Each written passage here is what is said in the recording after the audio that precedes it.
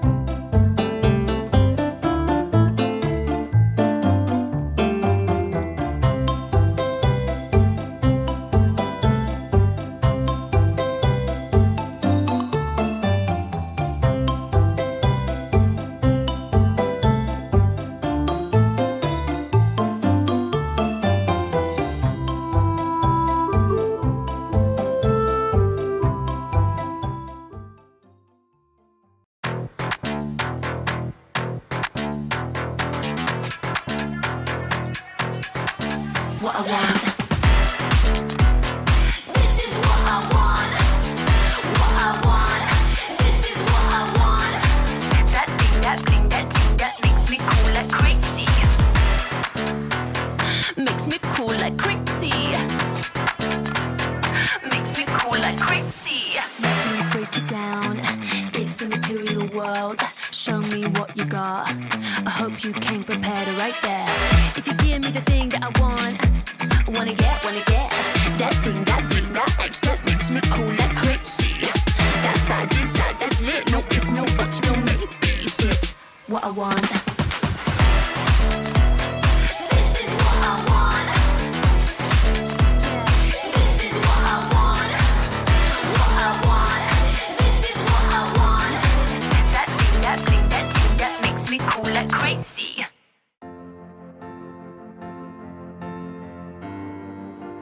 Outside the game, I'd have a hard time making decisions and just go through life without any direction really.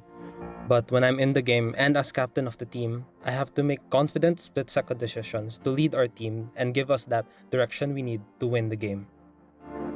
I got my self-confidence when I become a radio jock for the university, and it basically developed my self-confidence to speak out loud to many people out there. As an ate, you're supposed to know what to do. Minsan, parang hindi na pwedeng magkamali. Kasi ate ka dapat you serve as an example for the younger ones. But as a student leader, that was not the case for me. I was allowed to make mistakes, learn, and do better. Just like how we encourage you, our telecubs, to wear your stripes. The community that we've built across the world have given us a place to belong. As the world becomes more connected, the opportunities will reach all corners of the world. I'm so excited to bring campus gaming across Southeast Asia. Esports and gaming can be a great equalizer. Here, your physique doesn't matter too much. Your sex and gender shouldn't matter. You have an avatar. You're just you and all the awesomeness that comes with it. It matters less which part of the world you're in. The world is bigger, and there's so much we can do together in gaming and esports. You just need to meet the right people to change the world.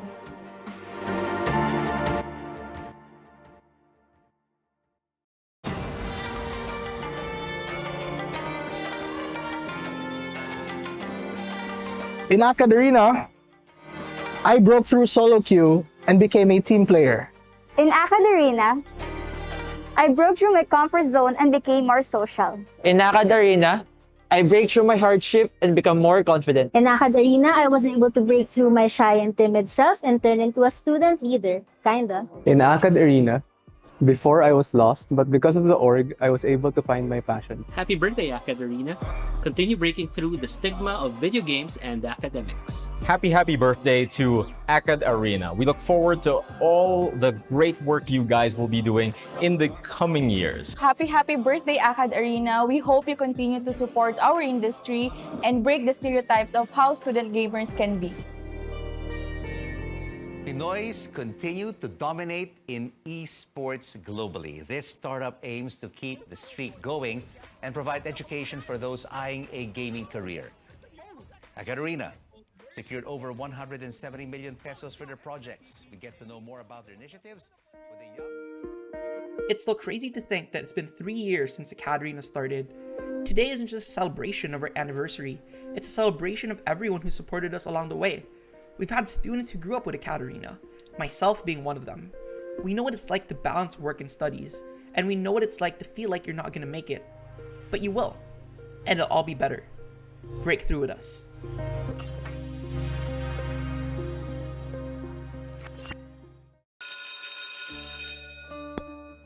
This is Felipo. This is Jessica. Parehong freshies, parehong gamers. Gusto ni Felipo maging next big caster. Si Jessica naman wants to make the biggest esports tournament in their campus. But they don't know where to start. They're also from different campuses In different parts of the Philippines. they would have never met. If not, For AcadArena. In AcadArena, we help students meet, collaborate, and learn all the hype and wonder ng gaming at esports. Dito, naging caster si Felipo even just for that afternoon. He met students with the same dream, attended our workshop, and we funded a tournament where they can debut. That was Jessica's tournament. Inorganize niya ito with a student club in her campus na ginabayan namin all the way. And that's how they met. That's what we do here in AcadArena. We turn gamers into leaders, casters, breadwinners. AcadArena. It's not just play.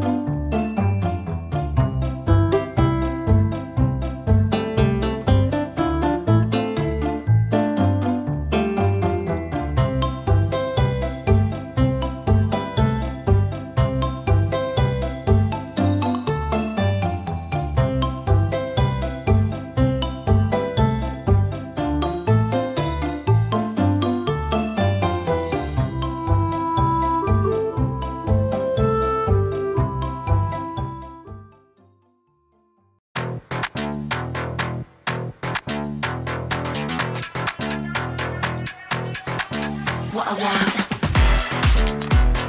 This is what I want. What I want. This is what I want. That thing that makes me cool like crazy. Makes me cool like crazy. Makes me cool like crazy. Let me break it down. It's a material world. Show me what you got. I hope you came prepared right there. If you give me the thing that I want, wanna get that thing that makes me cool like crazy. That vibe inside, that's lit. No if, no buts, no maybes. It's what I want. This is what I want. This is what I want. What I want. This is what I want. That thing that makes me cool like crazy.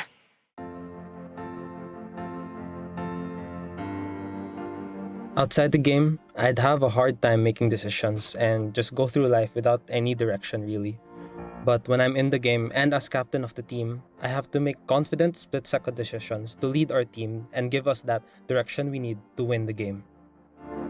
I got my self-confidence when I became a radio jock for the university, and it basically developed my self-confidence to speak out loud to many people out there. As As an ate, you're supposed to know what to do. Minsan, parang hindi na pwedeng magkamali. Kasi ate ka dapat you serve as an example for the younger ones. But as a student leader, that was not the case for me. I was allowed to...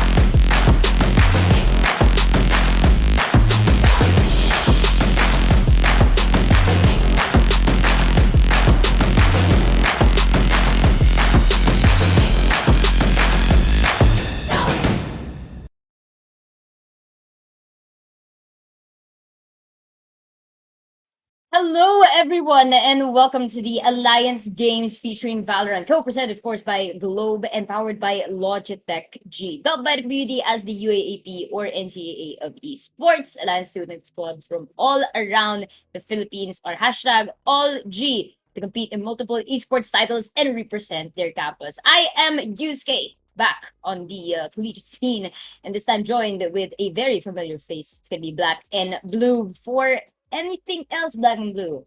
How are you doing today? It's hot. Well, maybe familiar to some, but it's actually my first time being here on the actual regular season of AcadArena, of the Alliance Games itself. I'm very, very thankful to be given this opportunity to join you all and witness really the future of our scene here. So that's why I'm so excited, and I'm doing really good on this fine Saturday afternoon. How you doing, Yusuke, in return? Well, currently the landscape we've got in Breeze is pretty good. I think I saw Dax earlier. Dax is also enjoying himself at the beach. So it's nice to see that some of us can wind down even in a very competitive aspect of Valorant. But yeah, as you said, welcome to Alliance Games. I don't think it's your first time to be exposed, of course, to some collegiate games, Exposed. but it's it is quite your first time to be here in the regular season, so it's gonna be exciting. We have an interesting format happening for us for this year, right? So we've actually rebranded from the University Alliance Cup into Alliance Games to those that aren't familiar with it just yet. So just to give you guys a little bit of a glimpse of what exactly is going on with hashtag AllG, the Alliance Games major events consist of 3 stages. So currently we are at the play-in stages. So this is where new teams can come on stage and have a chance to compete with some very familiar universities that have been known throughout the course of the Alliance Games ever since season 1.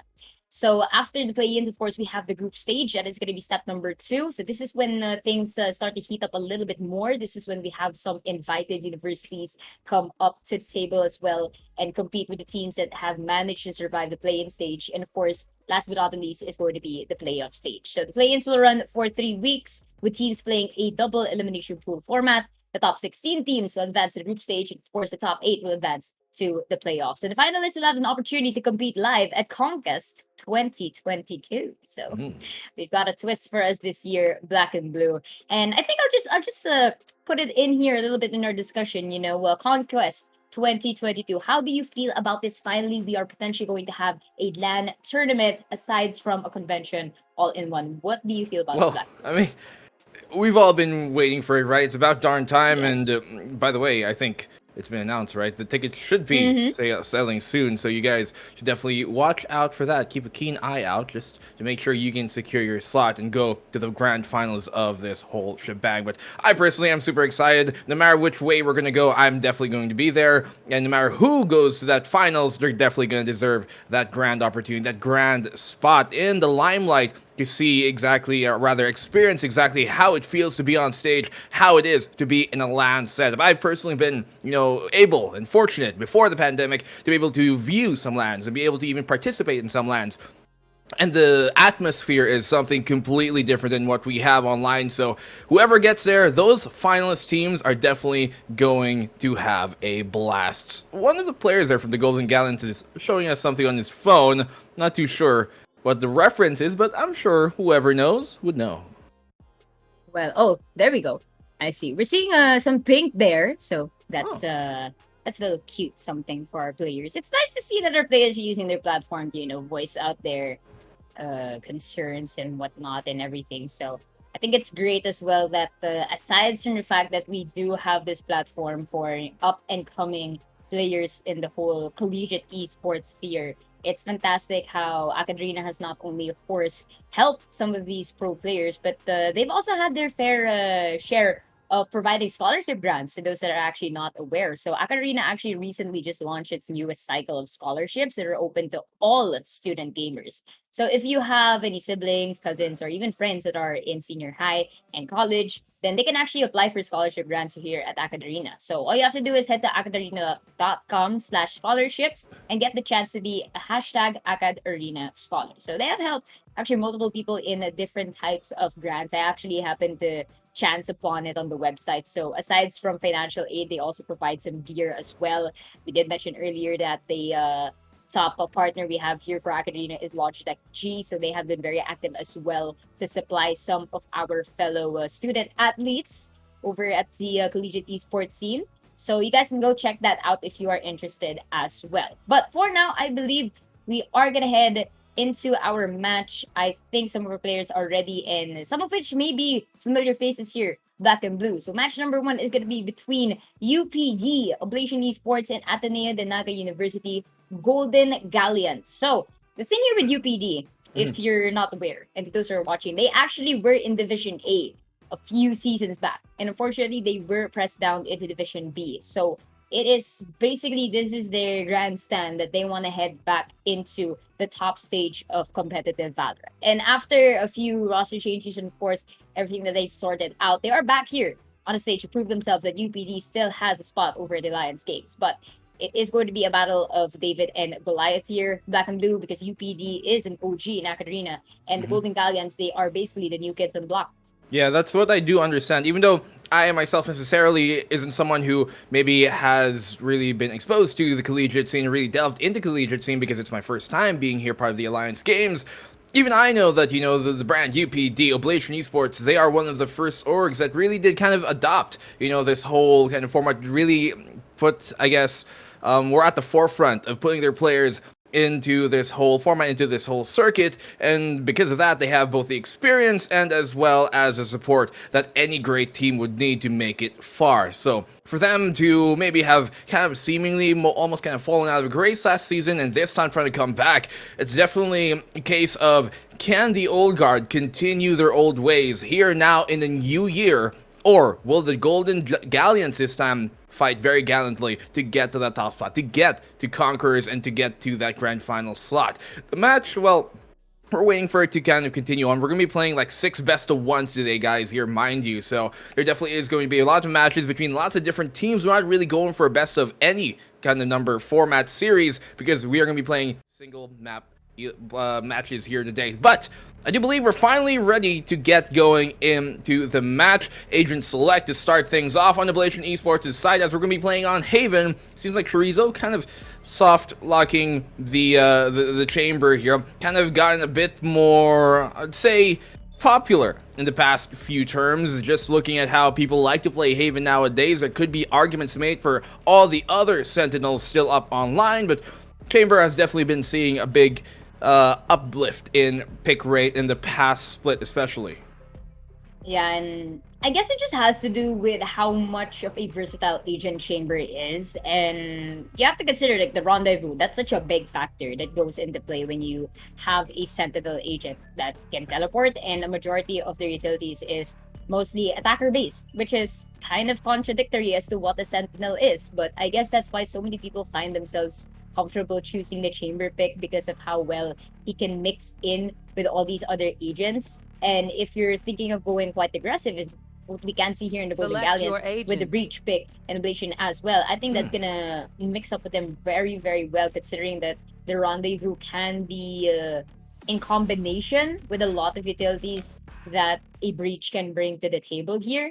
And right now, it's not exactly a mirror matchup. We are going to be seeing a little bit of quite the difference here over at the side of a UPD. They are going to have that Omen pick, and they will have the KO as well. So this is going to be a double initiator for them. And over at the side of our fellow Golden Galleons, they will have a little bit of a similar pick, but the only difference is they are going to be foregoing the Omen pick for a Astra, and they will select a Sova instead. So information game that might be going into play here, but we're going to head straight into map number 1 here in Haven.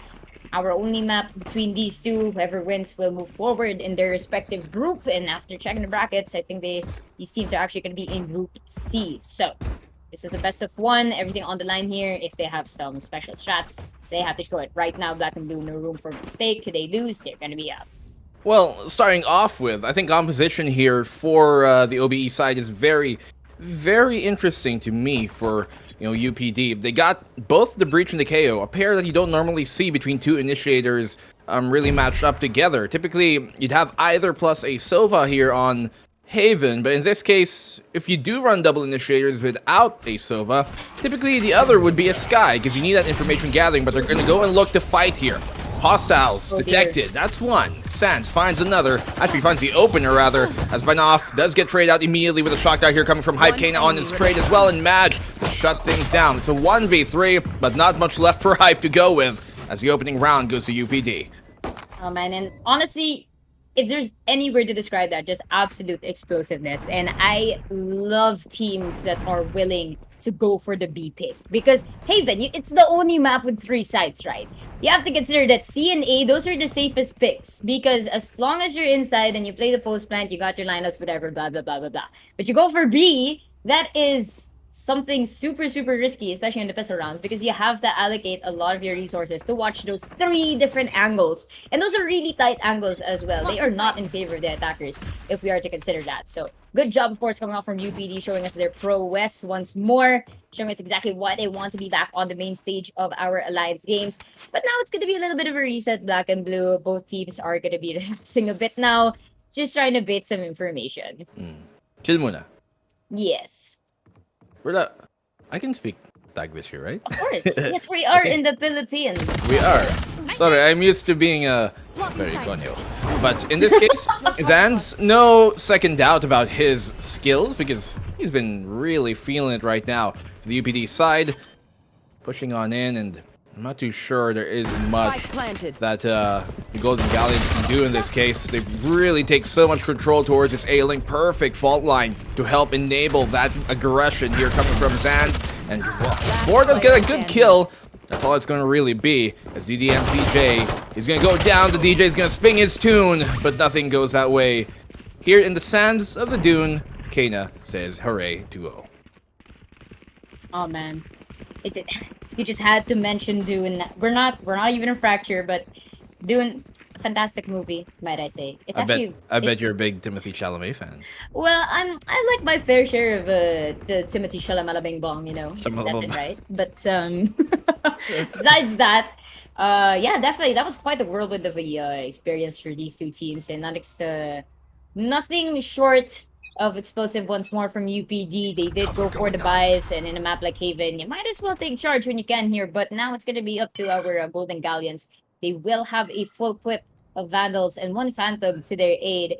So they may very well win this round, but the way UPD has been positioning themselves and utilizing a lot of their skills, they have been able to successfully get into the side. As we can see right now, Seaside complete control right now for the side of Ablation, and it's going to be GG trying to find an access point to get in, but I like how UPD is being extra careful here, Black and Blue. They do not want a lot of room for mistake, checking every single angle and corner that they can. Now it's going to be the post-plan game for them. Couple shots going towards CT, but nobody going down just yet. Oh, that's good damage done here. The thing is, though, UPD, they have that Rolling Thunder on the breach to try and counteract this. He does get good damage, finds one before going down here, Sans. DCMJ immediately on that trade, but are they even aware that Bor is in the corner? Binoff is able to find one. Here comes the Rolling Thunder as Bor does able to get that kill, and Kana will get the trade immediately. 1v2, DCMJ, the last one left alive, once again, hit with the fault line directly on contact. Kana knows where he is on the back of the site, and they take a 3rd round here, UPD's way. Ooh. Man, oh man. Well, I really thought the spike was going to get them for a bit there, but well, they are going to be retaining some of the weapons they picked up at least. Economy-wise, definitely UPD taking charge and control as they want to. They have a really big margin of error as well right now in terms of their credits. that is going to potentially force the side of our Golden Galleons for the save here. And you're gonna have to think about this one twice here. Speaking of the KDAs as well, it's been an explosive tandem between Kana and our Jet. 6-5 kills on the leaderboard for them right now. And they are going to be splitting up once more. And I think this is what's good with UPD. They're keeping the side of Golden Galleons, guessing they have a hard time to commit their truce, almost losing their head there, but probably didn't notice that Chorizo was already pushing up towards B. Dangerous setting here. Starting to settle in for the Golden Galleons. It's an eagle round. They are should be willing to give this, and could only be 4-0 for the moment. Hey, I see you rocking that RGX Phantom. Man of class. Good taste. Pushing into the B site. 3 players defending on the Golden Galleon side as Sans blind completely, trying to take the gong, but the bell will ring for him, for whom the bell tolled. It was for Sans. DCMJ goes down once again as Boar. He's been doing so much work with the pistols in his hand, but it's all down to hype. The Sheriff can maybe find one, but 4-0, that's the way it goes. Oh man, and they do it so well on attackers. You want to try and, I suppose, gain control of being able to get a foothold on these sites, and UPD has not been letting up at all. If anything, I think the side of GG, they're having a hard time to defend here. They're not really using the utilities as much as they can. You can see that UPD, the way that they have been going inside of the sites, they do have these set strats. Every time they use a utility, it's for good purpose. And I feel like Golden Galleons here, they haven't really adapted to the playstyle of UPD just yet. Look at that. It's like not even like 0.1 second into the round yet. It is already UPD trying to cause a complete wreckage in the A site. Double object to try and gain some information. No one will go down so far for GG. But because of that null, that is gonna stop them completely from trying to push the side of UPD out. And it's not gonna work for them. A couple of refrags at least, but UPD still on top here. Kana with absolutely good kills here, getting 2 at least in board. The only one left. Question is, fact of the matter, are you gonna be the animal that they will detest? But I think this might not be it for them. Flick not on point, black and blue, and Chorizo be getting bored out of the way. 0-2-5. Start our day. Very nicely done here from UPD, but I do think that, a bit of the game plan should be changing here from the side of the Golden Guns, from ADNU. It's a perfect timeout to be called at this moment. 5-0 is on a good start. They do have some sort of a reluctance to fight within the site, and, honestly, I do think composition-wise, it should favor the ADNU side. It should favor the Golden Gallons. They have a Silva, they have a Breach. This is a perfect counter for that KO on the opposing side, but their insistence on fighting within the site is something that has been biting them back. So I'd like to see here, for the side of the Golden Gans, for them to pull back a bit, try and play off their utility, try and retake the site, because they're not going to be able to fight within the site while that KO has got them suppressed, but they can influence the fight still with their Breach, with their Sova being out of range of that null command and of that 0 point, which should give them a lot more fighting power when they actually go and decide for it. So good timeout here to be called by Golden Gallants, and I'm hoping they can come back from this. It is a attacker-sided map, typically, for most teams, but I do think the Golden Gallants, they have what it takes to bring this back. They have the right tools in their hands, in their tool bag. They just have to use it a bit more proficiently, and I think they could swing this back their way. Yeah, I like what you said, that they like to commit their fights inside of the site, and that's potentially what's actually been giving them such a hard time to try and alleviate themselves It over totally UPD.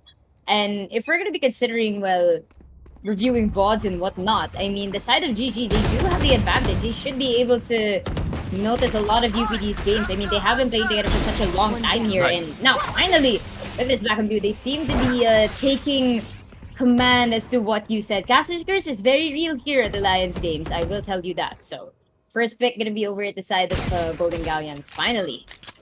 Well, not to get too far ahead of ourselves, but the mark of good teams are ones that can come back right after they call a timeout. And they're so far on the right path to doing so. They brought it to a 5v4. Still, a very winnable round here from UPD's side.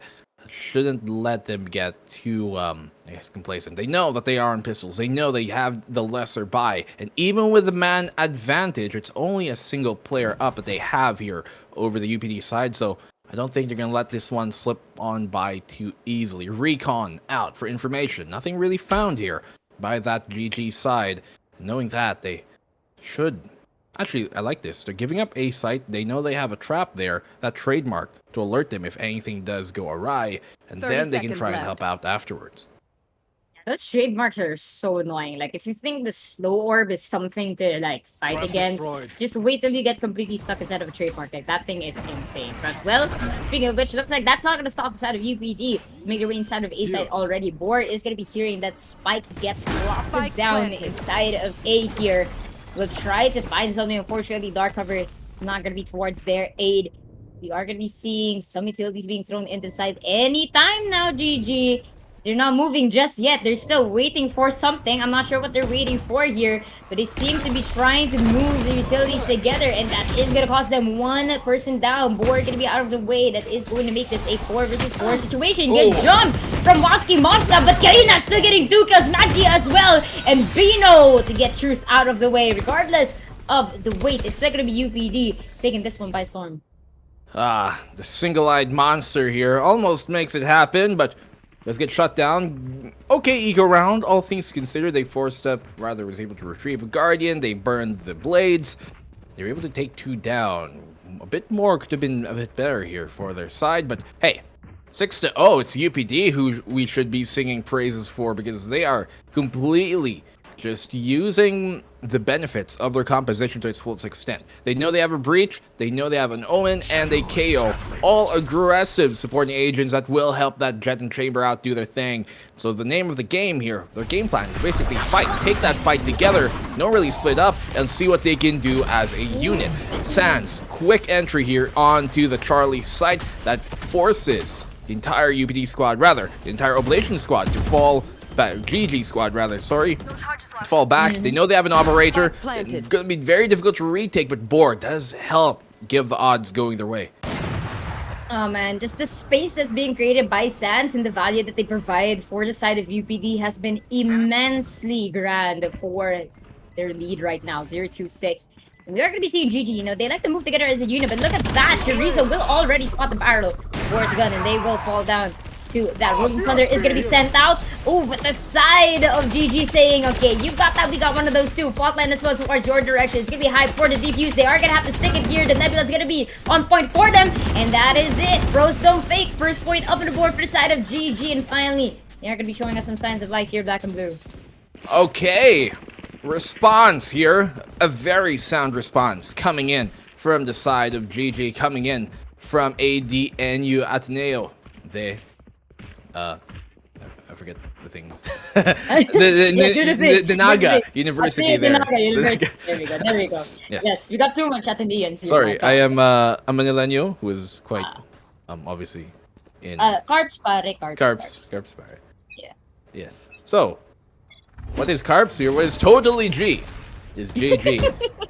Finally getting around you. That's a great pick as well from Wazowski. Oh my god, I'm sorry. I just did not imagine that we would have those two memes become a thing for our AcadArena sphere, especially at the Lions game. Shout out to AcadArena marketing team. Y'all do so much things to make us fellow, not only casters, but of course everyone who's new to AcadArena kind of like, you know, feel homey. Like, wait a minute. What's going on? Why are they saying Scoops here? Isn't that Scooby-Doo? But anyway, it's going to be Chorizo. Mystery not solved for them.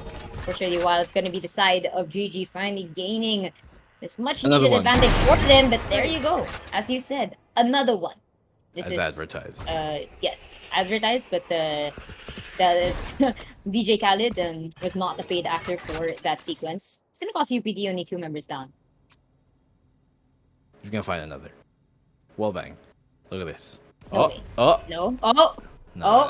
At least we know there's no special tools to assist them for that. No words. Yes, no Word.x files. No, Anyways. no PowerPoints left. Prepared. Oh dear. Hype. Oh no, the timing's not gonna work out for him. Madge, just find him a bit of an opening. Spectre. Oh, that timing as well could have caught him off guard. Bino has an idea that DD is here. He does find the one pick, not as clean as it could have been. Actually, dealt some damage before going down. At least the martyr he is. Bino. I don't think he's going to be able to find this one. Boar has too good of an angle, but he still wins it. Boar with a whiff, and that gives them the small hog of space that they needed to be able to get this plant and that timing off as well. Retake's going to be very difficult here for Wazowski with an operator unless the opportunity presents itself to him. He's crawling his way on in. 2 versus 2. They have the Cosmic Divide to try and split things up. Backside shall be suppressed, shall be stunned and concussed. Madge holding on. They're not going to check him. They will. He does find one. But Atreus is going to go too big, too high. 6-2. And they keep the Cosmic Divide for another round. Oh man, that would have been one heck of a spray transfer, but good job for the side of our Golden Galleons to try and win that one, and successfully did it. So I think the only problem with it in my regard is they really shouldn't have lost that amount of bodies for them. And I guess you can see right now between these two teams the skill disparity and how much of a big factor it is. So okay, that is good for GG. They may have won the round, but it's still gonna cost them a little bit of a flaw for their economy because they were a full squad before that round ended. But the side of UPD managed to at least reduce their numbers to only 1 before moving on to this round. So speaking of economy advantage, it's still going to the side of UPD here. Once more, they will be going for this split push, but this time they might actually go towards B. They gotta be careful though, this Boar is gonna be waiting for them as well as Truce. Boar, great position, but he's been cleared. Does good discipline actually to back off of that fight, and Sands gets caught off guard here off the concuss. DDMCJ, he's been doing lots with his utility, and Treyas just runs him on over. UPD, they're completely getting stunned here. Brought to a 4v2. Spike drop, not in the control of the attacking UPD side. They have to retrieve it somehow. It is a 2v4, so they need to find some way to equalize the odds, but he's gonna get found here. Boar, easy kill, easy find on Madge. It's all left onto the solo chorizo. He might have some tasty things going his way, but this might be too tight of a can to open. Ilabas yun na ang longa dog, mga kaibigan, because chorizo is the only one left for why do you have to say it UPD like here. that? Because we are all G, my friend. But uy, grabe. Could have been something there, but of course, numbers advantage. So I was gonna go to the team that has more members here. 3-2-6, and this is looking good for the side of our Golden Galleons if they are gonna turn this into a 6-6. Because if not, if the side of UPD wins this, it's gonna be a 3-9 curse. And if I were on the side of UPD, I would purposely lose a round to make it 4-8. Because I do not want to be greeted by a 3-9 curse. But with that said, it seems that they are gonna be calling for a timeout here. Good of them to use it before the half. You know, there are a lot of teams I've noticed they don't take advantage of their timeouts and they kind of underestimate the value that it brings. And in traditional sports, you may say that, okay, that timeouts are a very, very good tactic to try and stop the momentum of the other team. But it's also time for you and your team to try and discuss if everyone is on the same page. And I think that's what UPD has to think about right now because they did have a very, very strong lead. And now it is getting smaller and smaller with the way that the Golden Galleons have been able to adapt to their play style. And as per timeout rules, if I'm not mistaken, Back in Blue, please correct me if I'm wrong. The team that calls for a timeout is the only one that's actually allowed to talk to each other. Not necessary. Okay, there have been moments where that was true, and even in like the official circuit, but generally it's not supposed to be. I'm not even sure if that was kind of an error in that moment, but it's not really supposed to be like that. Because, I mean, like in traditional sports, like in basketball, right? You call a timeout, everybody gets to talk. So, you know what I'm saying? It's a thing. But, you know, but to your point of, you know, teams not fully utilizing timeouts, that happens at any level that you really have. And it is a mark of a good team for them to realize when to call a timeout and really come back after using one. I mean, personally, I've even heard teams when I ask them, why did you call a timeout here? And they're like, it's like, oh, okay. And that's even at like the highest of highest levels. So it definitely happens all around. And for both of these teams to realize that, hey, we have a timeout, let's use it. Even the first half alone is already a good sign that these kids have what it takes to be that disciplined, or rather bring that disciplined style of play into the circuit here. Oh my lord.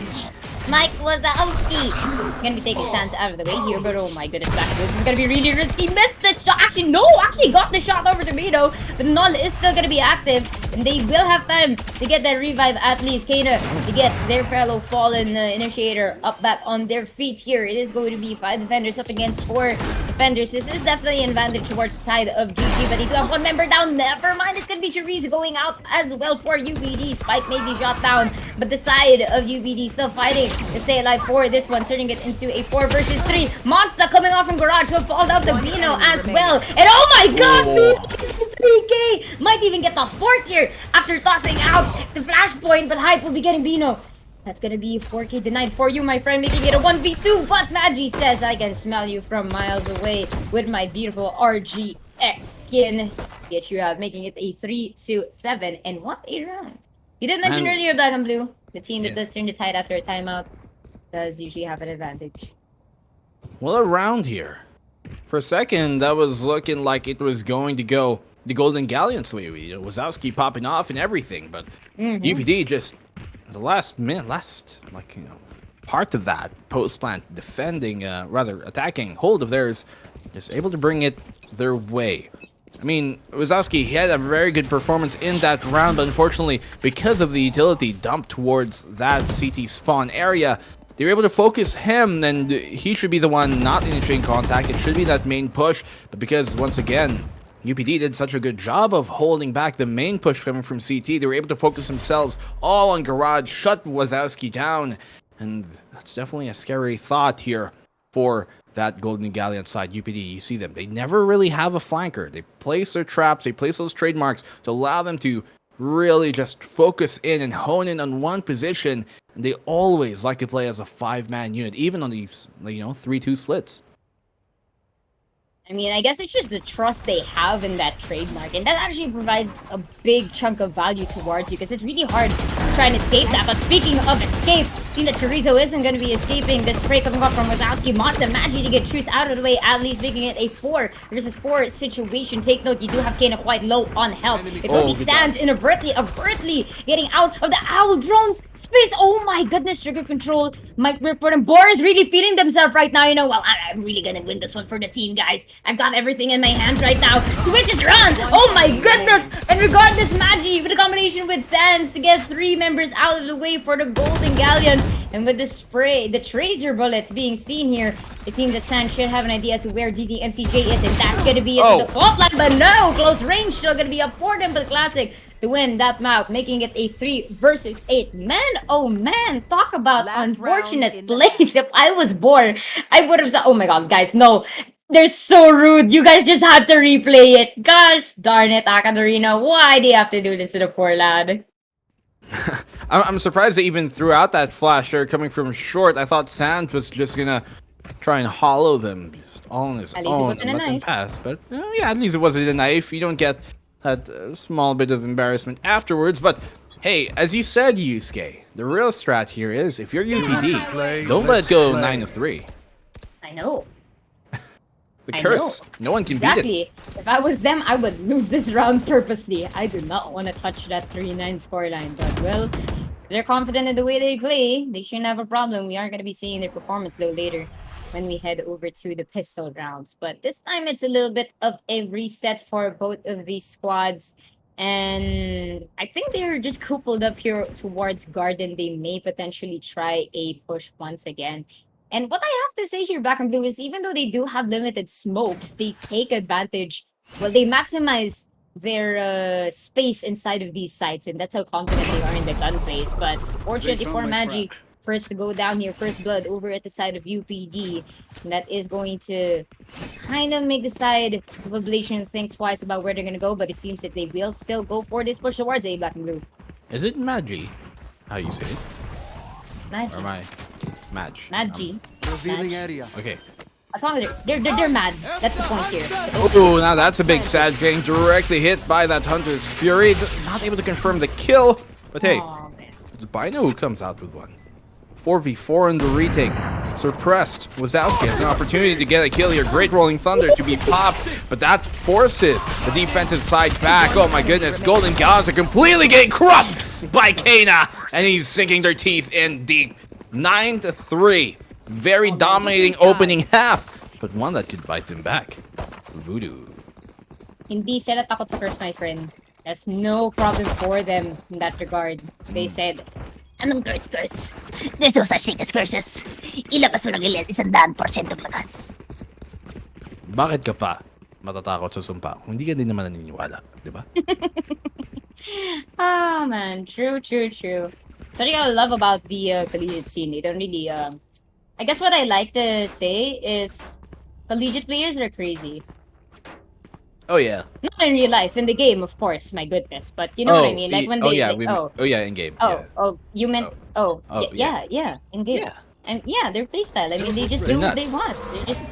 They're relaxed, they're composed. If they want to go on a killing spree, they might as well just do it. And that's what's fun about the collegiate scene here in the Philippines. It's so volatile. I love it. And these But kids aren't scared of a curse. I will say, even though this is my first time joining the Alliance Cup, I have seen, many of the collegiate scene, at least some of it, when it was first starting out here for Valorant. And I will say, the level of play has certainly increased. Like, they've really developed a lot more discipline. It used to be a lot more W key, unga bunga style. But look at this, now a bit more utility usage, people actually, trying to perform strats, executes, and it's really been such a great thing to see, honestly, that even I am impressed when I see the level of play that they already bring to the table. So Wazowski, great entry here, but Magic does not let him get too out of hand, keeps him at bay. Still dissuaded by the smoke to push on in, somehow rounds that corner there, the Sova at the end as GCMJ and the rest of the Golden Gallons trying to fall back, but Bor has a great spot, spraying his headhunter, but it's a body he finds on Zans. Oh, look at this lure coming from Chorizo. 3, 2, 1. Oh! Oh, missed. Oh, no. Oh my goodness. How was he alive for so long there? Missed opportunity for Chorizo, but no problem. Mamaya ko na ipakita yung long gadagong sa amin niya. Kainan right now trying to look for a target here just behind. Oh, God, Radiant! Oh my goodness, gets two at least. It's another natitira. He's gonna be hype, but the question is, are we gonna hype this game up enough? But no, the crossfire is set up for UPD, and they're still gonna come out on top. We don't mind about your curse, ladies and gentlemen. We're gonna make this a 3-2-10, and we're gonna win with flying colors. Yet the 10-3, and this is looking to be such a difficult climb for the Golden Galleon side. As gallant as they might be, as gold as they might be, they gotta step up to plat. You know what I'm saying? They really do. They really do. But don't worry, guys. Rank doesn't really matter. I mean, Valorant is Valorant, and sometimes we have surprises. Some teams can come back from a 1-11 half scoreline. So, I mean, definitely not impossible still for our fellow Golden Galleons if they want to try and climb back from this. And yeah, I mean, it's a sign of desperation here. They did have a big chance to try and even this out 6-6. They couldn't do it, but they definitely turned the tide if they wanted to this time around. Both of them are gonna have the Spectres. Question is, who's gonna be winning these gunfights? Dark cover gonna be set out here just outside of Garage, but still playing default side of Golden Galleons. I guess they want to wear and tear UPD a little bit here, but UPD is always ready for a fight right now. Recompult is gonna spot Pino. Sadly, now wallbang is gonna be concocted here in the Garage thus far. Pino with the flash drive. Unfortunately, will be flashing themselves there as the rest of Golden Galleons make their way inside of the sea already, but Magic, Vito, and Sand as well getting their fair share of kills here. Wazowski and Boar with the refrags, but it is going to be a 2 versus 3 situation here. I take that back. 2 kills down. Boar's the only one left. Good job with the crosshair placement to get Teresa out of the way. It's going to be a 1 versus 2. Boar has information. They know exactly where the side of UPD may be. The question is, are they going to have luck on their side? Crossfire is a quite setup for UPD here, but Sand says no problems. War will go down. 3-11, 1 point left. Black and blue for the match point. That's very rough here, Yusuke. 11-3 match point at the cusp of the round, and they're gonna be forced on an eco here because they lost their force buy. Don't even have to force up rifles on the side here of UPD. I'm not too sure what the game plan here could be for Golden Gallants. It's either you try and force another, buy some sheriffs now and see if you can make it happen, but that's going to be far-fetched. So they're going to go for the eco. Play at match point, play for overtime, and that's not going to be an easy task. Not against this UPD squad who's been really feeling it here. Great play to try and send Sands very deep up the grass. Madge, opening kill here for Magi. And Treyas is able to get the spray, but not too many is going to be found. Oh, Treyas! He finds 2, but that's going to be it. He says, adieu to Boar. Beanoff gives him even more. 12-3, and this match point could be done in the jiffy. Match point. Wait, now hold on a damn minute here. I look away for half a second and the round's already over. Not even sure who was the defenders, who was the attackers at that point. But, well, I guess as you said, the Ooga Booga plays does come out at the best timing between these two teams. But Golden Galleon's definitely not going to be giving this one up just yet. They're never going to let you down. They're never going to give you up. That's what we love about Valorant. As long as we don't see the 13 scoreline just yet, hindi pa naman tapos ang laban. And ito na ang gante ng apoy, and sabi ng Golden Galleons, as they will try for an A push. Recomball to try and bait someone out here in A long. Chorizo will be using the rendezvous correctively. Croissant baguette. But Rendezvous. I can't wait for a Paris map. That would be so fun. But Hurry. alright. We already have the Italian map. We don't have That's a true. French map just yet. But let's see. I'm excited. We just got a new agent. Hopefully next is gonna be a next It map. just hit me. I was thinking, we have an Italian map, and I was thinking, which one is that? I bet it's the one with pizza. Yeah. No. No, is it not? Is No, that a scent? clearly not. The Italian one's the one with so much sand. Oh. Breeze, yes. I love Yes. the lovely God damn it. breaches of Italy. Right. Yes. Oh well. That's definitely it. Yeah, Ascent is like the floating land because you know how Italians like road rage a lot. So yeah, they really said let's just take out the road so that the Italians won't get mad anymore. You know, in Paris, apparently, like, they literally use car 30 bumpers to seconds bump left. other cars for parking Yes. space. Yes, Like, my whoa. they do not mind insurance. That's a no problem. I was like, that's where there's a bumper, bro. Oh my goodness, but no bumper coming up for UPD. There is Bor sacks two members over fellow defenders, giving them a good advantage right now to get that spike in the site. Black and blue. It's gonna be Bor actually trying to flank a little bit through B. Will be changing your mind. That is gonna keep our three defenders here close together towards garage. Oh. Might be a flashpoint sent out. Nope, it's a fault line being sent out right now. Oh my But gosh. Sands gets Sasaki, Kane, and they get DDMCJ, and now it's looking like UPD turning things around. They want to finish this game. They're potentially going to be sticking this defuse. It is going to be half already, not yet fully defused right now. 2v2. This is going to be a tight situation here. Recomball's going to be sent out as well. Hype to get Sands out of the way. Chorizo, I don't think there's going to be enough time for them to defuse. They're going to have to stick it, but the good job on the double peak. Get him out of the way, making it a 4-12. And a slow round at that, but well, good execution for the side of Golden Galleons. Hindi pa naman sila magpapatalo, Black. That was a good retake, though, coming in from the UPD side, considering it was a 3v5. They brought it to that, 2v2 at the end of things, and a very unorthodox dash from Zans going to garage to back site. Not something you see too often, but it works out for them. Fortunately, not much players set up to try and repel that as they were all playing towards long.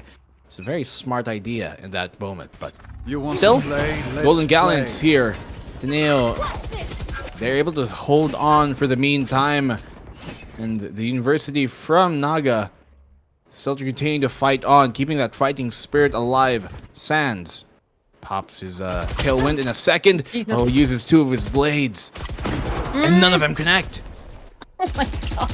Sands, when it's time to retreat, it's time to retreat, my friend. Mike Wazowski getting ready to try and lay it off 9. We got a... I forgot what code that was when they found out there was a sock and run on the monsters. I should really start watching Monsters Inc. again, but... Man, oh man, alert in aisle number 5 here for a long. It is going to be still UPD. Keeping this side out of the way of GG. And I guess this is something the side of GG lacked when they played as defenders, Black and Blue. And this is something UPD specializes in. Look at that. GG not even setting foot inside of A at all. They're just waiting for each other at this point. They're not really... Spike down. That's a spike. Not really even being given that opportunity here. Yusuke Wazowski, great kill to find Sands. Repelled by that fragment. Now they're going to stall for a bit. Good flash and a good find by Bino. Has been doing a lot of Gambino things. Daylight. Nothing too childish, but hey. Just pop a red bone or something. Oh dear. Oh man, Chorizo!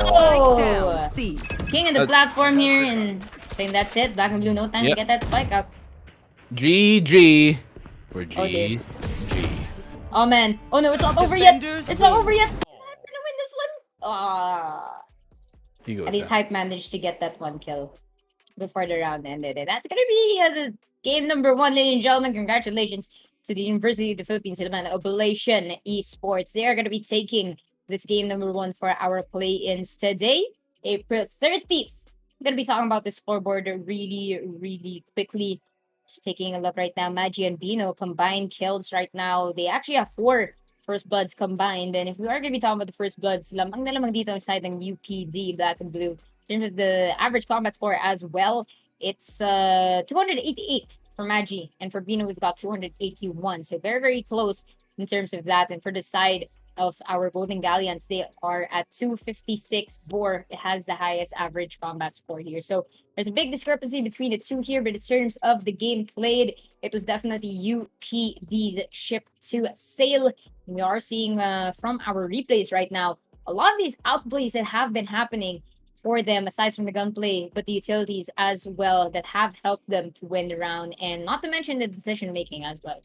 Yeah, and the UPD just seemed so much more on point when it comes to their not just utility usage, but just teamwork in general. You know, communications like, hey, I'm watching this flank, you guys got this is your mark, and they've been really doing a good job at keeping that up to at least the standards that we know to expect from them. It's on the opposing side, GG, who really have to try and, you know, improve, because when I was looking at it composition-wise, they have the perfect tools to try and repel all this. You know, they have the composition that maybe can be utilized to, I guess, shut down what the opposing side of UPD were doing, but UPD just, some of it was, you know, their kind of, I guess, experience diff, but some of it was a bit of a skill diff here that you could see coming from their side. So for GG, for them being the newer team on the block, well, they still did a very good job, and I'm hoping you see more of them moving on forward, but it's going to be UPD continuing to fight here, moving on.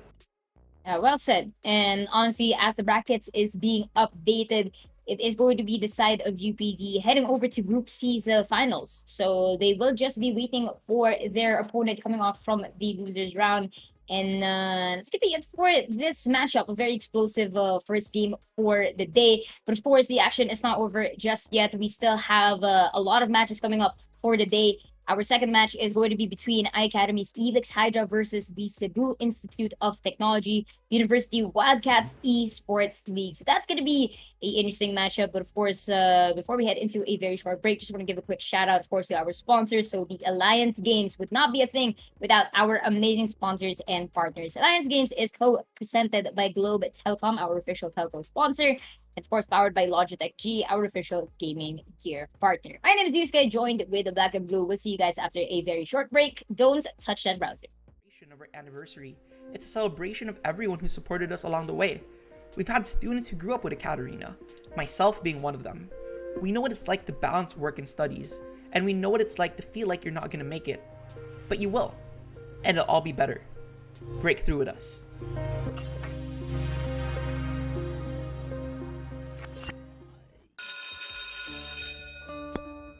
This is Filippo. This is Jessica. Parehong freshies, parehong gamers. Gusto ni Filippo maging next big caster. Si Jessica naman wants to make the biggest esports tournament in their campus. But they don't know where to start. They're also from different campuses in different parts of the Philippines. They would have never met. If not, for AcadArena. In AcadArena, we help students meet, collaborate, and learn all the hype and wonder ng gaming at esports. Dito, naging caster si Filippo, even just for that afternoon. He met students with the same dream, attended our workshop, and we funded a tournament where they can debut. That was Jessica's tournament. Inorganize niya ito with a student club in her campus na ginabayan namin all the way. And that's how they met. That's what we do here in AcadArena. We turn gamers into leaders, casters, breadwinners. AcadArena, it's not just play.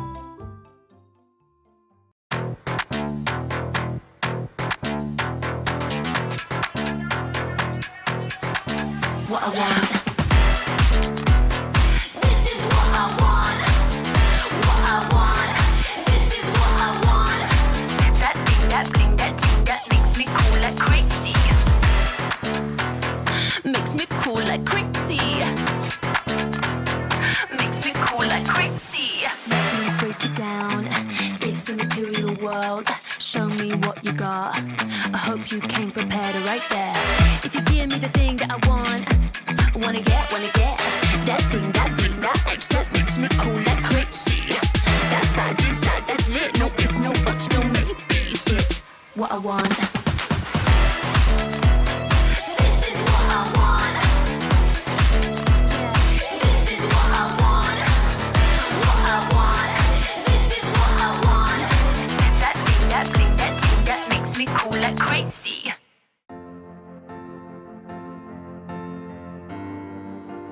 Outside the game, I'd have a hard time making decisions and just go through life without any direction really. But when I'm in the game and as captain of the team, I have to make confident split-second decisions to lead our team and give us that direction we need to win the game. I got my self-confidence when I became a radio jock for the university, and it basically developed my self-confidence to speak out loud to many people out there. As an ate, you're supposed to know what to do. Minsan, parang hindi na pwedeng magkamali. Kasi ate ka dapat you serve as an example for the younger ones. But as a student leader, that was not the case for me. I was allowed to make mistakes, learn, and do better. Just like how we encourage you, our telecubs, to wear your stripes. The community that we've built across the world have given us a place to belong. As the world becomes more connected, the opportunities will reach all corners of the world.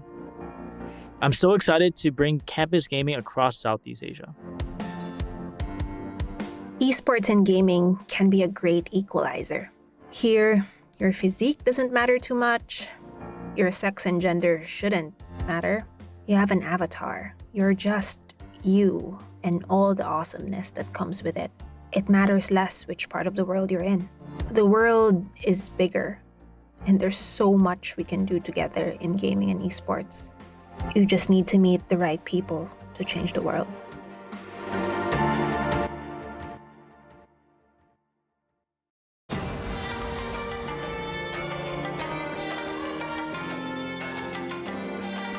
In AcadArena, I broke through solo queue and became a team player. In AcadArena, I broke through my comfort zone and became more social. In AcadArena, I break through my hardship and become more confident. In AcadArena, I was able to break through my shy and timid self and turn into a student leader, kinda. In AcadArena, before I was lost, but because of the org, I was able to find my passion. Happy birthday, AcadArena. Continue breaking through the stigma of video games and academics. Happy birthday to AcadArena. We look forward to all the great work you guys will be doing in the coming years. Happy birthday, AcadArena. We hope you continue to support our industry and break the stereotypes of how student gamers can be. Pinoys continue to dominate in esports globally. This startup aims to keep the streak going and provide education for those eyeing a gaming career. AcadArena secured over 170 million pesos for their projects. We get to know more about their initiatives with a young... It's still crazy to think that it's been 3 years since AcadArena started. Today isn't just a celebration of our anniversary, it's a celebration of everyone who supported us along the way. We've had students who grew up with AcadArena, myself being one of them. We know what it's like to balance work and studies, and we know what it's like to feel like you're not going to make it. But you will, and it'll all be better. Break through with us.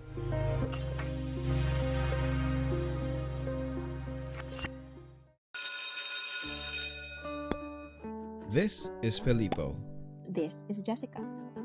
Parehong freshies, parehong gamers. Gusto ni Filippo maging next big caster. Si Jessica naman wants to make the biggest esports tournament in their campus. But they don't know where to start. They're also from different campuses In different parts of the Philippines. they would have never met. If not, For AcadArena. In AcadArena, we help students meet, collaborate, and learn all the hype and wonder ng gaming at esports. Dito, naging caster si Filippo, even just for that afternoon. He met students with the same dream, attended our workshop, and we funded a tournament where they can debut. That was Jessica's tournament. Inorganize niya ito with a student club in her campus na ginabayan namin all the way. And that's how they met. That's what we do here in AcadArena. We turn gamers into leaders, casters, breadwinners. AcadArena. It's not just play.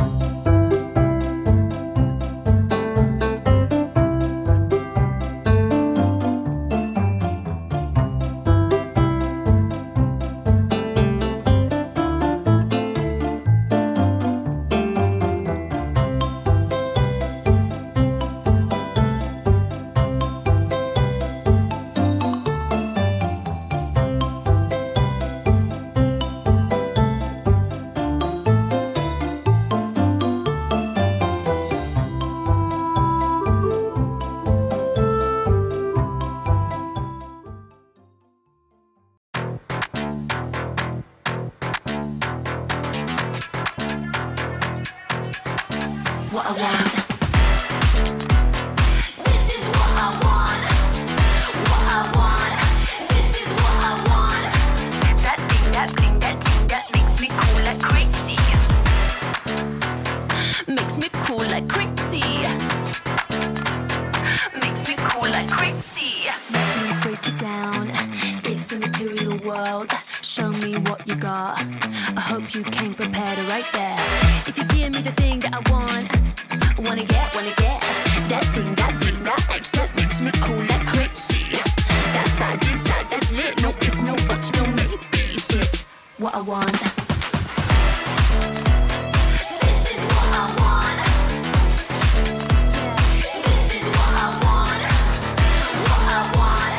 This is what I want.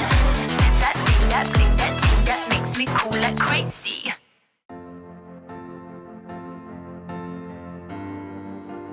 Outside the game, I'd have a hard time making decisions and just go through life without any direction really. But when I'm in the game and as captain of the team, I have to make confident split-second decisions to lead our team and give.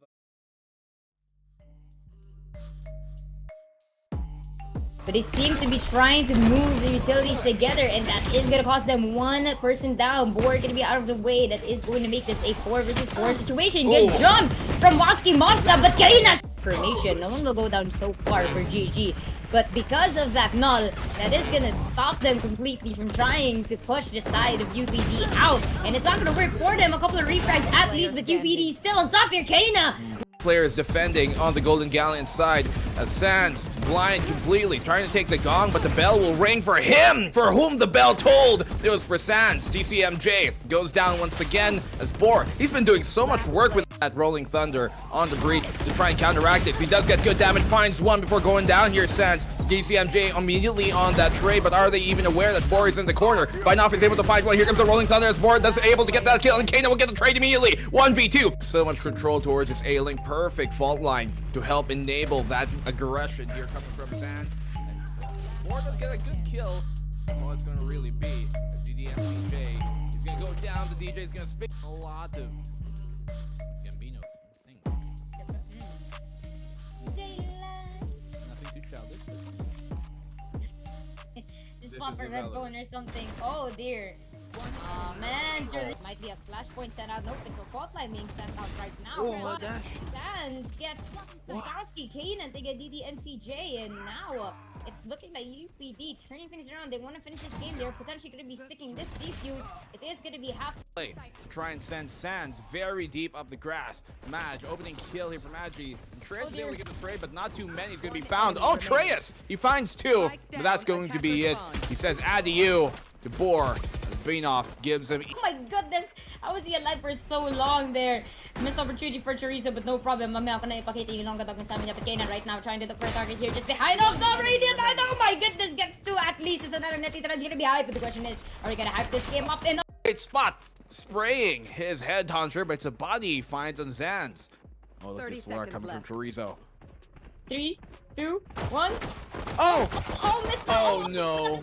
Oh my goodness! How was he alive for so long there? But hey, it's Bino who comes out with one. 4v4 in the retake. Suppressed. Wazowski has an opportunity to get a kill here. Great Rolling Thunder to be popped, but that forces the defensive side back. Oh my goodness, Golden Gallons are completely getting Try a push once again. And what I have to say here, Black and Blue, is even though they do have limited smokes, they take advantage. Well, they maximize their space inside of these sites, and that's how confident they are in the gun phase. But fortunately for Magi, owl drones, space, oh my goodness, trigger control, Mike Ripford and Boar is really feeling themselves right now, you know. Well, I'm really gonna win this one for the team, guys. I've got everything in my hands right now. Switches run, oh my goodness, and regardless, Magi with a combination with Sans as well for UBD. Spike may be shot down, but the side of UBD still fighting to stay alive for this one, turning it into a 4 versus 3. Monster coming off from Garage will fall down the Bino as well. And oh my god, 3K! It's already a good sign that these kids have what it takes to be that disciplined, or rather bring that disciplined style of play into the circuit here. Oh my lord. Mike Wazowski gonna be taking Sans out of the way. Or great position, but he's been cleared. Does good discipline actually to back off of that fight. And Sands gets caught off guard here off the concuss. DDMCJ, he's been doing lots with his utility, and Treyas just runs him on over. UPD off to him. He's crawling his way on in. 2 versus 2. They have the Cosmic Divide to try and split things up. Backside shall be suppressed, shall be stunned and concussed. Madge holding on. They're not gonna check him. They will. He does find one, but the Treyas Fall down to that Rolling Thunder is gonna be sent.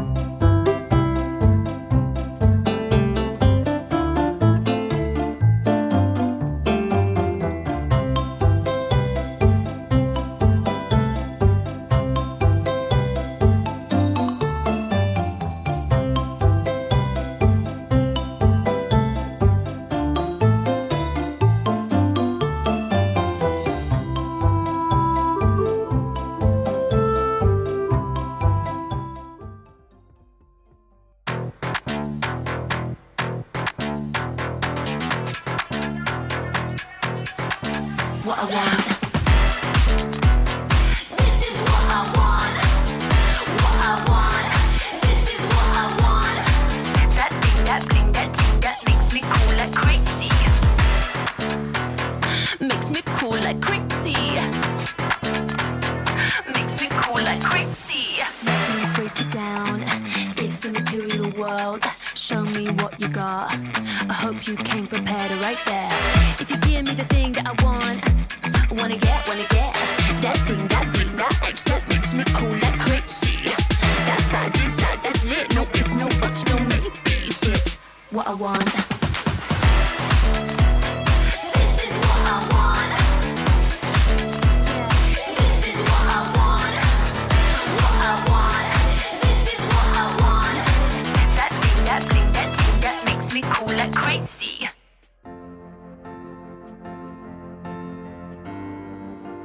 Outside the game, I'd have a hard time making decisions and just go through life without any direction really. But when I'm in the game and as captain of the team, I have to make confident split-second decisions to lead our team and give us that direction we need to win the game. I got my self-confidence when I become a radio jock for the university, and it basically developed my self-confidence to speak out loud to many people out there. As an ate, you're supposed to know what to do. Minsan, parang hindi na pwedeng magkamali. Kasi ate ka eh, dapat you serve as an example for the younger ones. But as a student leader, that was not the case for me. I was allowed to make mistakes, learn, and do better. Just like how we encourage you, our telecubs, to wear your stripes. The community that we've built across the world have given us a place to belong. As the world becomes more connected, the opportunities will reach all corners of the world. I'm so excited to bring campus gaming across Southeast Asia. Esports and gaming can be a great equalizer. Here, your physique doesn't matter too much. Your sex and gender shouldn't matter. You have an avatar. You're just you and all the awesomeness that comes with it. It matters less which part of the world you're in. The world is bigger, and there's so much we can do together in gaming and esports. You just need to meet the right people to change the world.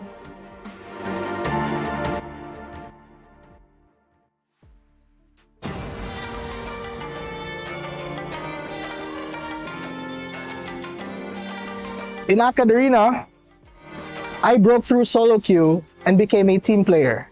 In AcadArena, I broke through my comfort zone and became more social. In AcadArena, I break through my hardship and become more confident. In AcadArena, I was able to break through my shy and timid self and turn into a student leader, kinda. In AcadArena, Before I was lost, but because of the org, I was able to find my passion. Happy birthday, AcadArena. Continue breaking through the stigma of video games and academics. Happy birthday to AcadArena. We look forward to all the great work you guys will be doing in the coming years. Happy birthday, AcadArena. We hope you continue to support our industry and break the stereotypes of how student gamers can be. Pinoys continue to dominate in esports globally. This startup aims to keep the streak going and provide education for those eyeing a gaming career. AcadArena secured over 170 million pesos for their projects. We get to know more about their initiatives with a young... It's still crazy to think that it's been 3 years since AcadArena started. Today isn't just a celebration of our anniversary, it's a celebration of everyone who supported us along the way. We've had students who grew up with AcadArena, myself being one of them. We know what it's like to balance work and studies, and we know what it's like to feel like you're not gonna make it. But you will, and it'll all be better. Break through with us.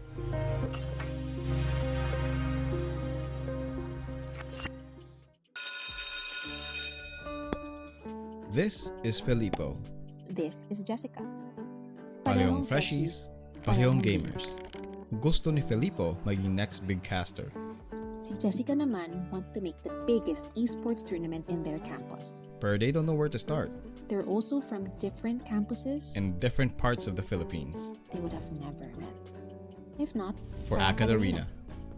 In AcadArena, we help students meet, collaborate, and learn all the hype and wonder ng gaming at esports.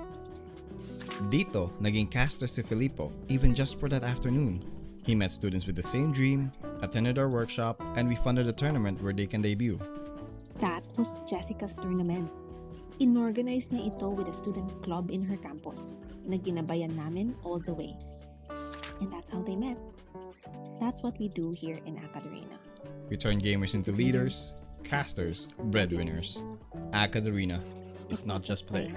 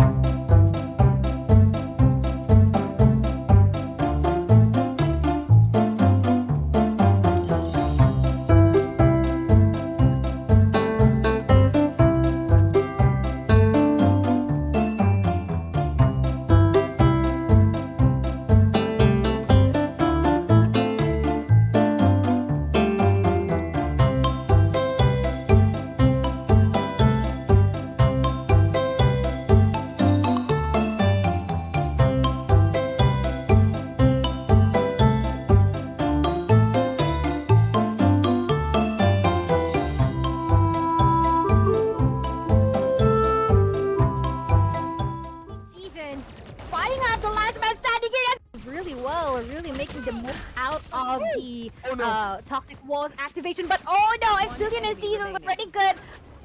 One for each. This brings us to last man standing, which is Bugs, and he's no chance to be connecting those shots, but both are pretty low, so that's a plus. But this is going to be another trade for the taking. Exilian winning that duel, 1v2. Solar going to try and connect those shots, but sadly, oh no, he's been shut down. But will be securing all the necessary prize needed, but Kaido very good for two. Ready at 2v4 and seeing these just executing other. This is going to be the last man standing, Deshi, and he's not gonna have 2v2, and there's still a lot of time for retake here for AG.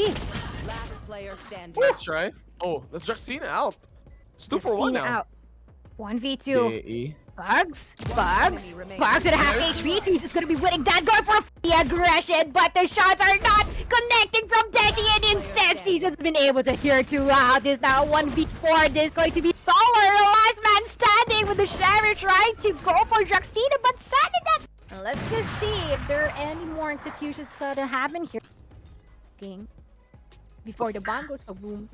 That's just 3 people down. Hunter's Fury is available though. Yeah. Okay. Gadget destroyed, Drippy Dan. There is an operator on the way.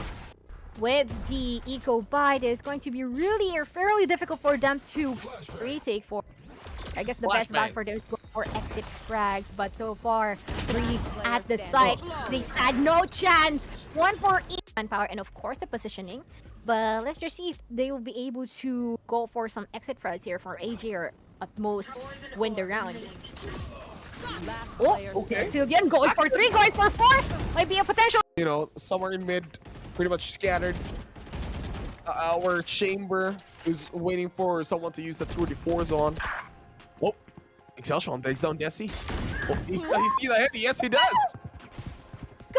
Desi is still at this corner with the ultimate being put down, and he's not gonna connect those shots, sadly, and now he's down. Still trying to get or give information while he's down though, but it's not going to be really beneficial for them to either pick that one. But this is already, the wall still up, pending for the plant.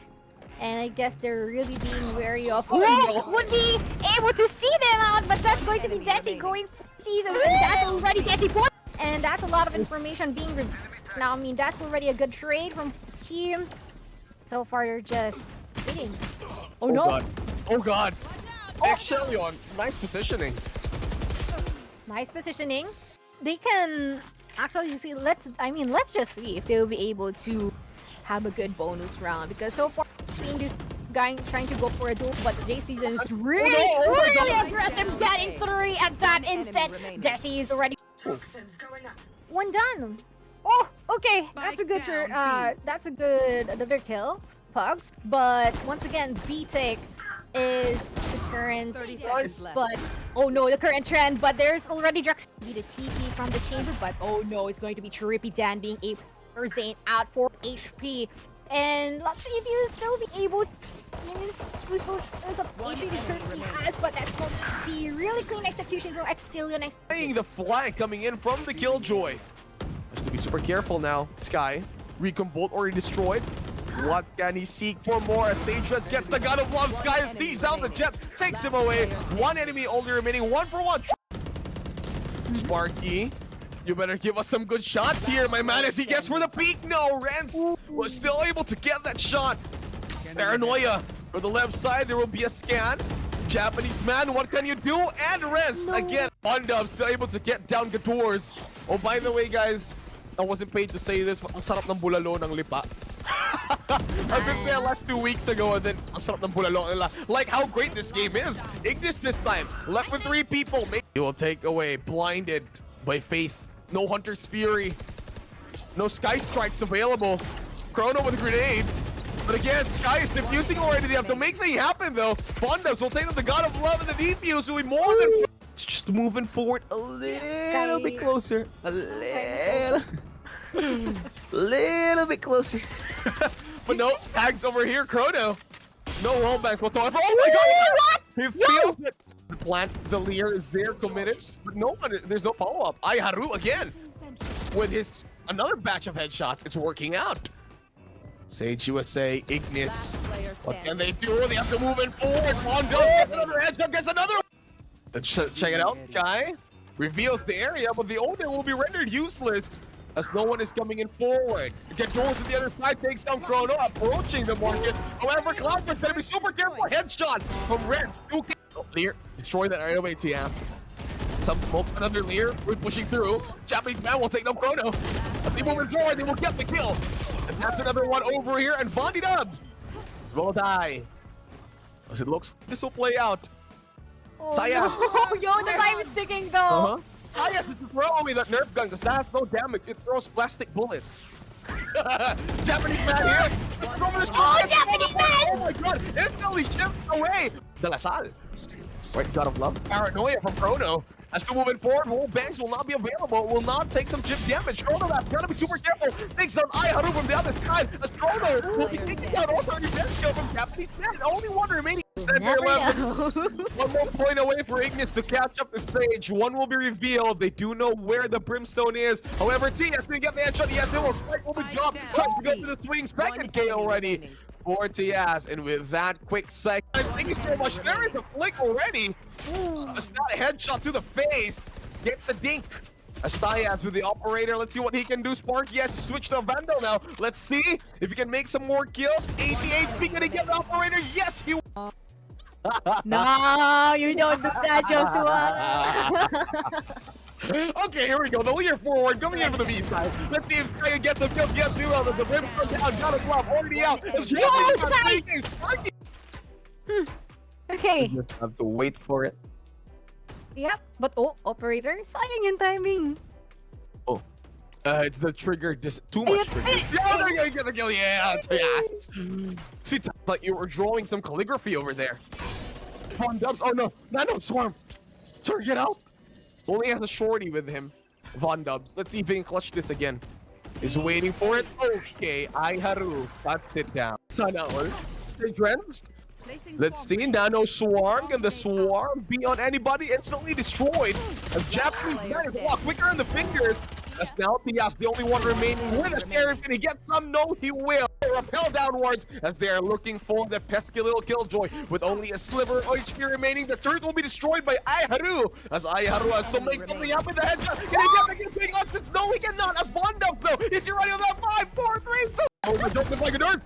Actually, very aggressive here. Takes out the spike, tries to go for more. The Jet is there. Can he get some trades? That's 2-4-2. Gets the reload. That's tailwind away. And actually, it's the KO, the only one remaining. No, we'll take him down. God of Love will take down Tayas. 3-4-3 again. As they're all battling it out over at 8 side. Chrono from the blinds takes the kill over at Shadows. They have to look for more. Oh, Sky, the only one remaining though. Can he get this kill? Gets the one over the radar. Japanese man playing it as if it's if it's the world against him. He'll run forward, making no sound cues. Okay, Gador, that takes down the only one remaining, and that's Chrono. He gets the shot. But, yun natin. Let's see what they can do here. Aiharu. Okay, destroy the drone. Well, make sure nobody gets tagged because we're not playing tag team. Oh my god, from the blinds! Aiharu! 1-4-3, where is the Jet coming from? Over at Wine. Let's see if she can get some kills here. Trying to switch it out. He will get one. 1 versus 2. Let's see if Gador's going to take some kills here. The other side going to get Tiana. Yes, you will. He is now trying to go for the fake defuse. Trying to defuse this spike. And they defuse. Okay, wow, nice. Recon Bolt, Chrono. Will not be figured out this time. The rest of Sage are all in mid. Look at this. A very aggressive we'll take the kill over to Chrono. We'll take on the single inch and centimeter to get that kill. Wall banks. Tayas is taking some few damage. However, Gador's to follow it up with a perfect kill over the head. Lockdown will be initiated. The Killjoy, the only one remaining of the Sage, as he will die. We're gonna secure this. They don't know wherever it is that it's going. Alharu will try to destroy the kids. Goes for the wall. Bang will be unsuccessful. Renz though from the back. Does he see two? Yes, he will get both headshots. Nice spray coming in. The wall back's gonna be will be down. Sparky is here. Oh, waiting for it. He does see it. The Sova will stop. Okay. Hunter's Fury gonna be casted out. Nice play from the Sova as he runs away forward, trying to go for the kill. And Red will land. What can you do? He does kind of know where the KO is. So however, it's all up to Von Dubs to clutch this again. Tries to go for it, but it will not be now. 3Ks for our Japanese man. Ohayo gozaimasu, says Ignis for their first point. As Haru has to move it forward and Spike will be planted. Good, there is the only one remaining. Switches on, runs to the side, gets a headshot from Chrono. Stopping time. Baka Titan Chrono yan. Whip coming in from Von Dubs, tries to get the headshot. He will, but it's going to be a 2-4-2 with only 5 bullets left. What can Von Dubs do? Has to reload now. Tries to get away, sidestep forward, gets the kill. Joey on the process. The only one remaining is the Raider from the left side. He gets the kill. Von Dubs is here, loving his iPad. Getting some smokes. Shock dart once again over to Shadow. Will it connect to anybody? Not this time. The other side, however, some kills will be going back and forth. Spark. Oh, Killjoy going to be going for down there, and attackers will win. Killjoy for Killjoy and takes it out. Shock dart will be on the mark. However, it's just going to be a chip damage. Will not do as much. Spark though unable to get that kill. Trying to go for 2, but will not work out. Frenzy headshots from this side. TS makes it a 3K. The renown, the history. Is it time to write a new chapter? Getrick Mato getting to making an epitaph of his own, but looks like time is running out for him. And UPD will be looking to move on here. 3 kills, teleport on away, giving some much more map control here to the side of Ablation Esports. And while Penetrator tries to play the flank, oh, Kenma. He's already gotten the kill on the Sands, but watch out for Chorizo. He's waiting, he's ready, but misses the shot. Finally gets the reprieve. And everyone's just on the right and respective spaces that they should be in. Penetrator be falling down as well as Sen as well. I mean, one by one, this is going to be catwalk, and Matt has been able to 4v5, and that's going to be for another. Oh my.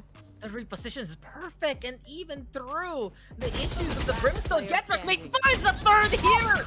Sans peaks just to die, sent all the way on the... Will be able to go for Get Wrecked, mate, and he's been wrecked instead. 3v4 is now our number, and let's see if he'll be successful in going for it. Oh, the flash, but it doesn't connect on the Penetrator. The Cloud Burst is true, but Kana... To just scour and prey upon whoever is gonna be taking the spike.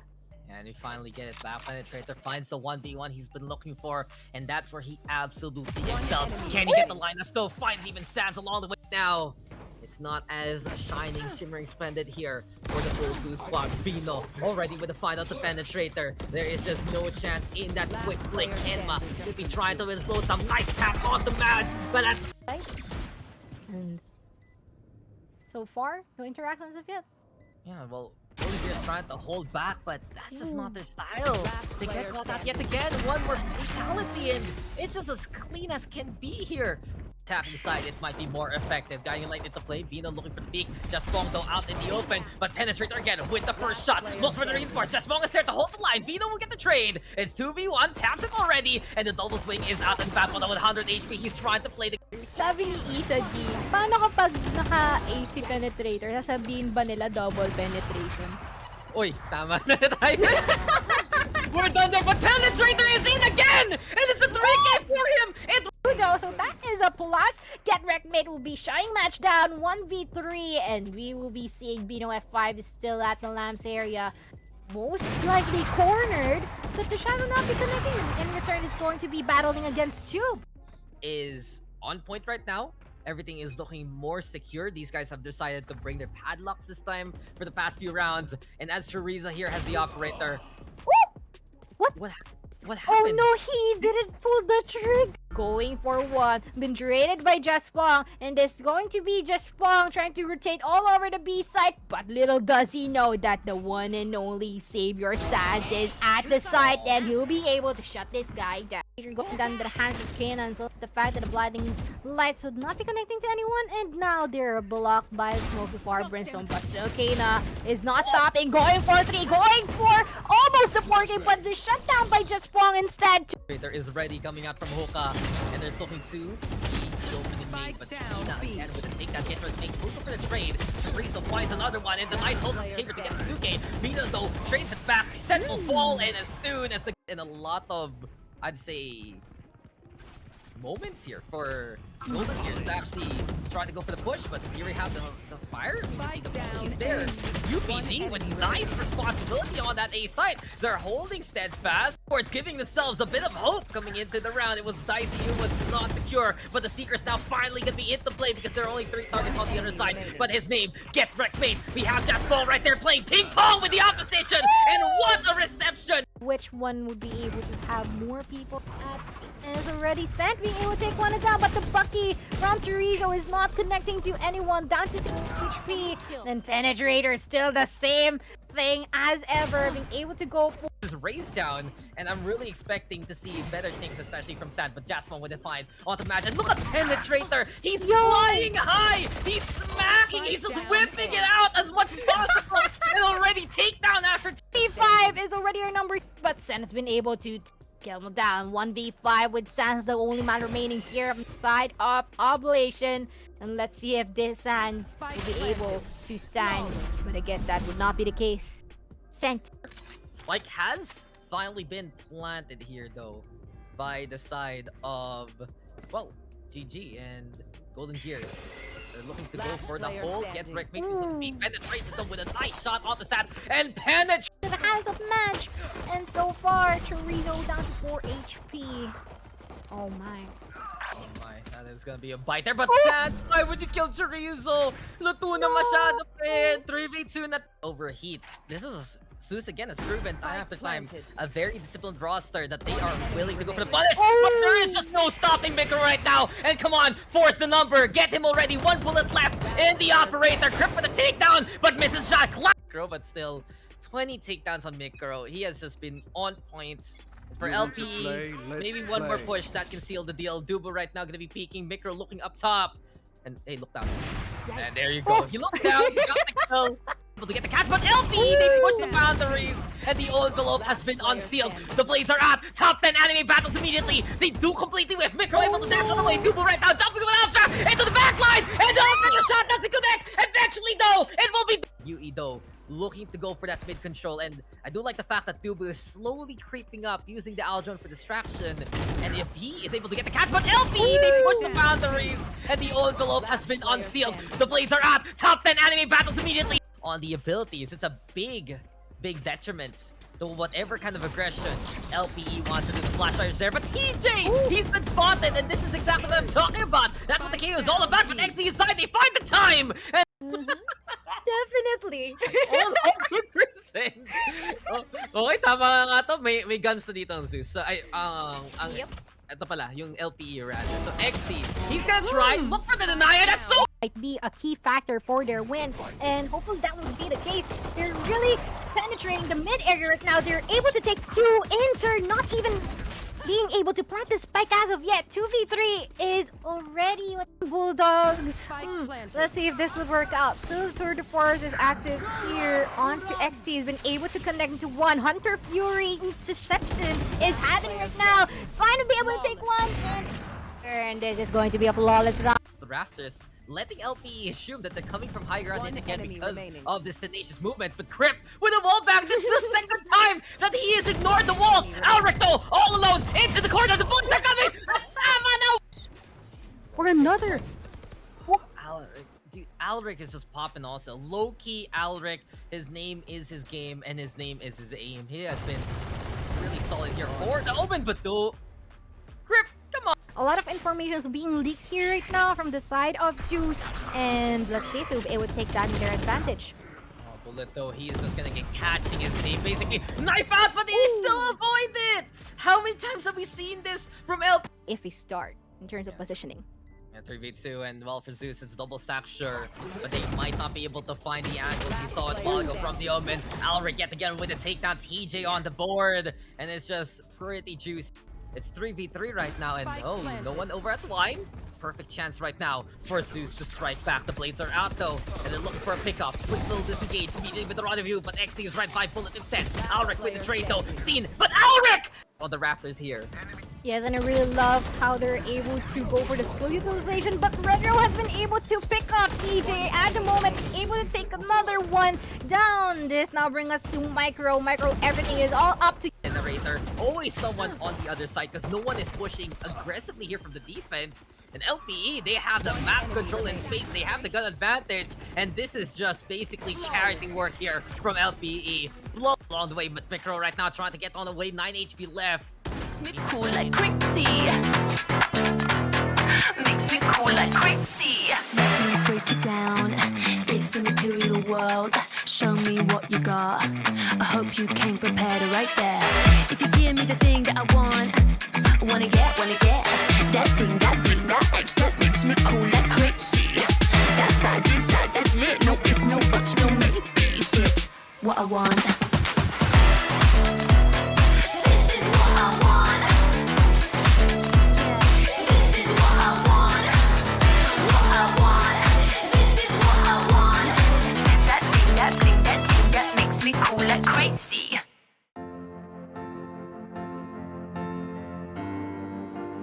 Outside the game, I'd have a hard time making decisions and just go through life without any direction really.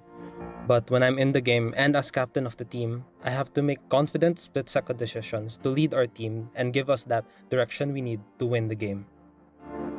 I got my self-confidence when I become a radio jock for the university, and it basically developed my self-confidence to speak out loud to many people out there. As an ate, you're supposed to know what to do. Minsan, parang hindi na pwedeng magkamali. Kasi ate ka eh, dapat you serve as an example for the younger ones. But as a student leader, that was not the case for me. I was allowed to make mistakes, learn, and do better. Just like how we encourage you, our telecubs, to wear your stripes. The community that we've built across the world have given us a place to belong. As the world becomes more connected, the opportunities will reach all corners of the world. I'm so excited to bring campus gaming across Southeast Asia. Esports and gaming can be a great equalizer. Here, your physique doesn't matter too much. Your sex and gender shouldn't matter. You have an avatar. You're just you and all the awesomeness that comes with it. It matters less which part of the world you're in. The world is bigger, and there's so much we can do together in gaming and esports. You just need to meet the right people to change the world.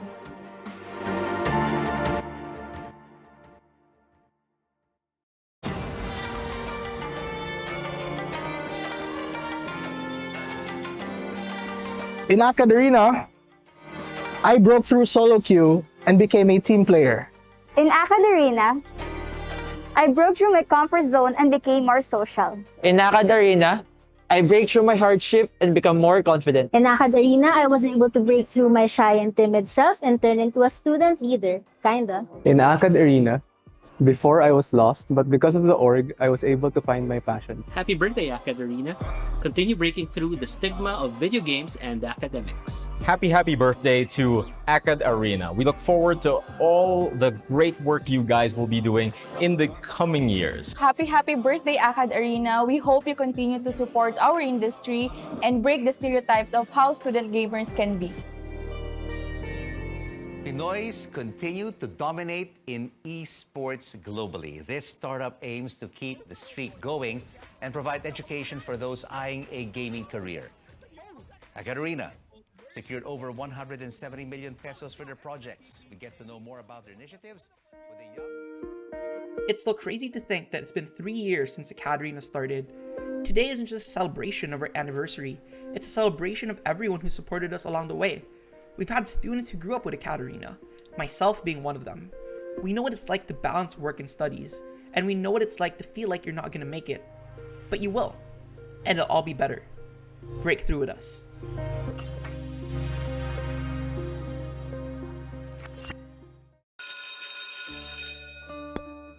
This is Filippo. This is Jessica. Parehong freshies, parehong gamers. Gusto ni Filippo maging next big caster. Si Jessica naman wants to make the biggest esports tournament in their campus. But they don't know where to start. They're also from different campuses In different parts of the Philippines. they would have never met. If not, For AcadArena. In AcadArena, we help students meet, collaborate, and learn all the hype and wonder ng gaming at esports. Dito, naging caster si Filippo, even just for that afternoon. He met students with the same dream, attended our workshop, and we funded a tournament where they can debut. That was Jessica's tournament. Inorganize niya ito with a student club in her campus na ginabayan namin all the way. And that's how they met. That's what we do here in AcadArena. We turn gamers into leaders, casters, breadwinners. AcadArena, it's not just play.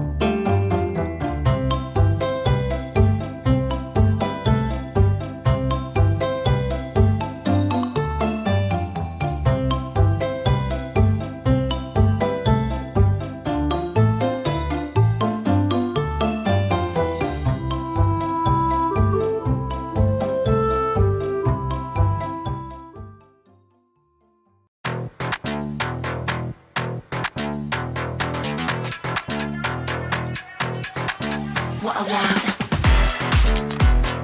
This is what I want. What I want. This is what I want. That thing that makes me cool like crazy. Makes me cool like crazy. Makes me cool like crazy. Let me break it down. It's a material world. Show me what you got. I hope you came prepared right there. If you give me the thing that I wanna get that thing, that X that makes me cool like crazy. That vibe inside, that's lit. No if, no buts, no maybes. It's what I want. This is what I want. This is what I want. What I want. This is what I want. That thing, that makes me cool like crazy.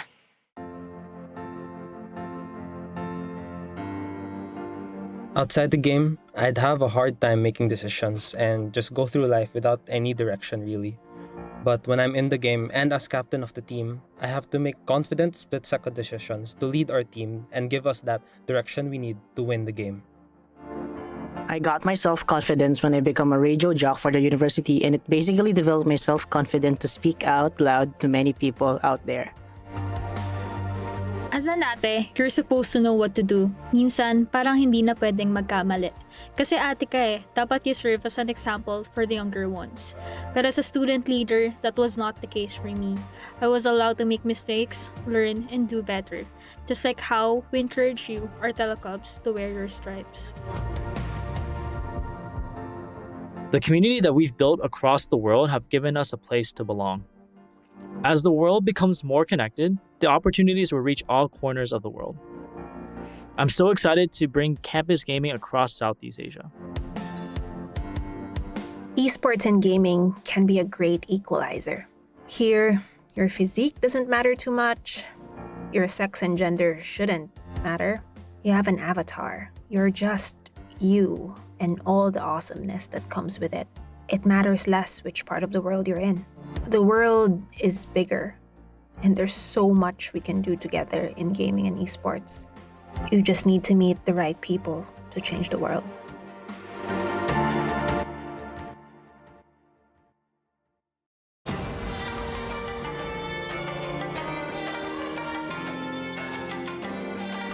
In AcadArena, I broke through solo queue and became a team player. In AcadArena, I broke through my comfort zone and became more social. In AcadArena, I break through my hardship and become more confident. In AcadArena, I was able to break through my shy and timid self and turn into a student leader, kinda. In AcadArena, before I was lost, but because of the org, I was able to find my passion. Happy birthday, AcadArena. Continue breaking through the stigma of video games and academics. Happy birthday to AcadArena. We look forward to all the great work you guys will be doing in the coming years. Happy birthday, AcadArena. We hope you continue to support our industry and break the stereotypes of how student gamers can be. Pinoys continue to dominate in esports globally. This startup aims to keep the streak going and provide education for those eyeing a gaming career. AcadArena secured over 170 million pesos for their projects. We get to know more about their initiatives with a young... It's still crazy to think that it's been 3 years since AcadArena started. Today isn't just a celebration of our anniversary, it's a celebration of everyone who supported us along the way. We've had students who grew up with AcadArena, myself being one of them. We know what it's like to balance work and studies, and we know what it's like to feel like you're not going to make it. But you will, and it'll all be better. Break through with us.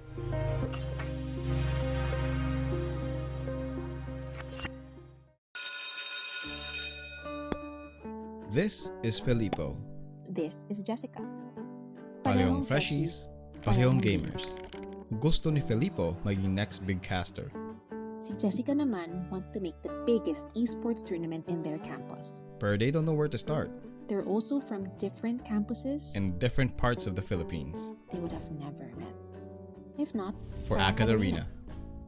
In AcadArena, we help students meet, collaborate, and learn all the hype and wonder ng gaming at esports. Dito, naging caster si Filippo, even just for that afternoon. He met students with the same dream, attended our workshop, and we funded a tournament where they can debut. That was Jessica's tournament. Inorganize niya ito with a student club in her campus na ginabayan namin all the way. And that's how they met. That's what we do here in AcadArena. We turn gamers into leaders, casters, breadwinners. AcadArena. It's not just play.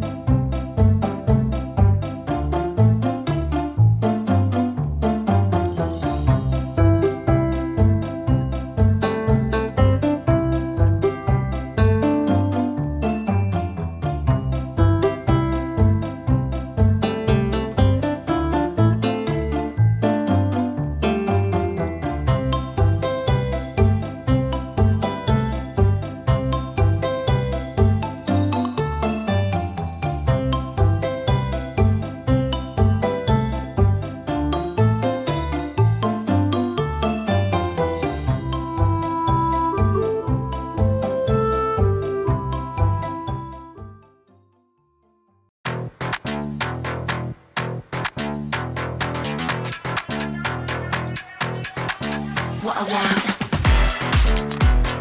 This is what I want. What I want. This is what I want. That thing, that thing, that thing that makes me cool like crazy. Makes me cool like crazy. Makes me cool like crazy. Let me break it down. It's a material world. Show me what you got. I hope you came prepared right there. If you give me the thing that I want, wanna get that thing, that X that makes me cool like crazy. That vibe inside, that's lit. No if, no buts, no maybes. It's what I want. This is what I want.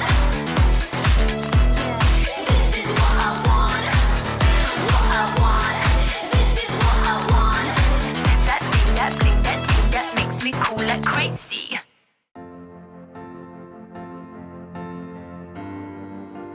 Outside the game, I'd have a hard time making decisions and just go through life without any direction really. But when I'm in the game and as captain of the team, I have to make confident split-second decisions to lead our team and give us that direction we need to win the game. I got my self-confidence when I become a radio jock for the university, and it basically developed my self-confidence to speak out loud to many people out there. As an ate, you're supposed to know what to do. Minsan, parang hindi na pwedeng magkamali. Kasi ate ka eh, dapat you serve as an example for the younger ones. But as a student leader, that was not the case for me. I was allowed to make mistakes, learn, and do better. Just like how we encourage you, our telecubs, to wear your stripes. The community that we've built across the world have given us a place to belong. As the world becomes more connected, the opportunities will reach all corners of the world. I'm so excited to bring campus gaming across Southeast Asia. Esports and gaming can be a great equalizer. Here, your physique doesn't matter too much. Your sex and gender shouldn't matter. You have an avatar. You're just you and all the awesomeness that comes with it. It matters less which part of the world you're in. The world is bigger, and there's so much we can do together in gaming and esports. You just need to meet the right people to change the world.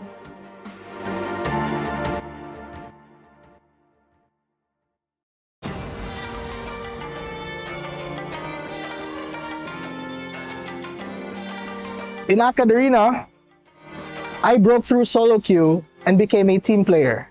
In AcadArena, I broke through my comfort zone and became more social. In AcadArena, I break through my hardship and become more confident. In AcadArena, I was able to break through my shy and timid self and turn into a student leader, kinda. In AcadArena, before I was lost, but because of the org, I was able to find my passion. Happy birthday, AcadArena. Continue breaking through the stigma of video games and academics. Happy birthday to AcadArena. We look forward to all the great work you guys will be doing in the coming years. Happy birthday, AcadArena. We hope you continue to support our industry and break the stereotypes of how student gamers can be. Pinoys continue to dominate in esports globally. This startup aims to keep the streak going and provide education for those eyeing a gaming career. AcadArena secured over 170 million pesos for their projects. We get to know more about their initiatives with a young... It's still crazy to think that it's been 3 years since AcadArena started. Today isn't just a celebration of our anniversary, it's a celebration of everyone who supported us along the way. We've had students who grew up with AcadArena, myself being one of them. We know what it's like to balance work and studies, and we know what it's like to feel like you're not going to make it. But you will, and it'll all be better. Break through with us.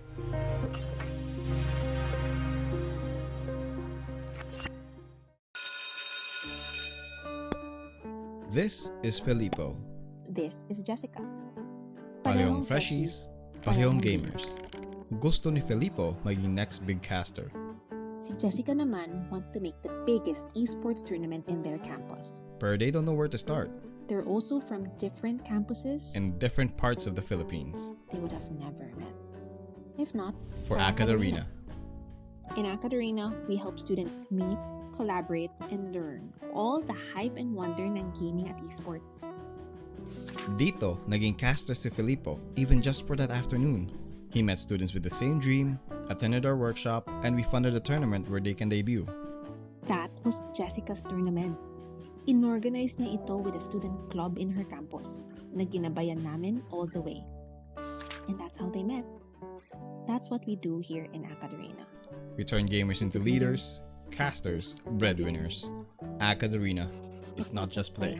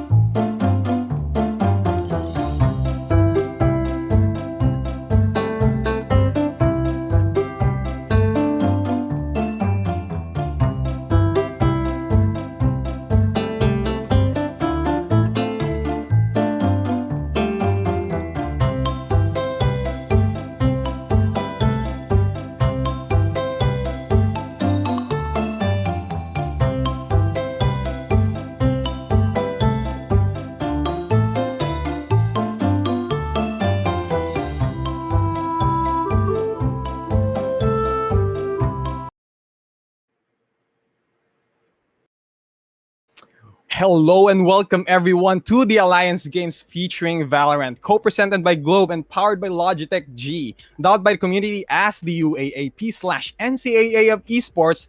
Alliance student clubs from across the Philippines are #AllG to compete in multiple esports titles and represent their campus. I'm Exivus and I'm joined here by Black and Blue and will be your shoutcasters for today's matches. The Alliance Games major events consist of 3 stages: the play-in stage, the group stage, and the playoff stage. Currently, right now, we are going through the play-in stage. It is going to be between Mapua University Spades from Intermuros against Our Lady of Fatima University Esports.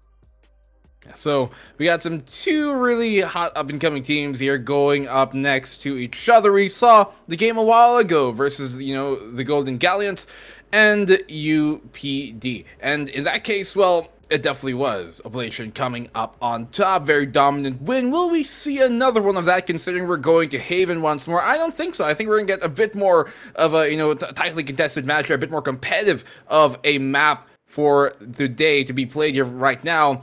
We were supposed to have a map before this, a match to be played before this, between IAC and CIT. It just didn't go out that way, so the Academy squad versus the Cebu Institute of Technology squad did not continue on stream at the very least, so apologies for that break. Blame the caster, don't play anyone else.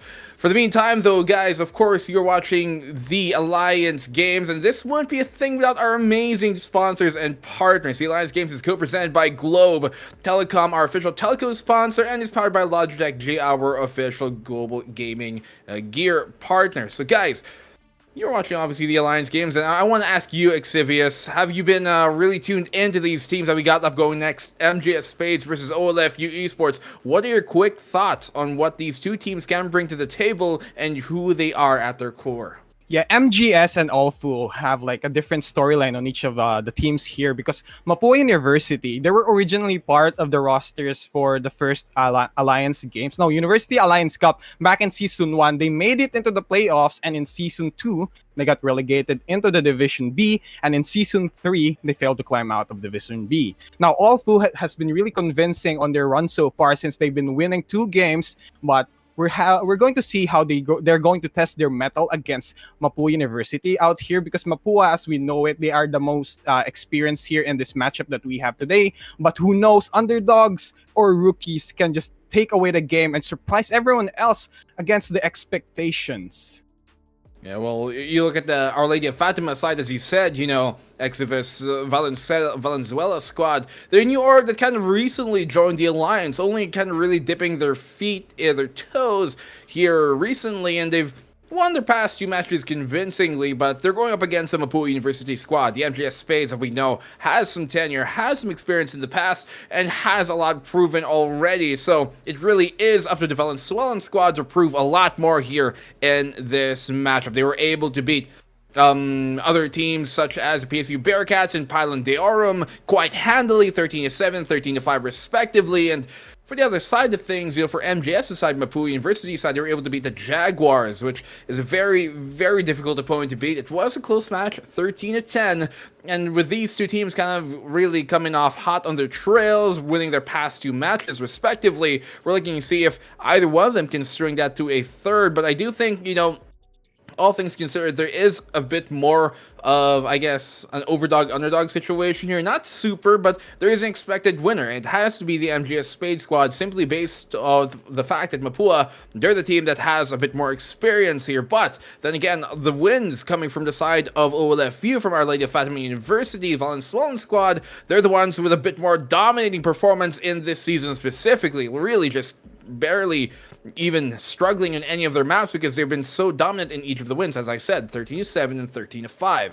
And that is something that can really bolster a new team, kind of in that honeymoon phase that we've seen time and time again, has helped teams come out even in underdog situations. So, I mean, I'm going to ask you, this is a one-map thing, which means anything can go. In that case, which way do you think this match is going to go? Are you kind of looking towards MGS Spade side to continue, their legacy, or is there a new sheriff in town? Will it be the Our Lady of Fatima squad?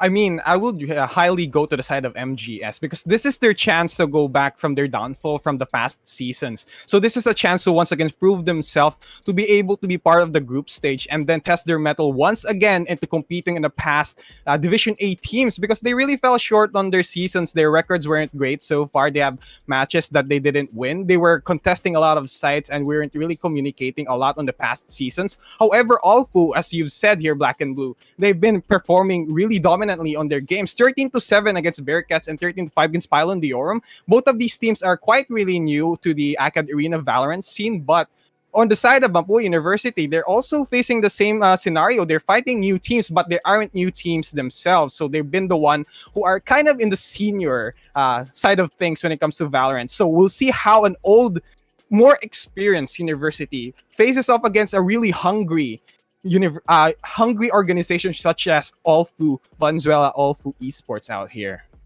I see some of these boys rocking their own respective jerseys.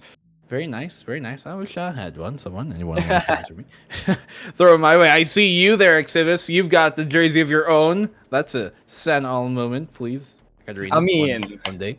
Hello, AcadArena. I mean, pretty sure they will be providing you here at this Black and Blue since this is your first time casting it. And this is for everyone who's watching. Also, my first time casting here, but I am quite familiar to the Valorant scene already, since, in a sense, I have been the student leader of a university that's also competing here on the Alliance Games, namely Far Eastern University, Alabang. Not to be biased against them, but I have been quite knowing of the runnings here for Alliance Games. But I'm pretty sure Black and Blue, you're not really falling short on that because we are casters out here and we're gonna find out who's gonna be the top team that will be coming out on this next game that we will be casting between MJ Spades and Alpha Esports. I don't know, Exivus, because during my grade and high school life, I came from San Beda, Alabang. So we are sitting across each other, both kind of adversaries in a sense. Oh, we're almost like neighbors. We almost kind of are. But, I mean, for the most part, we're all on the same team here. We just, even the name suggests, the Alliance Games. We're all allies at the end of the day, trying to represent the best of what the Philippine future of Valorant has got to bring to the table. And we're going to map number 1, Haven, to start things off. I'm so excited to get this game. We had Haven a while ago, yes, but this is going to be an entirely new look. I'm looking to see different compositions from what we saw a while ago. A while ago, we saw a very unique composition with the double initiator being a KO and a breach for the UPT side, and so I'm looking to see what these teams are going to bring to the table already. First and foremost, Cypher, an agent we haven't seen yet today. When we saw Haven a while ago, both teams are picking Chamber, and for us to see a Cypher here is really an interesting thing to me because I quite like Cypher. I'm quite biased towards a Cypher. I mean, for Dre to lock onto that Cypher, you must be really confident on this pickup since Cypher, as we've known for the past patches of Valorant, hasn't been really that much picked up because it is almost being overshadowed by our resident new champion is Chamber. I mean, the ability to provide a lot of support for your team and also firepower can also, let's say, in a sense, duel the duelist in some scenarios. With the Tour de Force, it's for long range engages. the Chamber can really dish out much more damage and provide utility for the team. Unlike a Chamber who can provide a lot of information, but I guess you can't have the best of both worlds. I mean, Chamber has his CCTV cameras to check out for information, but I think the information that will be coming in from a Cypher is one thing to look out for. And looking at the composition that we have here for the side of the defenders, they seem to be really leaning towards the defending, more defensive side of things, rather than the side of the attackers out here. Well, looking at things once more, and I'm going to repeat the same sentiments that I kind of bestowed a while ago on the first series we had, is when you have a KO on the opposing side here in Haven, one of the best tools to try and counteract that, one of the best agents, actually the best agent to counteract that, I think, is Breach. We've seen that time and time again, no matter which circuit you look at, official or not, pro or collegiate, no matter how old or young. The tale remains true that the Breach is such a good counter towards that KO, especially here on Haven, that we've seen teams flex onto that Breach specifically to try and counter a KO. So, looking at the Spade side, that means they have all the tools in the bag to try to be able to win this, but the question is, will they be able to use that correctly? We saw that a while ago with the Golden Galleons versus UPD, where it really was like the Golden Galleons, the GGs, they had those tools, they had the Breach to try and counteract the KO on the opposing side, but just weren't able to use it effectively to try and counteract that. So, as I said, they have all the pieces in play, but how they play their hand is more important. And let's see, opening pistol round with MGS's squad on the defensive side. Early contact being made here by Domain towards the sewers. No help there for the meantime. He's taking lots of damage, but not dissuaded yet. Yeah, he's going to dodge a shock dart away from the sewers. He needs to back away or the shock dart will be taking him down quite quickly since there are no more armor left for him. Spike is being brought here to the sewer side. No much happening anywhere else in the map. We're seeing just quite some passive movements here from the attacker's side, from the side of Olfu. They're kind of wearing the surrounding, but Kaiser is going to open it up with the shots towards Dree. That's going to be the Cypher gone. No more information gathering. We're only left with the Sova here for their side. Trying to take things a bit slower here. You can see really biding their time, not over-committing to what they might think could be a trap here for the OLFU side. They found the opening pick, which is very fortunate for them, but two of their players are quite low, and Domain's going to find that pick. Hazer on the quick trade here with that Chamber. He's not going to let things go by idly. Waiting up top. Let's see if Dignified can make something happen. Yeah, Dignified is at heaven right now, staring at Hell's Gate. If he drops down, he might be in a bad position. But before this smoke comes down, they need to position themselves in a scenario where they can counteract the push that we're coming in from the retake from the defenders. TG gonna go for the entry, but the recon ball is gonna detect him. JD though gonna take down 3000, and now TG again takes down the Breach. The Brimstone rather. And now this is 1v1 situation. MD2 gonna take down Dignified, dropping down from heaven. Takes him down with quick shots from the Ghost. A late at Fatima University here. Valenzuela's making things happen on the opening pistol. Attacker sided map. Yes, confirmed, but let's see if this continues on true. They did a really good job there of knowing when to slow down here on the attacking side and knowing when to really commit to their fights. You saw that even with the opening pick, some teams, they might be kind of wagered into just going full steam ahead. As we like to call it, sa Tagalog, di ba, just, sagasa. But they didn't really fall into that trap. They really slowed things down and made sure that they didn't get too far ahead of themselves. So good discipline here from OLFU. Yeah, MD2's also proactiveness earlier resulted into getting a Vandal early on, and it's only the second round. But being a duelist with such a powerful rifle this early in the game, pretty sure you're going to be able to dominate some. And now Dree's going to go here. Shorty is going to get taken down immediately by MD2. Now moving in from Garage. Shock there to the window. Domain is actually not gonna get hit. It has a Shorty on hand. I don't think they can defend this quite well unless some turnaround happens. Spike is being planted at C site, and now both of the defenders, everyone is gonna be backing away as Kaiser also picks up the kill towards JD, making this in 3v5 scenario. It's gonna be difficult. Domain is gonna get caught in a sandwich on Garage. Recon Bolt not gonna detect anyone. MD2 and the Sova is gonna get concussed by the fault line here by TJ, and Dignified gonna stare here probably at Kaiser.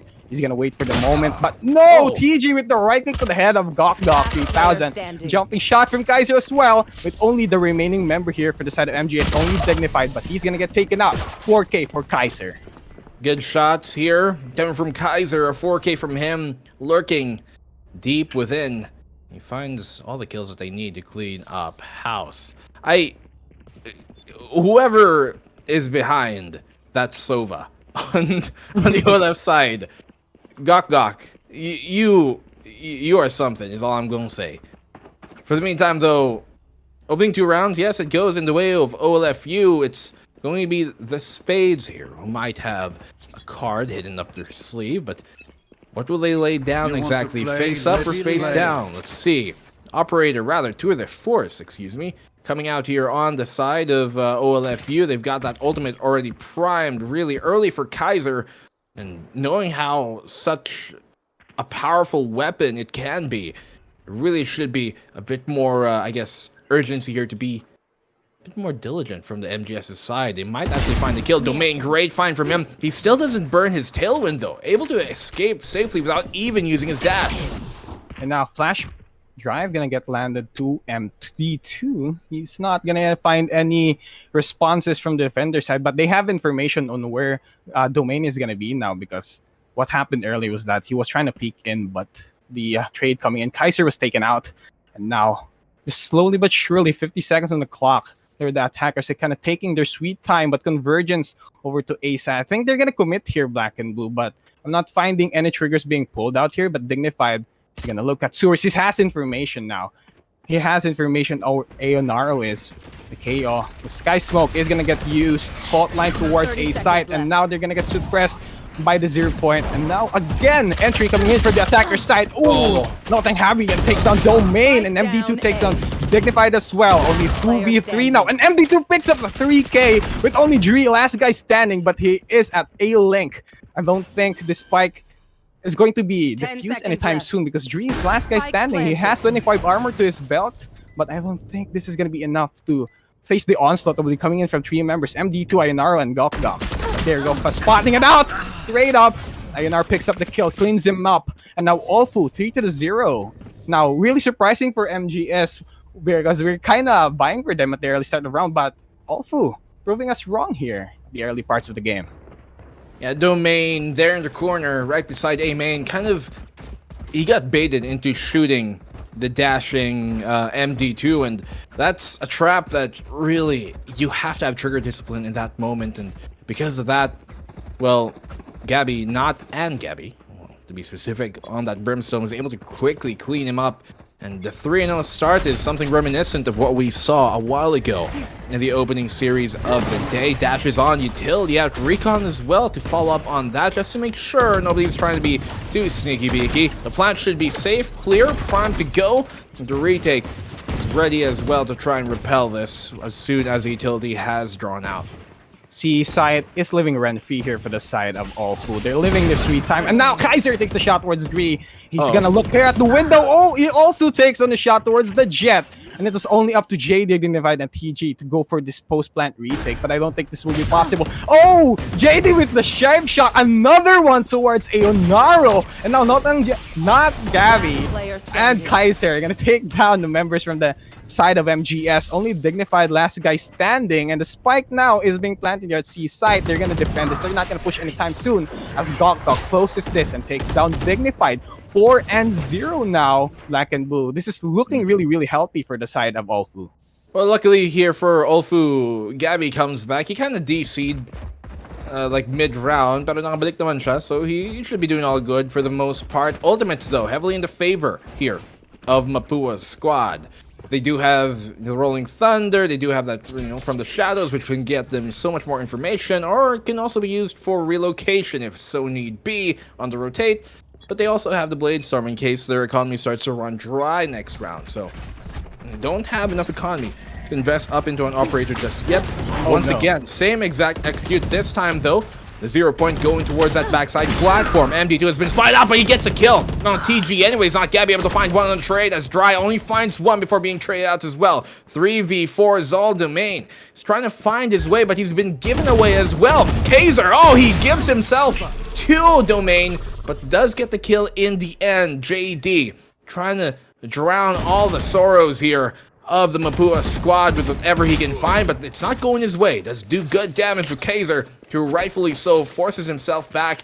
So 4v2, they can play the post plant, they have the numbers, and look how far extended they are out of the site. Knowing this though, Mapua don't want to overbite, don't want to over taunt. They're going to fall back, recede this round, and well, this is going to be a 5-0 start for the LFU side. Yeah, MGS maybe kind of smart for the side of this team since they have ultimates ready, so they might as well just save up the guns that they can have, play around the ultimates that they will be having for the next round, or else they might be closing the first half really badly here because Alfu has been showing us their prowess, really aggressive, really methodical on their takes. They've seen how it worked on C site. They've seen how the entry worked again, and then the rotation was kind of slow for the side of MGS, so that's something they have to work on, or else the side of Alpha will keep on capitalizing on this, change things up. I think now they're gonna caught wind that C site might be going for the it's going to be the next target again for the side of the attackers, but the setup's gonna be here for the Cypher. I think side of Alpha already knows of this and gonna go switch things up. Maybe a breath of fresh air for them as Domain with this Blade Storm readily available. Gonna peek down here at Long. He has information of the Tracers. It's gonna be landing towards the area where Domain is looking at. Recon ball towards the sewers. Jumping! Feet from Gokok. He's not gonna get taken down. Oh no! Dignified was jumping up and around and he was in a bad spot. Followed up by Gokok. Takes them down. And JD with a shot towards Gok takes him down, and now he's gonna towards sewers with his death. Kaiser, the king that he is, takes down JD, and TG also towards the duelist. Oh, and Kaiser proves that he is king, takes down TG. Detection here for Dry. He's gonna be here at A-Long. He's gonna take the shot towards ANR, but the follow-up kill coming in from not Gabby. Takes down Dry. Now 6-0, looking really strong here for the side of Alfu. Oh, they almost lost it though, but I've seen no ultimates being used up here for the side of MGS. They could have played around that. But now they're going to be forced into another sheriff round. They definitely have the mechanical skill to win the gunfights that they're put in, but sometimes it's not necessarily about winning a difficult gunfight, but putting yourself in a position to get an easy kill. And there's some utility usage moments that maybe could have helped swung things around better their way, like TJ there, if he maybe threw his flash out, who knows, maybe Kaiser wouldn't have just been able to run through graffiti, or if when they were going for the aggression there towards A-Long, when Domain on that jet with his Blade Storm, he didn't have his Tailwind queued. He didn't have his dash queued. He only popped it once he already made contact, and at that point, you need to go and have that thing prepped just in case you need to use it at that last second. And maybe if it was, he could have been able to escape and they could have been able to fight another day. For the meantime though, Eco, okay here. Not great. Not too bad, not too shabby either for the MGS squad. They've got some credits to use up, and they've got ultimates as well to try and counteract this. But the thing is, the ultimate on the board is that null command, is the KO ult on the opposing side here for OLFU. And all Ayunara has to do is pop that thing, and there's really not much else that MGS can do. So they have to remember here, if the KO ult comes online, if it gets popped in this round, give it up and play for the retake. Yeah, I think a hard defense would be committed there if they try to ever go for that route. But I don't think they will, because they're going to save that one up. And now MD2 opening up the charge out here. Fault line is going to land him concussed. Shock dart towards the planting side. That's not going to hit anyone. And now Dignified moving with his life, almost getting hit with an aftershock. And now the rest of the attackers is going to have to go for the defense out here. Oh, and there goes the KO. Oh, Ayunar takes the Domain, and TG goes for a trade-up. Oh, the Brimstone ultimate didn't land towards the diffusers. That's too bad, but JD turning times around him. He's the only guy remaining here. Half on the defuse here for the spike. He's gonna use the Omen smoke, and they're gonna bait this one out. But I don't think they will push this here. Oh no! He was waiting for the right moment, and now JD's gonna defuse this. First win here for the side of MGS. Actually smart for them, but that could have been won if Brimstone landed the ultimate on your right spot here for the spike. Yeah, what a roller coaster of a round. So initially, like, okay, great utility usage. They use the shock darts as well as the aftershock, that first skill of the breach, to kill the planter, giving them the 5v4 in the favor of the Spades, the MGS side Mapua. And then suddenly they pop the Rolling Thunder after retrieving their rifle, but then they stun 2 of their own teammates on that one. Yet still somehow the gunfights come down to a 2v2, and in the 2v1, JD, even with the paranoia, even if he doesn't pop it, he still gets the defuse. So what a roller coaster of a round once again, up and down, but in the end, it's Mapua who ends up on top. So finally getting around here, stopping the bleeding, putting a bit of a, I guess, cauterizing that wound, and this should hopefully be where they start to slowly march their way back into this. I hope their wound doesn't reopen though, because I'm seeing here poised and ready for the side of Allfu. They are primed here and ready. Maybe Kaiser is gonna open things up with his tour de force, but he's gonna be backing away. Convergence, as I am seeing right now, for the rest of the Allfu gang, moving maybe towards a side. They are quite hanging around here at the lobby. They do use some utilities out here, maybe signaling some information if they've heard it.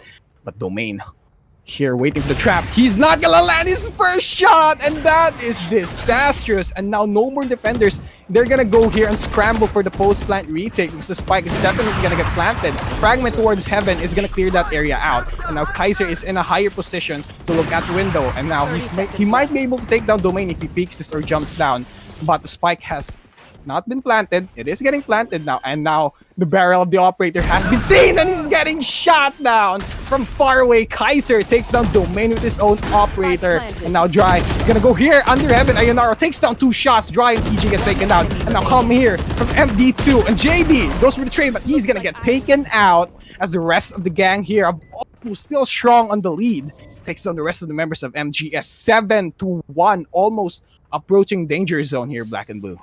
It already kind of is, man. This is quicksand they're in. They have a foot in it, and if they take another, or if they put more weight on it, then they can definitely just sink down a bit too deep for them to come back in. I'm not liking the odds here for Mapua University. It's 7-1. The best they can get is maybe 5 rounds. They are on the defensive side though, so if they can get to 5-7, then all is not lost just yet. Hell, even 8-4, things could not be lost, but they have to start trying to get some rounds now. It is an eco, so they have 1 round to give up, but after this, we need to see a bit more precision, a bit more, I guess, team play coming in from the Mapua squad. Otherwise, this could be a runaway map for the OLFU side.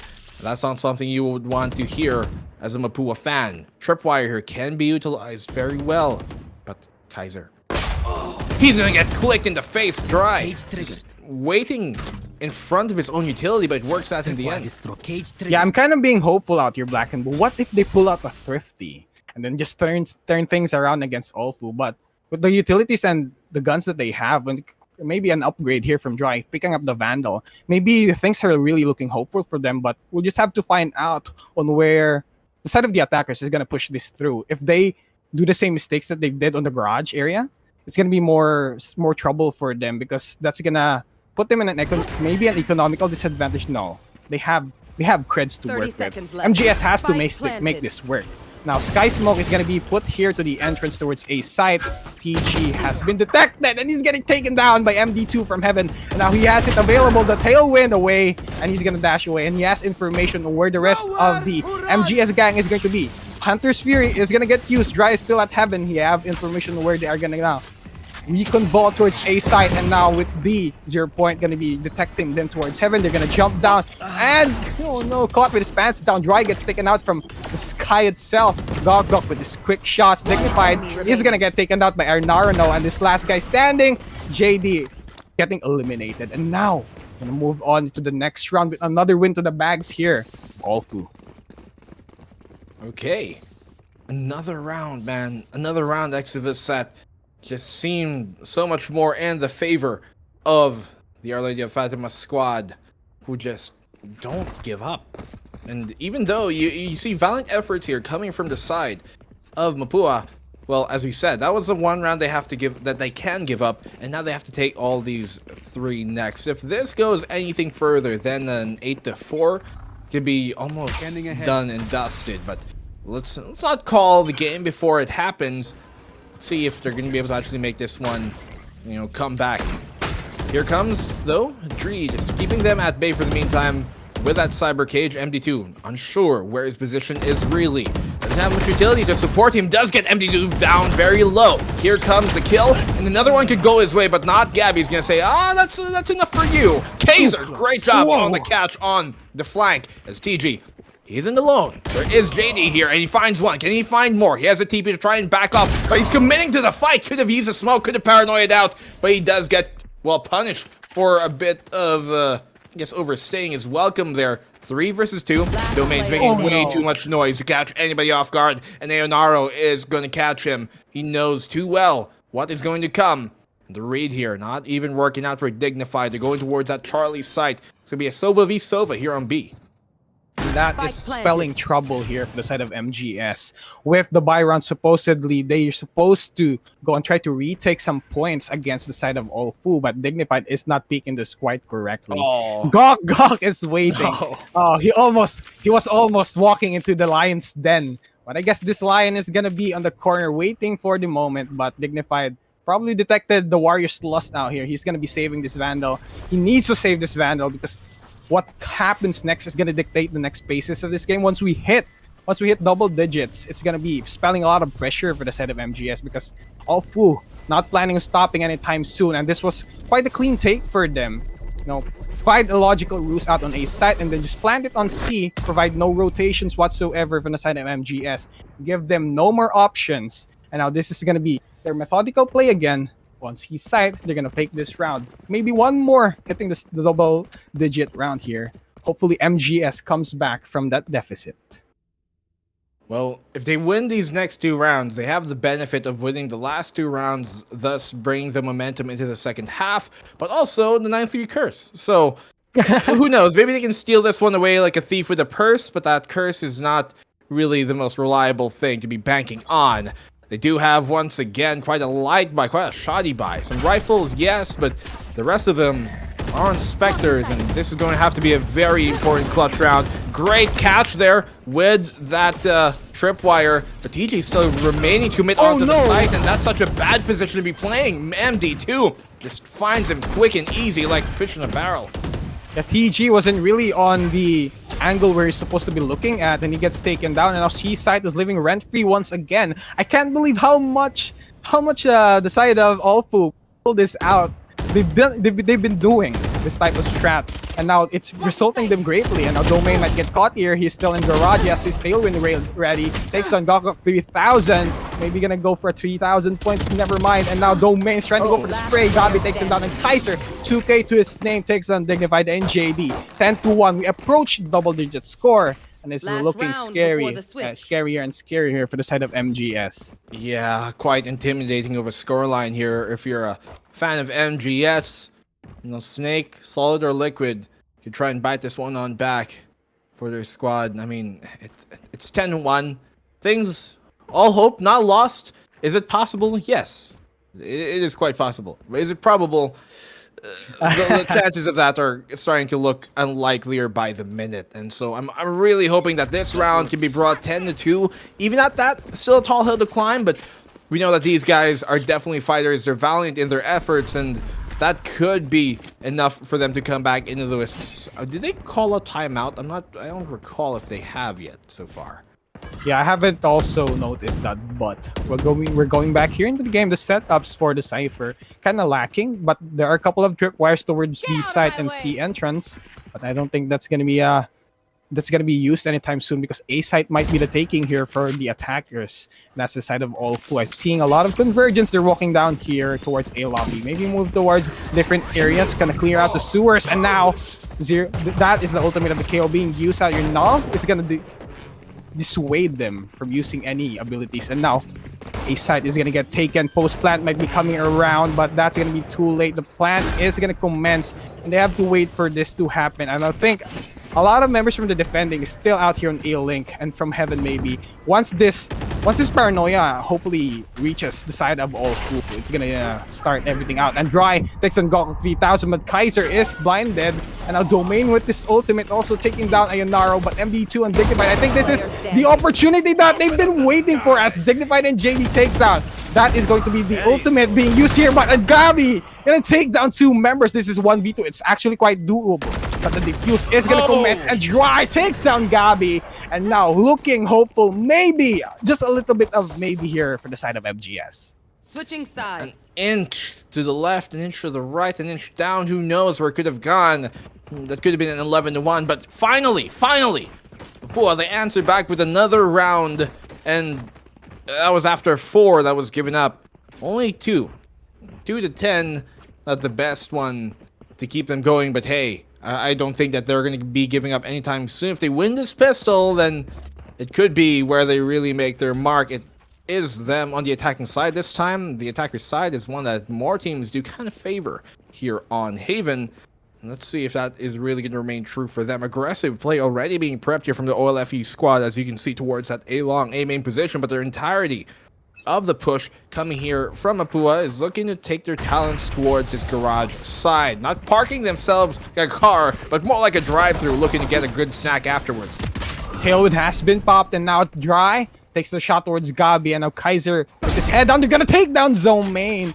This is not going to be your expansion. And now that is going to be the rotation coming in from the defenders. And now Ayunar also takes down Dry. And that is only 3 members here left for the Mapua squad. Ayunar is going to prep his 0 point and try to defuse the situation. And Ayunar is going to be supported by the rest of his team. Doc takes down TG and MD2 as well. And that's a clear up from the rest of the members of MGS. Hopes and dreams going to be away here in this pistol round, and also takes this round.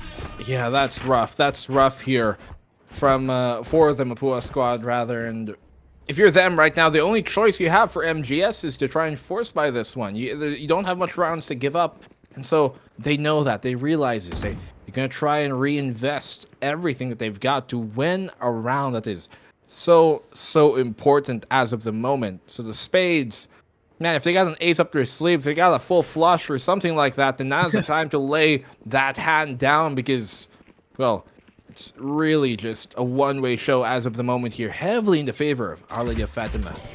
Yeah, this might be the first even on multiple series that we've seen. Maybe kind of a stomp if they finish off with 13-2, but I don't think that's going to be happening anytime soon, as Gokok takes down Domain. MD2 is going to tailwind away, shock dart towards the concretes, and now that's going to be shot towards Dignified. Not going to be so dignified now as he gets not taken down. Iron Arrow prepping. Pop flash right here at a site. TG is gonna find this upgrade on the Vandal. That's gonna be a flash. And now the one-tap headshot towards Ayunaro.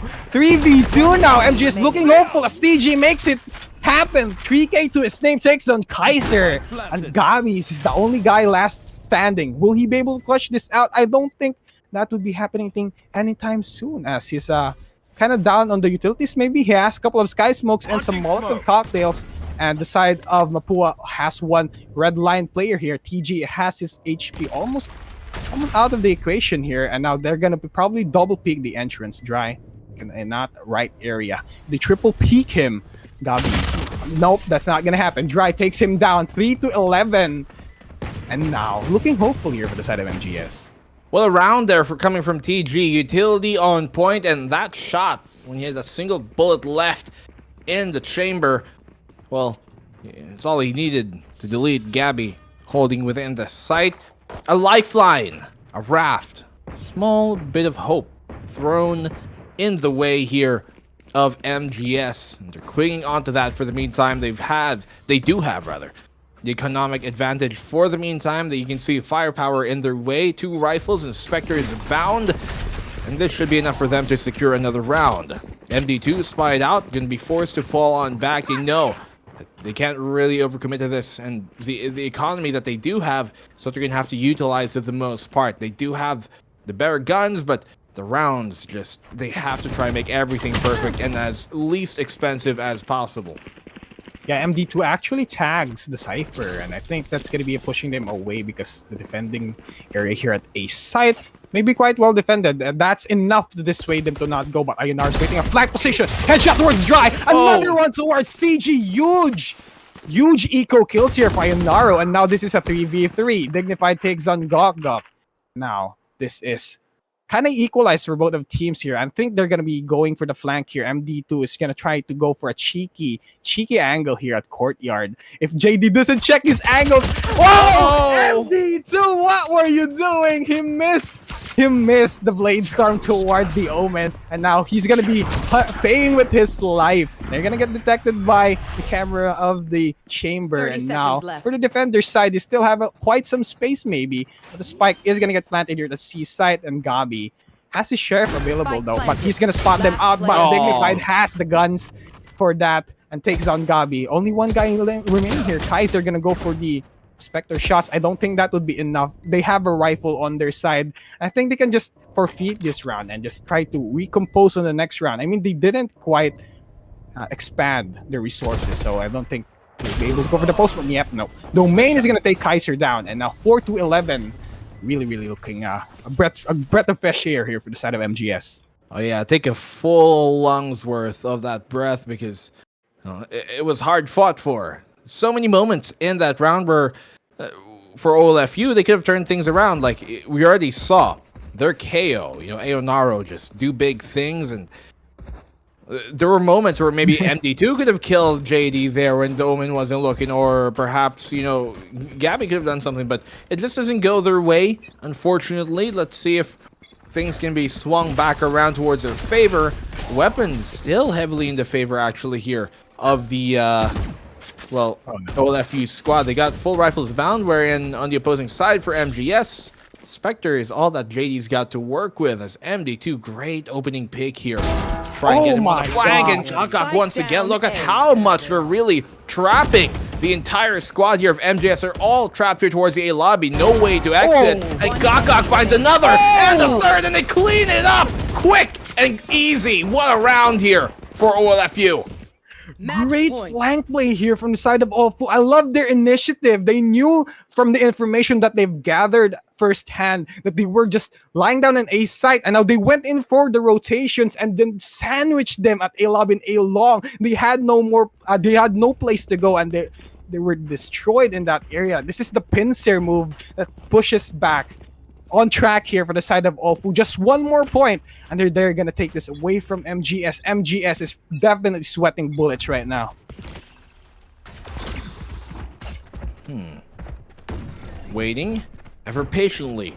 They've taken their side here very aggressively towards that Charlie site, and it's going to dissuade the entirety of MGS to try and push on up. Gakak still somehow bailed out of that by his teammate by Gabi.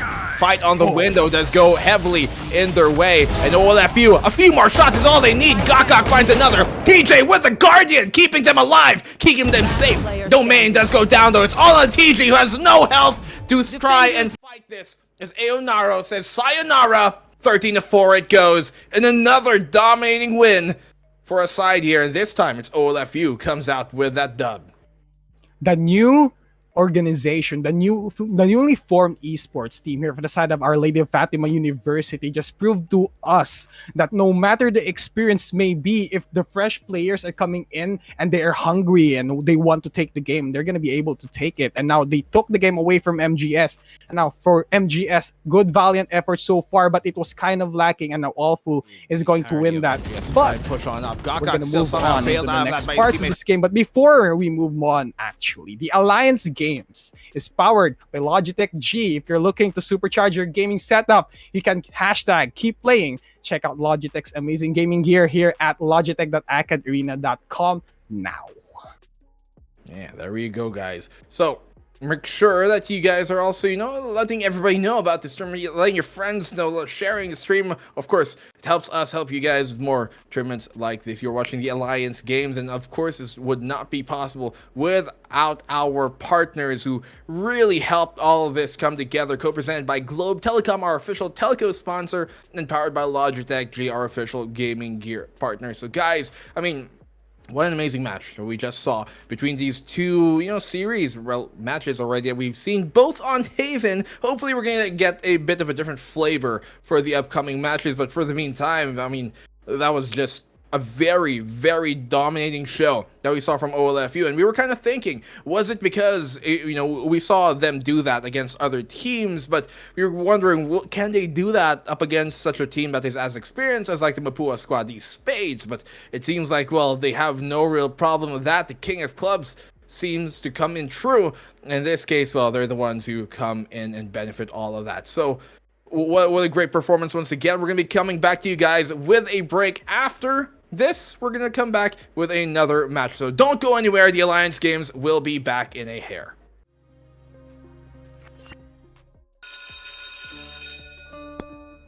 This is Filippo. This is Jessica. Parehong freshies, parehong gamers. Gusto ni Filippo maging next big caster. Si Jessica naman wants to make the biggest esports tournament in their campus. But they don't know where to start. They're also from different campuses In different parts of the Philippines. they would have never met. If not, For AcadArena. In AcadArena, we help students meet, collaborate, and learn all the hype and wonder ng gaming at esports. Dito, naging caster si Filippo, even just for that afternoon. He met students with the same dream, attended our workshop, and we funded a tournament where they can debut. That was Jessica's tournament. Inorganize niya ito with a student club in her campus na ginabayan namin all the way. And that's how they met. That's what we do here in AcadArena. We turn gamers into leaders, casters, breadwinners. AcadArena. It's not just play.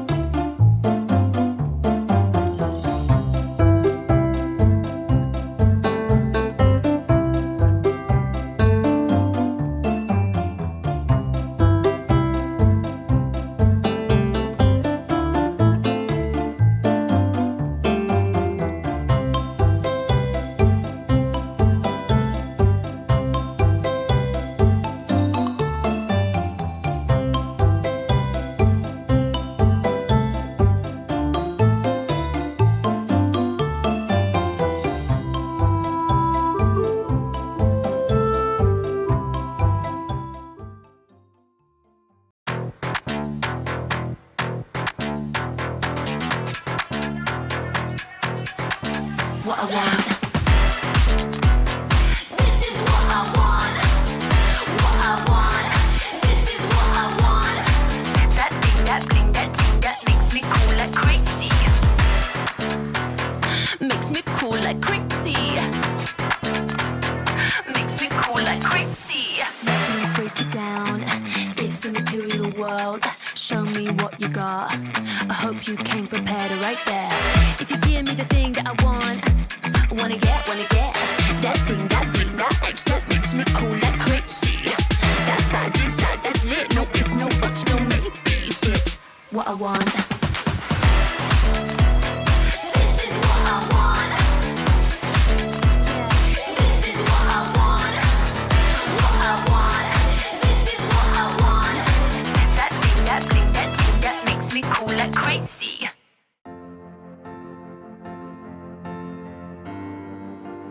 Outside the game, I'd have a hard time making decisions and just go through life without any direction really.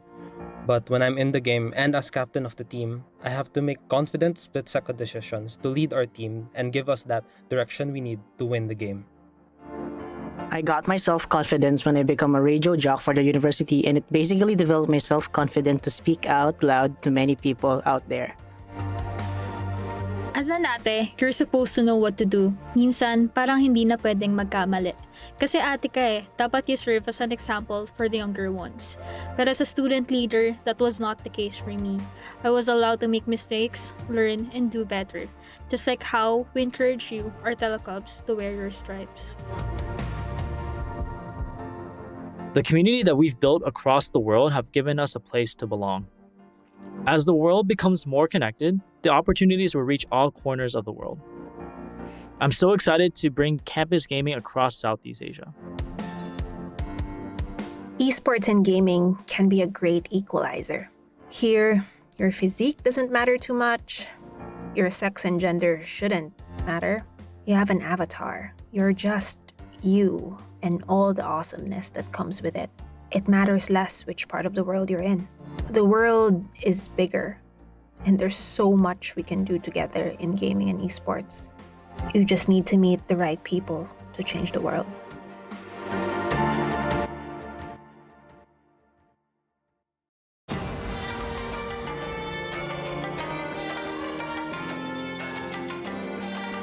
In AcadArena, I broke through solo queue and became a team player. In AcadArena, I broke through my comfort zone and became more social. In AcadArena, I break through my hardship and become more confident. In AcadArena, I was able to break through my shy and timid self and turn into a student leader, kinda. In AcadArena, before I was lost, but because of the org, I was able to find my passion. Happy birthday, AcadArena. Continue breaking through the stigma of video games and academics. Happy birthday to AcadArena. We look forward to all the great work you guys will be doing in the coming years. Happy birthday, AcadArena. We hope you continue to support our industry and break the stereotypes of how student gamers can be. Pinoys continue to dominate in esports globally. This startup aims to keep the streak going and provide education for those eyeing a gaming career. AcadArena secured over 170 million pesos for their projects. We get to know more about their initiatives with a young... It's still crazy to think that it's been 3 years since AcadArena started. Today isn't just a celebration of our anniversary, it's a celebration of everyone who supported us along the way. We've had students who grew up with AcadArena, myself being one of them. We know what it's like to balance work and studies, and we know what it's like to feel like you're not gonna make it. But you will, and it'll all be better. Break through with us.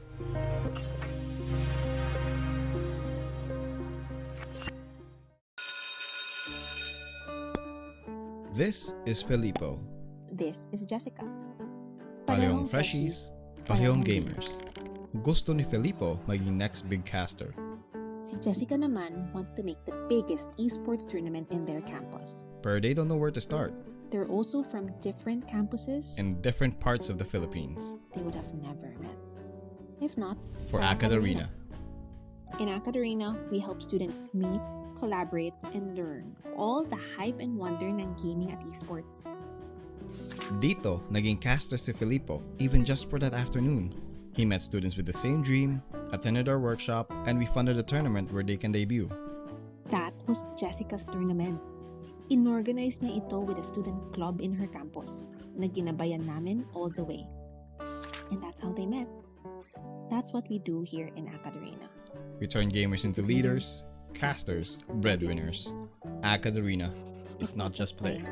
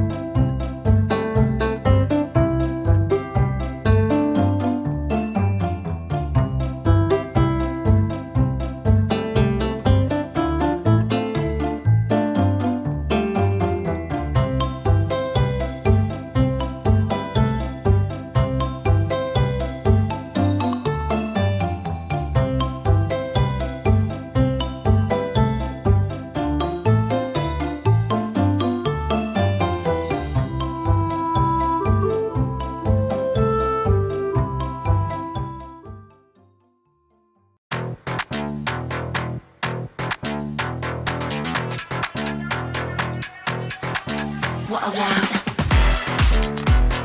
This is what I want. What I want. This is what I want. That thing, that thing, that thing that makes me cool like crazy. Makes me cool like crazy. Makes me cool like crazy. Let me break it down. It's a material world. Show me what you got. I hope you came prepared right there. If you give me the thing that I want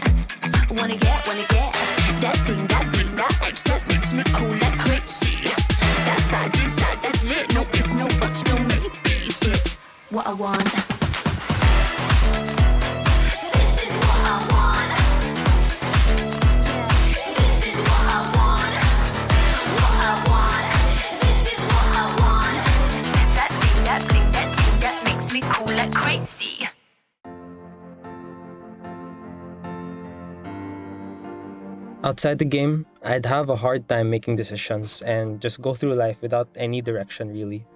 But when I'm in the game and as captain of the team, I have to make confident split-second decisions to lead our team and give us that direction we need to win the game. I got my self-confidence when I become a radio jock for the university, and it basically developed my self-confidence to speak out loud to many people out there. As an ate, you're supposed to know what to do. Minsan, parang hindi na pwedeng magkamali. Kasi ate ka dapat you serve as an example for the younger ones. But as a student leader, that was not the case for me. I was allowed to make mistakes, learn, and do better. Just like how we encourage you, our telecubs, to wear your stripes. The community that we've built across the world have given us a place to belong. As the world becomes more connected, the opportunities will reach all corners of the world. I'm so excited to bring campus gaming across Southeast Asia. Esports and gaming can be a great equalizer. Here, your physique doesn't matter too much. Your sex and gender shouldn't matter. You have an avatar. You're just you and all the awesomeness that comes with it. It matters less which part of the world you're in. The world is bigger, and there's so much we can do together in gaming and esports. You just need to meet the right people to change the world.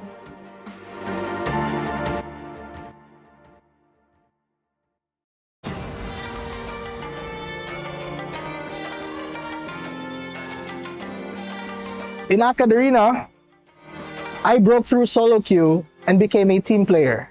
In AcadArena, I broke through my comfort zone and became more social. In AcadArena, I break through my hardship and become more confident. In AcadArena, I was able to break through my shy and timid self and turn into a student leader, kinda. In AcadArena, before I was lost, but because of the org, I was able.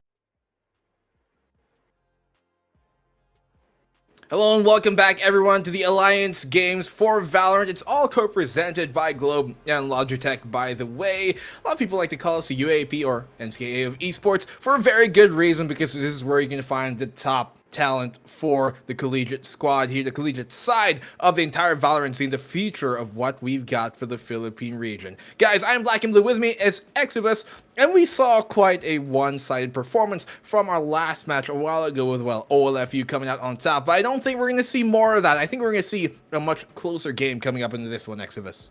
Yeah, we have Pamantasang Lungsod ng Maynila, Thomas Haribons versus Far Eastern University, TAMS FX. So the storyline for both of these teams, however, is FEU Manila. TAMS FX has been getting poor performance from past seasons, but now they are in a step in getting into groups. So what happened back then was that they were originally also part of the Division A for a couple of seasons, but they were relegated down to Division B and failed to qualify also. No, they didn't fail to qualify back on Season 3. They were the ones to fall from their spot. It was replaced by a couple of lower universities coming in from Division B. It was MSU IIT and FEU Alabang, Apex Tamaras.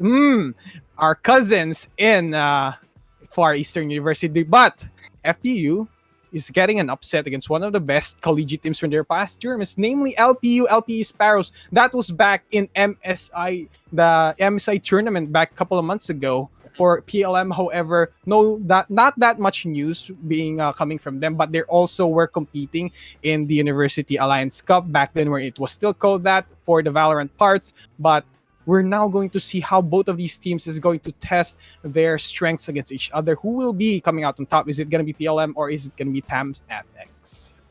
Well, we're going to have to find out for ourselves. What I do expect here, though, is the unexpected. If anything is to go by, even if there's a team that has more experience, more tenure, more this, the yada yada, chalala, bang bang, that doesn't mean that they're the one who's going to win. It's a one-map match. It's not like a best of 3, it's not a best of 5, which means anything can happen. If you show up on that map, if your team knows how to play that map better than the opposing side, and considering the fact that we're going to ascend for our next map, then things could really be thrown in for a loop here. And so I'm not even going to ask you, Exodus, which team you think is going to win, because I think I already have an idea which side you are kind of looking for here. But I will ask you, though, if there is one thing that, for say, either of these teams should hone in on, either pamatasan ng lungsod ng Maynila at Tomas Ribbons, what a mouthful for me, or Far Eastern University Tamara's FX. What do you think is that one thing that either of these teams should try to, I guess, kind of hone in, and what should they, I guess, really utilize coming into this match, knowing so much about these other teams? I think both of these teams utilize like what they say they have in communication, because I have been observing some of the scrims coming in from TFX, but I have really little to no information almost from PLM. But I've heard so far that they've been really competing also in a random different tournaments outside AcadArena. Well, both of these teams are really hungry for the titles if going into the group stages, because both of these teams has fell short in the last season, so they have a lot to prove. And now moving here into the agent selection screen, it's kind of the staple that we're gonna see. I'm seeing Killjoys here, I'm seeing Sovas, I'm seeing also the only thing that really changed up is the KO and the Breach. Both of these agents has been really picked up so far in these past couple of patches, because they are really notorious for changing the tides of war in different maps here, such as Ascent. For me, however, I will be going in for the KO, because we've seen how KOs work in a couple of games that we've seen, and the team that utilizes the KO more kind of goes and turns out on top, because some of the breaches that we've seen in a couple of games really didn't manage to coexist that much or synchronize with the rest of their team. So maybe PLM is going to prove us otherwise in this map that we're going to see here against TFX and PLM. Hopefully, both of these teams are going to bring their A game here, because that's what they have to do. As we've seen, the entire kind of scene is very, very competitive. So if they let anything slip by, then this could be a map that could slip away from either side. TFX on the defensive to start things off. Aggression towards B main. Both sides have the same idea. You can see here for PLM, they're going to try and repel this by their own aggression, and nothing really working out here. Heyo is the only one to find the opening pick. Yeah, TFX was rewarded with their aggression, pushing down into the outskirts of B site. They were rewarded with kill against Joker. Now Omen, Omen or Joker is going to be losing the ability to provide smokes for his teams, or the Paranoia, or at least do some flankings with the teleport coming in, the short range teleport from the Omen. But now everything has been turned into a slow pace of game, because we've seen the rest of the members from PLM going to a much more passive position after they got their first member downed. But TFX, really, they can just leave the Killjoy back in A side, because the setup's there. I mean, basically in A side, if you have a Killjoy and the turret, basically that's almost 1.5 agents here on A side. But yeah, everything's turning slow. 40 seconds though to the clock out here. I don't think any aggression would be showing so far, but I'm seeing the convergence. Rest of the members of PLM gonna go push here towards B side. Now Shock Dart is gonna chunk down the HP of Jude. Oh no, that's not Jude. That's actually the Zai for the side of PLM. And now they're getting shot down one by one as Heyo takes on 3K, takes on Babu. And Jude also takes on Blaze. Only one gunner when Zai. He's gonna get sandwiched here at B main. He's gonna get taken off. The first point lands here for the side of TFX. Very nicely done here from the TFX side. They lost the opening pick actually, but still come out of it on top. And Heyo had a lot to do about that, with him finding 3. So really using that to farm up the economy that he has, dropping over the Vandal here to Jude, saying, hey Jude, to make it bad, this is yours to take. And well, you can see both of the very high-powered fragging agents on that KON jet at the top of the scoreboard here for the TFX side. The opening kill for Desai with a right click off the classic from that range. Very nicely done. Heyo is in a spot where he can see information as the Zai went for the jump peek. He now has idea on where he might be. Flashpoint gonna push away Heyo. Fragment is available to try and dissuade them from pushing any further as they lost one member. Jude is gone. Duelist now out of the equation. They can't go for any more aggression that they have been showing us in the past round that we've seen so far. For the side of PLM, I love how they're still methodically taking things slower, but this might bite them back in the long run, because if the side of TFX catches the rhythm of this type of gameplay, it would be easier for them to counter this one out. They like to stay at sites or areas in this map of Scent, and I think that's gonna kind of one of the chess pieces that TFX has to figure out. Now Paranoia is going to be landing here towards Zappy. Now the flash is going to take down Heyo. And now Zappy, though, with a 3K, going to go for another one. Explicit takes down the rest of the gang here from the side of PLM. Takes everyone off 2-0, rewarding them with that patient play because the side of PLM was taking their sweet time and pushing B side. Cover your eyes, your ears. Beep. Explicit is here. 2-0. Great start here, Exodus, for that TFX squad, and you'd be delighted by that fact. But, well, let's see now if PLM can answer back. They have rifles, and on the attacking side here, very crucial to have. But look at this, a 4-stack towards mid. You can already tell what they're about to do. Probably a smoke towards top mid, aggress towards that link position. And let's see if it's going to work on out. Exactly what happened. Smoke towards top mid, aggress towards mid link, but they're crawling, not actually doubly keying this. They pop that flash coming on out here. He found some information, and Jude, he's got his tail burned, and he finds a double. The collateral on Jude goes his way. 3v2, and on the top of mid, Blaze lighting them on fire. Diabolito able to get the trade. It's a 1v2, and Redux, it's all on his shoulders to try and bring this round back. Yeah, he might caught them off guard here if he does this, play this out correctly, but I don't think he will now because the side of the members, Diabolito and Explicit is going to move away. They have the spike now is on Redux, so the only notable exception here is going to be Sight, since the long rotation to go in a site is not going to be really beneficial for this guy. I think here from the market, Diabolito and Explicit, they know that he might be going here. Once this spike has been planted, that's almost immediately going to signal them that, oh, Redux is just here at B side. Let's just take him. We have information on where he might be, and now the spike is being planted here. Now, this is going to be a post-plant play here from Diabolito and Explicit. Fault line is not going to get committed. Both house here. Redux is still available. Explicit is going to get concussed. Takes a shot. Maybe going for another one. Diabolito, 1v1 situation versus Redux, and now they're just playing each other with the shoulder peaks, and Redux takes it away from Diabolito, and now one more point, and this is going to be equalized for the early game here for the side of TFX and PLM. Great initial play here coming from the side of TFX. That aggression towards mid really caught the side of PLM off guard, but they were able to answer back, retaliate, regroup themselves, and, well, win the round off that, off the great clutch here coming from the breach on Redux. So, no redo of that. And look at this. Every single player with a kill on the PLM side has 2. That's Redux, Joker, Dazai, and Blaze. All have 2 kills apiece. It's Badale who has yet to find anything, laying an egg so far. Oh, bad bot, but we can retrieve that, fortunately. Yeah.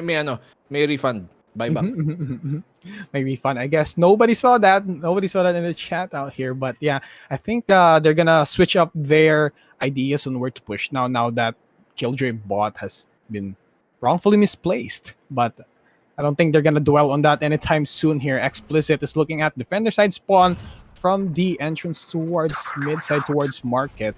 And now the rest of the members here from BLM is kind of hanging around mid side. This is a dangerous position to be in. But I think they're vying in for mid control. Because if you have mid control here on Ascent, you can just go to anywhere part of the map. And Jude is looking with his crosshairs available. He's going to take down Blaze. The fire has been snuffed out. Kind of what happens if Phoenix gets taken out, but that was a Killjoy. And Explicit now, Paranoia available. It's gonna land towards the people at market. Cloudburst towards the entrance to dissuade Explicit from pushing on any further.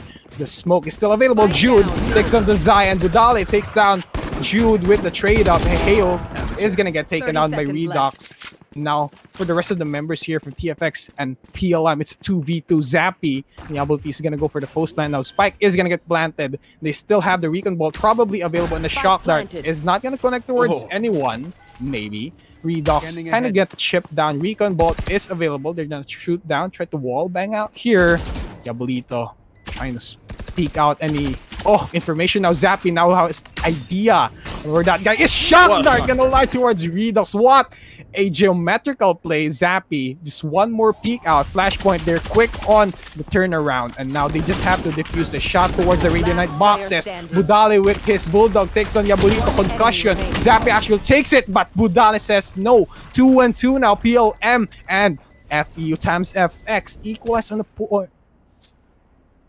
Great flashes coming from Redux, and both of them completely blind from those both flashes. I mean, as well, mind you, Zappy's shock darts perfectly placed, and if this was before the nerf, before they, limited the damage of those shock darts, that probably would have even been a kill on Redux. Would have been a 1v2 in their favor, and those flashes wouldn't have even, been a factor because it wouldn't have even been popped. So, great job here from Redux. He's been really finding so many high-impact moments, not just with kills, but with utility usage as well, as we did see and bear witness to right there. Heyo trying to give his greetings, they're both fine by Budale.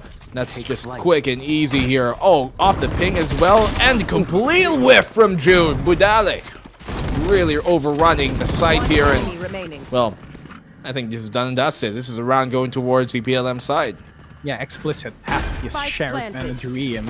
Will he be the cop in town? Nope. He's gonna get taken out by Budale as he was walking down in heaven. Got shot down 4K for that Sova, and now his ultimate is ready. They're gonna go play around their ultimates now. If you're seeing this, Black and Blue, they have everything available and they're prime and ready to push down any site. They have the lockdown, they have the Rolling Thunder, they have Blade Storm, and the Hunter's Fury. I think this is going to be looking scary for the side of TFX. If I were them, I'd rather maybe try to save this out, since the utilities that will be coming here for the side of PLM is going to be devastating to deal with only the null CMD, probably trying to dissuade them all. If they try to push in, they can just be shot down almost immediately for a couple of seconds by that utility. I think they have to play this out since they really committed this. Jude gonna be here at a site. He's not gonna find anyone from lobby.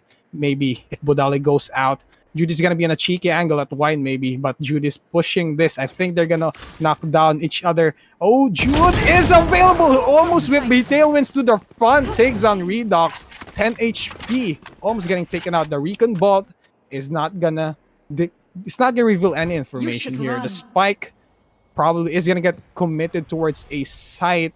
That's one Killjoy ultimate that you have to notice. But Jude is gonna go push it. He's gonna get taken down, 10 HP though, but he takes one to the grave before moving in. And now the attackers is gonna go here, gonna plant down the Killjoy bot to the generators, and Explicit is in heaven, gonna get paranoid by his mirror. And now we're going to wait for the post-plant retake. Oh, completely hit. Anxious because of the paranoia. Oh, the spray Zappy. Doesn't even realize there's one right behind him. Blaze, great kill to find the double and triple on the 4K! Go Blaze's way! Really igniting the offense here on the side of PLM. And somehow holding things down on the post plant. Blaze is on fire there, Black and Blue. And the only ultimate that has been used was his. So I think that's a win for him. You get a 4K, but you're almost halfway through your ultimate. Again, you're gonna have the lockdown and a couple of kills. Maybe four, not 4, 5, 6, 7, maybe 3 more kills. And with the ability that he's showing us, with the prowess that is going for the shots, he may be able to pull it off one more time in this next round. And now, what I was saying earlier, if they could have saved up a shot dart, gonna land towards that area. TFX is slowly getting pushed away from A side. They have to play for the retake now. But what are they gonna do with Marshals and the Sheriff? I don't think that's gonna be doing any damage maybe so far for the side of PLM. They have the utilities to work with, but there we go. Rolling Thunder is gonna get committed towards A side. They're checking all the areas. Hunter's Fury has been used, and now coming in from heaven, Heyo is looking at Hell's Gate. If we go and push this here, Zappy actually takes down Budale, the Mirror Sova, no more information, and Joker with his gun takes down Heyo. He has the automatic rifle, so he's got it. Now for the post plant here, just one down for each side. That's going to be a Hunter's Fury from the defenders, gonna get used and lands towards Redux. Yabolita takes the Joker and actually turn things around. Blaze is the last guy standing in the fire, has been snuffed out once again as zapping it all, takes a 3K, and now they are back in the game. One eco round here coming in from the TFX squad, and they're able to retrieve the rifles, really reap the benefits of what they've sown in that round. 3-4. This is a close match, and as I said, Exibus, I don't think this is going to be, one-way show like what we saw in the previous 2 matches that were played here on stream. So knowing that, this is definitely looking to go all the way, all the distance. The lead here, though, in the favor of the attacking PLM, which isn't really a good sign. This is a defender-sided map, and when it's the attackers that get to set the pace so often, then you would definitely be worried no matter which side you're rooting for, at least, especially here for TFX. Yeah, I think B will be not really a bad. It's gonna be a bad choice here for the attackers since the side of the ability he has his lockdown available. So anyone who's trying to push there, they're gonna be backing away. That's dangerous. They don't want to get locked up. But here the spike is gonna get rotated from spawn all the way from spawn maybe to A site once the setups has been used. Zappy is looking here at guard and he has information now. He's pinging it to the rest of the team that they might go here. The Omen smoke is gonna get used to the entrance. If Redux pushes this, he's gonna be met with fire and metal, maybe bullets even. And now Redux is not gonna push this away. You know, for an initiator, he's been doing a lot of the initiating, of course.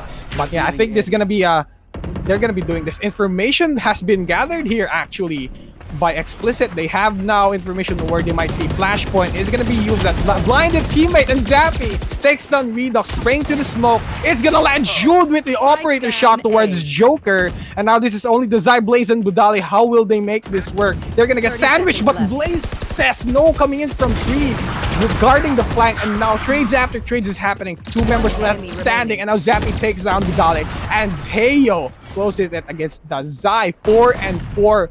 As you mentioned, Black and Blue, both of these teams, it's really neck on neck in what I'm seeing so far.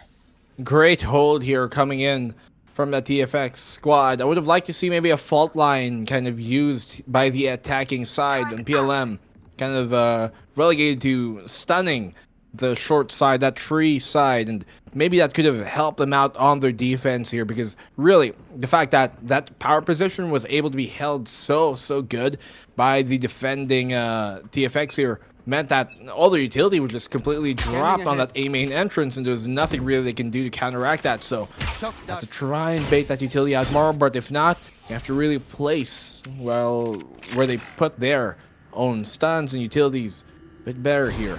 Jude, aggressive play, but now that his tailwind has kind of expired, he can't really be too aggressive. Has to be careful, finds that shot, able to back off, no dash, but still no problem. Able to get the safety and retreat. That is going to be the 0 point going to be used. They detected 2 members here from the side of the attackers, so that's going to give them information on where to rotate now. And now I think the rest of the TFX gang is going to wait patiently. They got what they wanted, and they got it. They were rewarded for the aggression. I saw Jude pushing it out with the operator, which is kind of a dangerous thing to do, but he was rewarded for that ballsy play, so let's give him that. Explicit, waiting here at tree. That's going to be Budale. If he pushes here from Cat, he might get taken out, but the Zai spots him out, so that's going to be a no-go.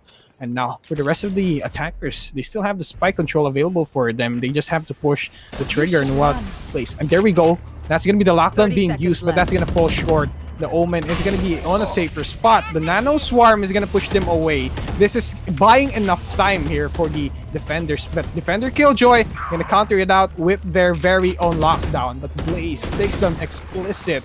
He's going to be out in the open. Now Zappy going to go for the flank. He's actually not being seen yet. He's from the Cloudburst. Going to go for the trade. Oh, no. It was a wasted opportunity. Heyo has still his flash available. He's gonna take everyone down as he takes the Zai, and Joker last jokes is going to be played here for TFX, and they have the last laugh as they sandwich and take down everyone at the generator. TFX finally now in the lead against PLM. Small mishap there, but hey, TFX, they don't mind. They get the round anyways off of the great play there from Heyo on the KO. Doesn't that rhyme? Well, here they're busting a dime. Finally taking the lead. Tamaraos. They finally do put themselves up and over the PLM squad here. Only a single round they have an advantage, but this definitely could be a 2-round up over the opposing side, considering Eco State is what has been forced upon this PLM squad. And Jude, he's got his tailwind once again. Timing is going to work out for him. Not able to land the shot, and luckily he's got his dash prepped. Yeah, good thing he had that on ready, or else he might get caught out. He kind of whiffed there. Just a couple of inches, but he hasn't been damaged, so let's give him that. For the rest of the members here, the Zai takes down Jude. That's the mirror jet out of the equation now. And now they have a man advantage against the defenders. They're going to hope to change things up. Budale is swapping and trying to scan the area here on the tree. It's kind of clear. Yabolito. They just have to push your generator. The Zai is in a better spot. He's trying to take down anyone coming in from heaven, I mean. And now Heyo is just straight down. He has his abilities available. He has his flash, drive, and his 0 point. That's going to detect a lot of members. That's 3 agents suppressed here. And Heyo and the rest of the gang, the defenders, they have to push this or else they might be in a terrible spot when it comes to timing. Zappy and the rest of the gang, flash in, flash. That's going to be the pop flash as the rest of the members from the side of TFX cleans up house. Very good utility play here from Heyo with his flash drive. Flashes everyone, and now slowly they went in for the charge. Takes everyone from PLM. The Eagles, the Haribons, has their wings broken here in this round. Very nicely done. Good eco round, only letting the opposing side here in PLM get a single kill, which means that doesn't at least feed economy to that ecoed state, and as well as it keeps them building their own economy more, not having to reinvest too much on the weapon side. And I mean, one of the players are almost maxed out. If Drew does well in this round, he could definitely be maxed out for the next round. So they are really biting on the fortune that they've found so far. And on this timeout, we're hoping that it can be a bit of a comeback here coming from the PLM squad. They did win 4 rounds in a row before now switching things over, and TFX winning 4 rounds in a row. And so if the pattern continues, and maybe, just maybe, this is where they really start to come back. And as I've said a while ago, the team that can, win a round right after calling their own timeout is a hallmark of any good team. And knowing how good this PLM squad is, I'm not going to doubt that this is where they're going to finally make their stand, and this is where they're going to march back forward to the front lines.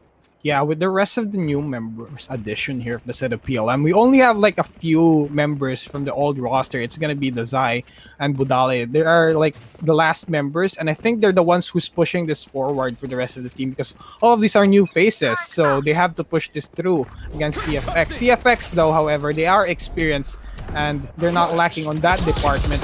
Aggression is gonna get rewarded here. Heyo takes down Blaze, but the Zai says no with the trade up as he takes down Suke against Jude. No more Hey Jude as he is in the grave, and Redox takes a shot towards Explicit out in the open, getting taken down now. Though the Zappy gonna get taken out by the Mirasova. Vidal takes him down, and now this is the last guy standing, Yabolito. Black and blue, your prediction was right. The team that will win around right after time is a hallmark for a great team, since they recollected their thoughts now with only Yabolito maybe pulling out the Merkle play.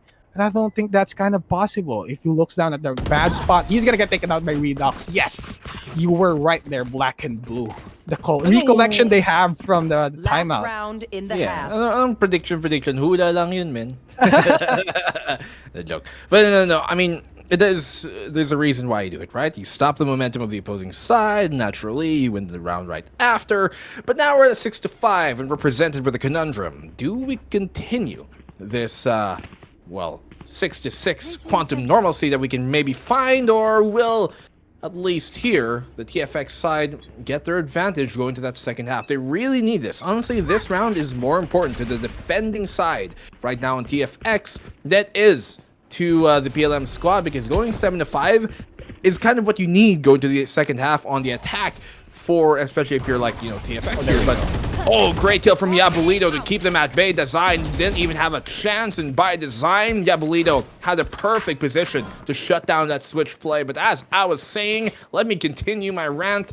Well, this is definitely a round that does matter more for that defensive side, because 6-6 ain't bad when you're going to the defense in the second half. So TFX, they're the ones who really need this round. Yeah, they definitely do, because they were kind of stacked on the earlier parts of the game, but now they're kind of losing in the creds. If they lose this against PLM, they're going to be put in an economical disadvantage. And Explicit might get caught here by the Aldrone. Cover the camera as he gets taken down by Blaze. Yabolito goes for the trade up now, takes down the Mirror Killjoy, almost going for the spray down here, but he gets taken out by Budale. And now Zappy has information from the mid side, maybe gonna go for some bouncy plays out here, and that's gonna be the fragment actually taking down Joker. Jude with his Blade Storm takes on Budale, and now Redox is the last guy standing. He is at the bad spot. Bad reload time. If this still happens, but Shot Dart closes him out, fighting valiantly for Redox. So he takes down Jude before getting taken out by the electricity. And now it's gonna go for the side of TFX, turning the tides to their favor. Now TFX is in a better spot than where they are last time, and then we're gonna move into the second half of the game. Pistol round to equalize maybe everything out. Maybe a breath of fresh air for both of these teams going in for the reset. Well, at least maybe 9 rounds after, Zappy finally gets his shock dart kill on Redox when he was so desperately stolen from away a while ago. But you see how their explicit kind of second guessed himself on the paranoia if he should throw it or not, and that's really where he signed his own death warrant. Honestly, a lot of times in these games, you have to commit to what you're about to do. Make the right choice and commit to it. And if you second guess yourself, you kind of hesitate, that is where you can get really caught off. And if you either committed to the peak or threw the paranoia out, going either way, neither would have been a wrong option, but just commit to what you're trying to do. Don't let it slip away from you by your own demise. So pistol round here on the side of TFX. They're on the attack this time, and they're taking mid control. The only player here is going to be Zappy on that Sova, so really going for a bit more of a short, heavy stack, and Heyo completely bulldozes his way into that short position, shutting down Redox, and they get to cross safely for the meantime. Dash burn, have they checked out? No, they haven't. Blaze can find one, but not good for any! The bullet's being blocked by Heyo! What a martyr, what a teammate! But they both go down to the single shock dart of Budale, and on the trade, Jude, Budale finding a third. He has to go for an ace clutch to bring this one back. Yeah, Budale is the last guy standing. He needs to clutch this against Zappy, Yabolito against the world. But he backs away, 48 HP. The spike might get planted here. And I think he's trying to look out for any pincer movement, but I don't think that's going to be the choice here for the side of TFX. They have their HP lower here for the side of Zappy. So Zappy needs to take care of this. Recon Bolt is going to get used. So that's the counter Recon Bolt. He has information now. Yabolito might get caught here by the ghost bullets, but no, they have spotted it out. Takes down Zappy. Oh no! And now Budali, one more, and he's gonna get an ace. Will he get an ace? 95 HP in a dream. The Yabolito, he's gonna go. He knows. He knows where he is. He's gonna go in for the shot, but he gets shut down by Yabolito. No more ace for you, my friend. Budali gets taken out. Yabolito saves the team from ultimate demise. Yeah, that angle's so hard for him to fight. He needed a headshot to end that fight quickly because he was down to basically one hit before dying, and at that point you can't even see the head. All you've got to shoot at is feet and maybe a bit of the stomach, but maybe if this were a wider Joy, things could have worked out that way, but in this case it doesn't really turn out in his favor. 8-5, good pistol round for the attacking side here especially. So if you're a TFX fan, it's a pretty good sign. Pretty good sign to put your bets in for the side of TFX. Green and gold. Standing in for what's right. Standing in for what you believe for here for the side of FU Manila. Fighting for their chances. But the Zai with the martial shot towards Heyo from a mile away. And Yabolito sprays down the Zai as a trade up. Yabolito is looking here. Mid link to the short area. But no, it's not the spot out. Rotating here. Maybe he's gonna ping out here at B lobby. Nope. I think they're going to take this one slowly as we see the spike is being carried towards A side. They have the Sova, they have the Jet. The Tailwind is still available for them. Omen Smoke. They're going to just have to clear the tree area before they go and push this through. And now they are kind of in the clear unless something happens. Tailwind inside, Blaze has heard it. And now he has his classic, and if he doesn't find anyone out, coordinate it with your team. TFX still man strong, 4-man strong. Now Redux is getting taken out. Oh, Blaze Fires will be snuffed out as he got double peaked at 3. And now Zappy also takes a shot. Joker, will he have the final lap? I don't think he can at short range with the Marshall. Will he be able to take this jumping classic shot? Right click towards Joker. Who's smiling now? Jude says, yes, I am smiling now. Takes him down. 9-5, one more till we hit the 2-digit score here for the side of TFX. TFX, okay, great start. Once again, on the half. One that we've seen them do twice over. They win 2 rounds, but a while ago, that's what we saw. PLM, after they lost the pistol in the second round right after, they won 4 straight. Will that pattern repeat itself? Remains to be seen. 9-5, and if they win another round, if this bonus goes in the way of TFX, and the Tamaros might already be moo-mooing their way onto a win here. Well, I don't even know if Tamara's move. That's a cow, but hey, it's close enough. I mean, I think they do something else. I think Probably. they go let's go Tamaros, let's go. But What does the Tamara say? anyways, we're seeing here, and I use the flash drive. That's not gonna catch anyone out. The recon mode. Flashpoint too late. Jumping from heaven above, dropping down. Blaze takes him down, but Explicit goes for a trade up. They have the rifle, but not the shots. And now Jude and the rest of the gang is at B side. They're gonna plant the spike rotation coming in from Budali, Desire, and Joker. Last guy standing here for the rest of the members of PLM. Will this eagle soar? Caw. Wait, that's not their sound. Against the Tamaros, grounded to the ground, but they might be flying anytime soon. They managed to win this round. Budale walking here from market. He's not checking his angles, but he did. Gets taken out by the Blade Storm from Railway against Jude. Now Jude whiffs that and gets the kill. Gets killed by Joker. 2v2 situation now. Omen, Heyo, and now Joker in the trade up. That's gonna be Heyo against Joker. That's gonna be the Zion now against Heyo. He'll win. That's gonna be the updraft. He has information. The flash. Heyo takes him down. 10-5, double-digit score for TFX. Heyo, man, that KO of his has been so important to this Tamara's side, and really without him initiating for them so much and getting really good kills and positioning themselves in really opportune moments, they wouldn't be where they are at right now, this position that they're at.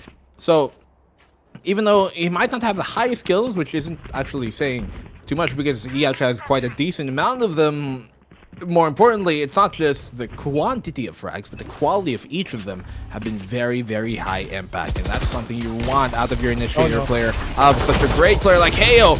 Good fragment actually to force him on back that stops the push and allows Jude to reset himself. Heyo as well on the trade. This is what I'm talking about, man. It's not necessarily about the kills, but how you use that utility and how high impact it is, and that was a very high impact fragment to keep him at bay. That was really smart here for Heyo. He knew he was in a bad spot. The fragment was readily available for him, so any push, any play from coming in from PLM was in a bad spot. And now Joker's the last guy standing. Will he take this kill? No. Jude can make the world better. He takes down Joker as he is the villain of that fight. And now 11, one more point. We're gonna hit match point. Is it gonna be still hopeful here on the side of PLM? Will they be able to keep on soaring? Or will we see TFX, the Tamaros, charge forward to this match and hopefully take their spot at the group stages? Just one more here, black and blue. My goodness, this is looking very dominant from the Tamara FX side. I mean, they are one of the most experienced teams, a name that has been ringing throughout the ages of the Alliance Cup. Well, even before it was named the Alliance Cup, so there's definitely a lot of expectations on them, but with that, they're definitely delivering to what they can do. Dazai, even while pinged up, he finds a kill in Budale with the Hunter's Fury, finds another great response here coming from PLM, but they need a bit more of that. Great shot from Blaze, Jude on the trade. It's all left the solo Omen here, but those Omens don't really ring to good news. Explicit found trapped in the corner, Sabrosa, and he still gets a kill on the Redux. He can TP his way out of here, but he's getting tagged up so much. Shock Dart confirms the kill. 11-6. Great response, finally here from PLM. He was locked down on that area, so the shock dart was basically the death sentence. The bleeding has been kind of stopped here for the set of PLM, just maybe stopping the wounds that was kind of dropping their blood now. And now maybe if that wound reopens, it would be spelling the death for them, but all they can do now is stop the blood from flowing. But yeah, good job for PLM for stopping the aggression coming in from TFX. So TFX has learned their lesson. They taken their own taste of their own medicine because they were the ones aggressively playing when it comes to defending. But when the side of PLM did that, they were caught by surprise. So that's a different change of pace here for the side of PLM. Hopefully they continue this up and they might be able to equalize things up against TFX out here, who has been methodically playing this game like a chess piece. They're almost near the checkmate, but the side of team PLM still holding on to their cards. No, not the cards, the chess pieces, as we're seeing it right here. Well, they've been playing chess while the opposing side has been playing Uno.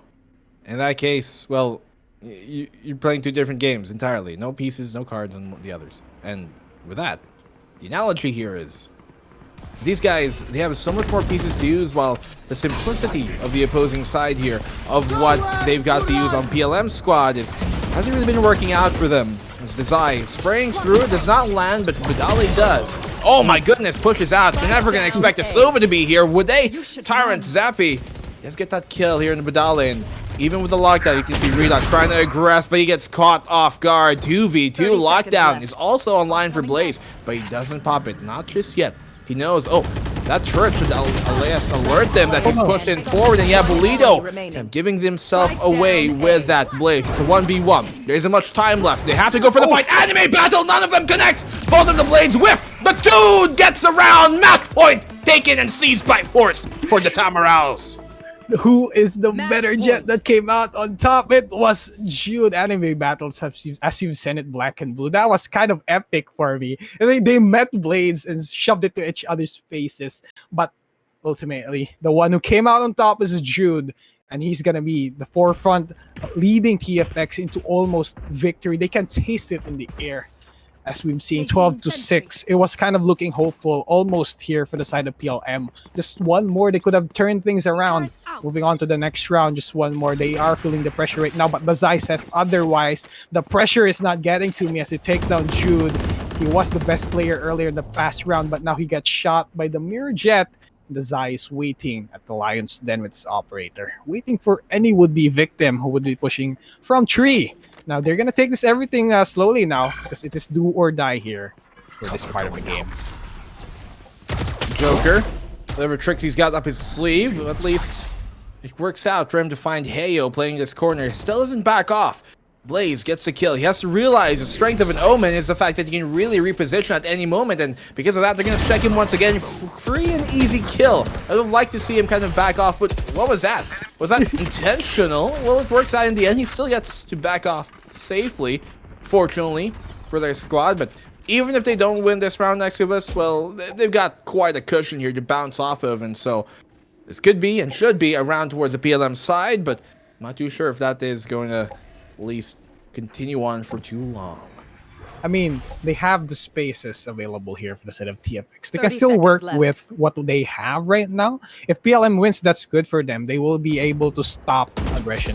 Yes, but Budale gonna get taken down, and Blaze being ignited once more again. Takes on the 3K as he takes down Explicit. 12-7. Is this gonna be an overtime? That's really, really, really interesting to find out, because the timeout will be called here for the side of TFX. And now they're gonna stop the momentum coming in from PLM. Hopefully this changes things up. I like this discipline coming from the TFX side. They've got like what, 5 rounds over the opposing side, and they're at match point. Yet with that, even in that case, they take the discipline to call the timeout, slow things down, really reset themselves, talk things over. What can we do? What can we change? Now, once again, Mexivus, I'm going to repeat the same sentiments I have been for the past 2 matches, wherein there's a KO on one side and a breach on the other. Logically, this means and tells me that the breach should be able to counter that KO. You stay from afar, you won't get hit by the 0 point, you can still contribute to the fight, and so can their Sova. But we just haven't seen the proper utilization of that, and we saw the very same thing happen on the opening 2 Haven series a while ago. And this is something of wherein, once again, sometimes it isn't necessarily what tools you bring to the table, a hammer or a scalpel, but how you use them that matters the most. And that's, I think, this entire day has been a big case study. Breach versus KO hasn't been the way it's going, at least the way I'd expect for the most part. And Ultimates here, well, Blaze at least has a lockdown to try and sway things back more towards their favor. Yeah, that was a great analogy, black and blue. It really depends on how you utilize your utilities here on Valorant. But I think TFX have already grasped that idea, because they've been synchronizing all their plays. That's why they've been leading so far here. But if they crack down and lose it against the side of PLM. They might be in a bad spot. Joker with his Bulldog takes down Jude. Another one towards Diabolito. He gets taken down here from Catwalk. And now, Paranoia is available. That's not gonna... No, it's gonna connect towards Zappy. Zappy knows information that the Omen is gonna be there on tree. Now, they have to rotate now. There's only 3 members from them. They only have a Spectre, a Phantom, and a Marshall. Against a fully kitted out here. Maybe kind of kitted out here for the side of PLM. They still can take off after this unless they get turned around here. Zappy, looking here from Cubby. He's going to be facing down Joker, waiting for the last laugh. The Paranoia is going to get used. Hale gets blinded, but he shots down Joker, only equalizing maybe things out if they make it 3-3. Oh, Zappy out here. He's looking at a very cheeky angle. If someone pushes here, the Zayas an operator. He's not going to be able to use that. Cloud, no, the smoke was there. And he is in a cheeky angle. He gets rewarded. Zappy zaps the rest of the members here from PLM. It's suddenly turning around. The 3v4 has suddenly worked in their favor, but they still have to go for the defense out here. No, the Zai has his scope in. It was a bad spot. Oh! Zappy, 4K zaps everyone with the lightning, takes everyone off, and we have the winner, ladies and gentlemen. We have TFX winning it against the side of PLM. And that was such an exhilarating match, almost the closest one that we've seen, Black and Blue. Yeah, especially in that first half, it really was a back and forth, but Zappy, man, what a big brain play for him to push the fragment of his own teammate, position himself by the window, catching 2 off guard, continues on, and still finds 2 more to secure the round, all off of the eco buy, by the way. Started with a Sheriff, ended with a Spectre, and finished with the 13 round win. And that was just great play coming from TFX, the team that this time, finally, the team with more experience, we finally see to really get the, I guess, themselves the win. And it's a bit more of what we were expecting so far, but I'm just very impressed from what I've seen from the Tamara FXs today, but still valiant effort from PLM. But what are these players actually hungry for? I think what they're hungry for is because AcadArena, the top 5 alliance leaderboard, aka the All 5, will receive an AcadArena scholarship and 8 ASA, listing exclusive to their campus students worth of 30,000. Of course, a whopping prize pool of cash and other goodies here in AcadArena. Hashtag OG Alliance Games. So for everyone who wants to join in, just check out the AcadArena website. And that is going to be at the Twitch. If you do the commands there, it's going to show up. So yeah, all you have to do for the scholarships, of course, if you want to apply, of course, outside competing, you have to go visit acadarena.com/scholarships, and you can apply to all the scholarships that has been put out there. But once again, we're going to go on a quick short break. We have a couple of games still left here, and I think we're going to be going now. My name is Exivus, and I'm here with Black and Blue. We'll catch you after this quick short. I was lost, but because of the org, I was able to find my passion. Happy birthday, AcadArena. Continue breaking through the stigma of video games and academics. Happy birthday to AcadArena. We look forward to all the great work you guys will be doing in the coming years. Happy birthday, AcadArena. We hope you continue to support our industry and break the stereotypes of how student gamers can be. Pinoys continue to dominate in esports globally. This startup aims to keep the streak going and provide education for those eyeing a gaming career. AcadArena secured over 170 million pesos for their projects. We get to know more about their initiatives with a young... It's still crazy to think that it's been 3 years since AcadArena started. Today isn't just a celebration of our anniversary, it's a celebration of everyone who supported us along the way. We've had students who grew up with AcadArena, myself being one of them. We know what it's like to balance work and studies, and we know what it's like to feel like you're not going to make it. But you will, and it'll all be better. Break through with us.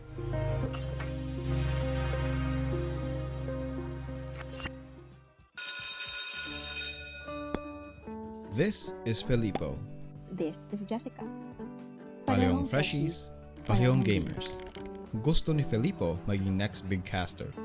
Si Jessica naman wants to make the biggest esports tournament in their campus. But they don't know where to start. They're also from different campuses in different parts of the Philippines. They would have never met. If not, for AcadArena. In AcadArena, we help students meet, collaborate, and learn all the hype and wonder ng gaming at esports. Dito, naging caster si Filippo, even just for that afternoon. He met students with the same dream, attended our workshop, and we funded a tournament where they can debut. That was Jessica's tournament. Inorganize niya ito with a student club in her campus na ginabayan namin all the way. And that's how they met. That's what we do here in AcadArena. We turn gamers into leaders, casters, breadwinners. AcadArena is not just play.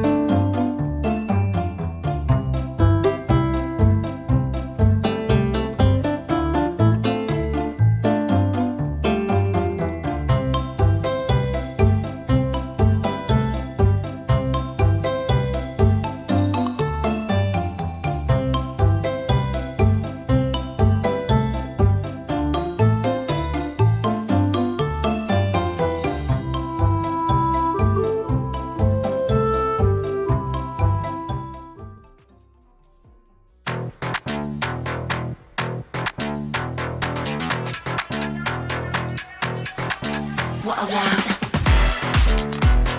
This is what I want. What I want. This is what I want. That thing, that thing, that thing that makes me cool like crazy. Makes me cool like crazy. Makes me cool like crazy. Let me break it down. It's a material world. Show me what you got. I hope you came prepared right there. If you give me the thing that I want, wanna get that thing, that makes me cool like crazy. That vibe is that's lit. No if, no buts, no maybes. It's what I want. This is what I want. This is what I want. What I want. This is what I want.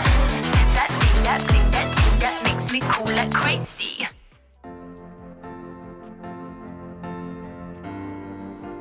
Outside the game, I'd have a hard time making decisions and just go through life without any direction really. But when I'm in the game and as captain of the team, I have to make confident split-second decisions to lead our team and give us that direction we need to win the game. I got my self-confidence when I become a radio jock for the university, and it basically developed my self-confidence to speak out loud to many people out there. As an ate, you're supposed to know what to do. Minsan, parang hindi na pwedeng magkamali. Kasi ate ka eh, dapat you serve as an example for the younger ones. But as a student leader, that was not the case for me. I was allowed to make mistakes, learn, and do better. Just like how we encourage you, our teleclubs, to wear your stripes. The community that we've built across the world have given us a place to belong. As the world becomes more connected, the opportunities will reach all corners of the world. I'm so excited to bring campus gaming across Southeast Asia. Esports and gaming can be a great equalizer. Here, your physique doesn't matter too much. Your sex and gender shouldn't matter. You have an avatar. You're just you and all the awesomeness that comes with it. It matters less which part of the world you're in. The world is bigger, and there's so much we can do together in gaming and esports. You just need to meet the right people to change the world.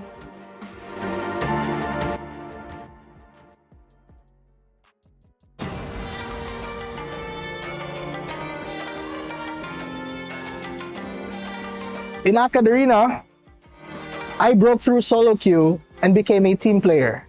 In AcadArena, I broke through my comfort zone and became more social. In AcadArena, I break through my hardship and become more confident. In AcadArena, I was able to break through my shy and timid self and turn into a student leader, kinda. In AcadArena, Before I was lost, but because of the org, I was able to find my passion. Happy birthday, AcadArena.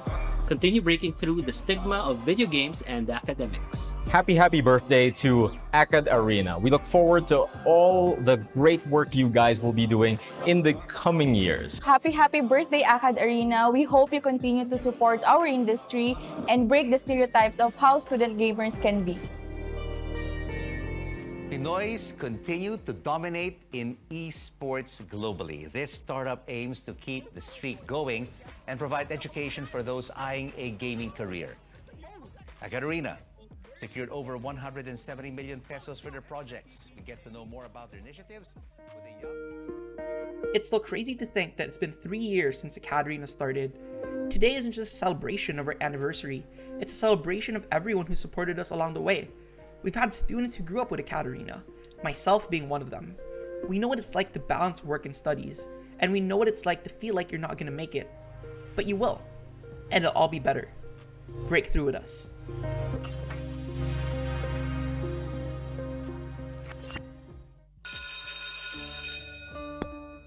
This is Filippo.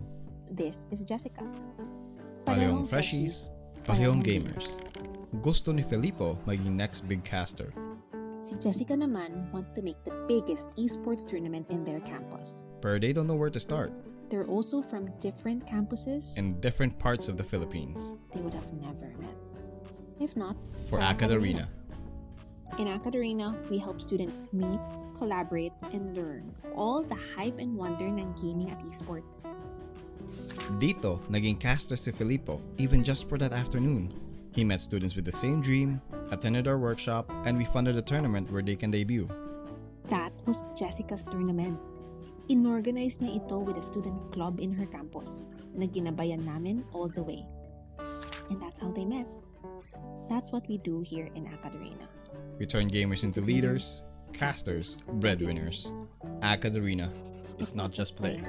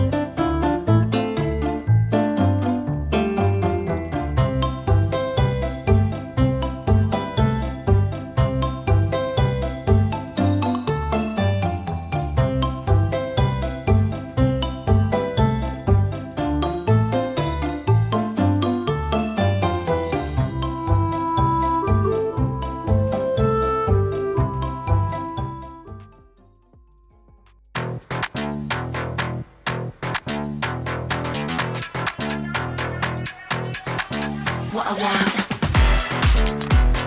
This is what I want. What I want. This is what I want. That thing, that bling, that thing that makes me cool like crazy. Makes me cool like crazy. Makes me cool like crazy. Let me break it down. It's a material world. Show me what you got. I hope you came prepared right there. If you give me the thing that I want, wanna get that thing, that X that makes me cool like crazy. That vibe inside, that's lit. No if, no buts, no maybes. It's what I want. This is what I want. This is what I want. What I want. This is what I want. That thing, that bling, that thing that makes me cool like crazy.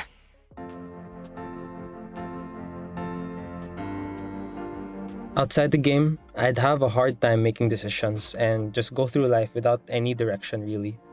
But when I'm in the game and as captain of the team, I have to make confident split-second decisions to lead our team and give us that direction we need to win the game. I got my self-confidence when I become a radio jock for the university, and it basically developed my self-confidence to speak out loud to many people out there. As an ate, you're supposed to know what to do. Minsan, parang hindi na pwedeng magkamali. Kasi ate ka dapat you serve as an example for the younger ones. But as a student leader, that was not the case for me. I was allowed to make mistakes, learn, and do better. Just like how we encourage you, our telecubs, to wear your stripes. The community that we've built across the world have given us a place to belong. As the world becomes more connected, the opportunities will reach all corners of the world. I'm so excited to bring campus gaming across Southeast Asia. Esports and gaming can be a great equalizer. Here, your physique doesn't matter too much. Your sex and gender shouldn't matter. You have an avatar. You're just you and all the awesomeness that comes with it. It matters less which part of the world you're in.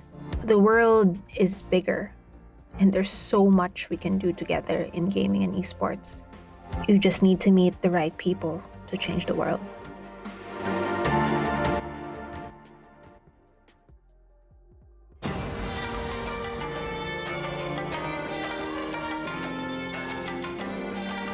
In AcadArena, I broke through solo queue and became a team player.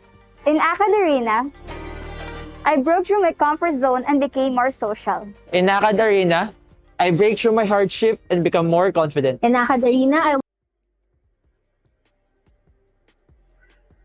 Hello and welcome everyone right here back to the Alliance game featuring Valorant, co-presented by Globe and powered by Logitech G, dubbed by the community as the UAEP or NCAA of esports. Alliance student clubs from all over the Philippines are hashtag all G to compete in multiple esports titles and represent their campus. I'm Yusuke, joined with Exivos. We're going to be your casters for today's last two games. Bago sa lahat, I was absent for previous few games, so Exivos. So, let's have a little bit of a refresher para sa mga nanonood dyan, lalo na yung mga nag-tune in lang sa ating stream. So, what games have we had so far before we talk about our next matchup? So supposedly our game was supposed to have the first one was UPD, Oblation Esports versus Ateneo de Naga University. Golden Galleons were the side of UPD, won the game, and now we all moving to match 2. We're supposed to have Academy against University Wildcats Esports League, but apparently they weren't here.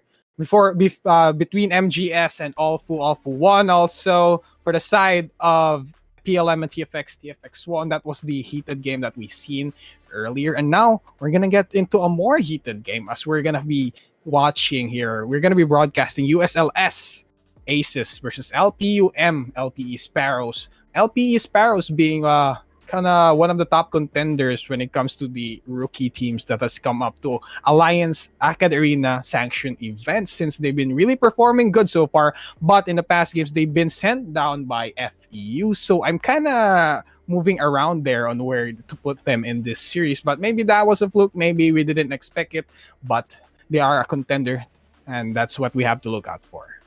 And sa mga hindi familiar for our Alliance Games format. So thank you, of course, Exivus, for giving us a little bit of a TLDR of what has led up to our final two games for the day.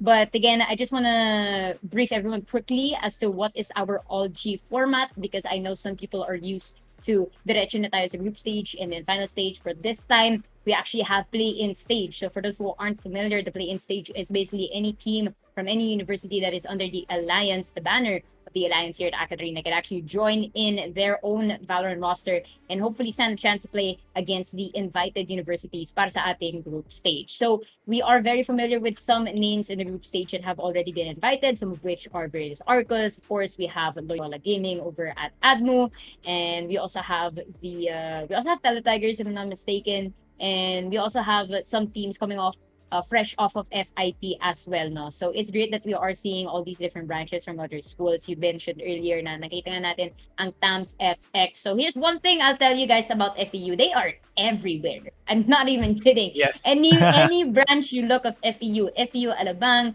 FIT Tech, FEU Diraman, they will always have a chapter for esports, and that is what we love to see. But aside from that, now for our group stage, so yun nga, those are some of the invited teams na we are very familiar with. So those who advance from play-ins get to go to our group stages. So the top 16 teams only will be allowed to head into the group stage, and then from the group stage, the top 8 will advance to our play-off stage. So ayun na nga, And what's exciting this time around now, Exibus, is we have a LAN final. So we will finally have people aside Yes. outside of our monitors to cheer for our teams. Of course, casters, it's going to be hype, and that's going to be at Conquest 2022. So if you guys aren't familiar yet, the Alliance Games Finals will be held live at Conquest 2022. This will be on July 23 to 24. So at Conquest, you will have a chance to watch the All G finalists battle it out on stage. You can meet your favorite gaming and esports personalities, Kaide, and enjoy a lot of different programs and activities for all kinds of gamers. So stay tuned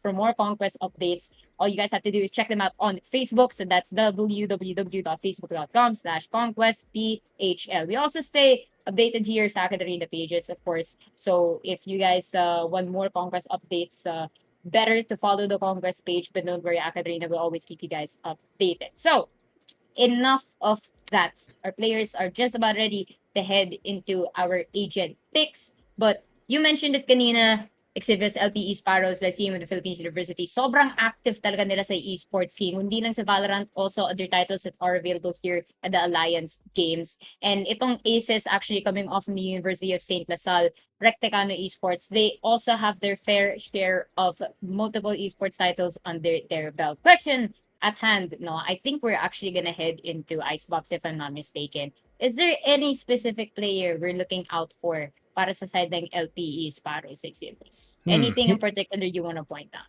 Here for Icebox, if I'm gonna recall this correctly, let's wait for the names to actually come out. Micro, there we go. Micro, actually, I'm gonna give like kind of an insider info out here. Micro was one of the players of FU Alabang Apex Tamros before actually being established as Apex Tamros. They were playing a different game, and now moving on into LPE, he has been dominating it so far. He is the Jet. He is on the duelist. He is on the duelist side of things here for Micro, so he's the one of the players you have to look out for. And he actually, I think, landed an ace on a couple of games that they've been before here on the series of AcadArena #AllG. So that's one person to look out for. For the side of USLS, however, not much information for them because they're kind of quite on the newest part of the teams in AcadArena, but they were already competing before in the past seasons, but hopefully they didn't make any waves. I mean, not hopefully, they didn't make any that much notable waves. But moving here into the agent selection screen, they're taking their time out here. But let's first of all look at all the agents at the attacker's side.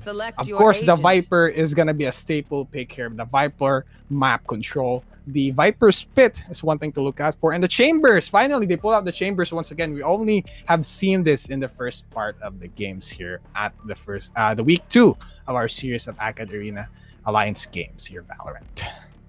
Yeah, well, thanks for the information overload para sa atin na agent picks. Well appreciated, Exibus. We always love to deeply analyze what we have for our agent picks. But for now, no, we're gonna head in the Icebox. You said it yourself. We have a very, very good composition for both of these teams. Almost a mirror matchup, if anything. But I guess the only difference now is between these two players who will be able to play better against their fellow duplicate on the other side. Pero yun na nga, we're heading straight into Icebox, ladies and gentlemen. It's gonna be our second to last match of the day. It will be the LPE Sparrows going up against a USLS Aces over at Rectecano Esports. Question of the matter here, no, Exebos in Iceboxes. We've seen a lot of teams, speaking of a series map pool, na Icebox, dahil natin nakikita na siya na yung pinakaunang mapa in our map pool. Before, we usually see Icebox like number 2 or even the last map potentially being picked. But now, Icebox is always at the forefront. Why do you think so? Because we had because we had Ascent in the first 2 games. Okay. Yeah, Hindi naman sa ganun, pero yeah, I get your point. People are probably tired of Ascent, so now they're okay with Icebox. It's a little bit of a gamble, if anything. Yeah, now we're gonna start it off here. Micro is gonna take down a shot towards Queedy. Takes down the Jet, and Burn trades him away instantly. They're gonna plant the spike here at the site. The Viper Wall has been activated. Mukhang rotate na dito ang defenders natin. I think, but they're fight coming here from Good Guy Gab against Alric. Alric gets taken out. And TJ, another there was a TG earlier, but now we have a TJ. But let's not dwell on that. The spike has been planted now, and it is the rest of the members here from LP to try and defuse the situation. Alrak, TJ Jet also takes them down. This is gonna be a 1v2. Oh, it's not gonna be finishing him. Burn burns TJ away. What a way to start the game. Ayos, nararamdaman ko yung pangit, yung panic niya, Exibos, kasi nangyari din yan sa akin. I completely do not blame players if they are in the heat of the moment and their classic begins to fail them. There is a reason why that thing is nerfed. And TJ, well, that's a big NT for you, capital NT, is what I will be providing towards your direction. But yeah, formidable effort coming off from LPE, but no worries, still very early to say what will go on here. For the side of Recticano, muntikan na sila maubos nun, but they are gonna be purchasing armament of weapons here. They have 4 Spectres at hand. Good guy Gab, the only one with the Sheriff at hand. Medyo split up na nga dito ng LPE, but they will be having Micro pushing up towards B. So that might actually prove a little bit scary for the side of Aces if they don't take this position carefully. And map control is the name of the game for Icebox Exibos. If you don't have that, it's really hard to try and, gain your bearings.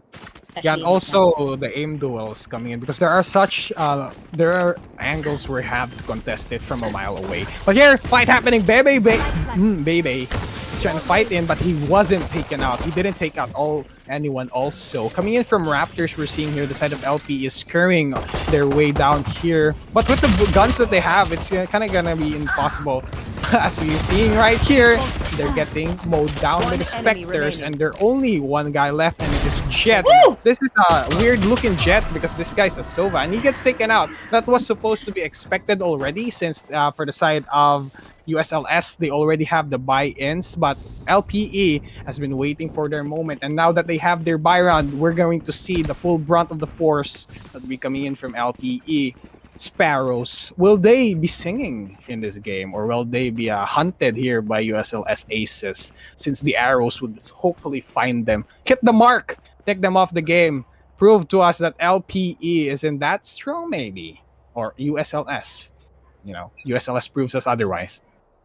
What a tongue twister, honestly, USLS. But well, I mean, I love my fellow Lasallians, if anything. So, sa mga di nakakalam, that is the University of St. LaSalle Bacolod. They have a really nice St. John Baptist LaSalle statue. Fun fact. But anyways, if only you could do custom stickers in this game, that would be cool. But unfortunately, we cannot do that. Anyways, 5-on-5 still. Spike is going to be at the hands of Larak! As I love to say, I miss Larak. I miss their name. But it's going to be the XTY, the first one to go down for the side of our fellow LPE Zeros. Oi! No Captain Jack here right now. You can see the sunken ship has been down here in Icebox. Micro is gonna go down as well, making it a 3 versus 5 situation. Still, full spot para sa side ng Aces. Oh my goodness, Bay, getting TJ out of the way, but will fall down to Jet, ladies and gentlemen. Bakit ka nagko-cosplay Jet? Pangalan mo Jet, pero so pag ginagamit mo na agent, mga kaibigan, making it a 2 versus 4 situation that is going to prompt the side of Aces to go inside of A. But good guy Gab, not being so much as a good guy right now, taking someone out in screens. Alric, the only one left, unfortunately, except was just outside of A side. And well, I would say that is round confirmed for Aces, but again, it's Valorant. You never know what could happen. 1v4, very probable. Let's see what goes. Yeah, Alaric, he has his rifle available here. So I don't think he will be pushing, however, because this is going to be a dangerous situation for him. If he loses the gun, he might not be able to contest some of the rounds that will be coming in because magsusnowball na kasi yung mangyayari dito. And now, the rest of the members from USLS Aces, they are acing everything out here on the early parts of the game. So we just have to wait for that.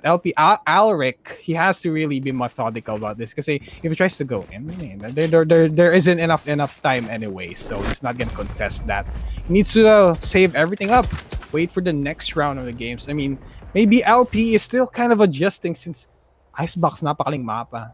So maybe they're still finding their groove here against USLS Aces. I think they practiced this map quite well. We'll see how this plays out in the next couple of rounds that will be happening. But economic disadvantage, LPE naghihirap sila. But USLS Aces still in the game. With a couple of money to boot, kaya pa nila mag-sustain in a few rounds. Unless LPE turns things around.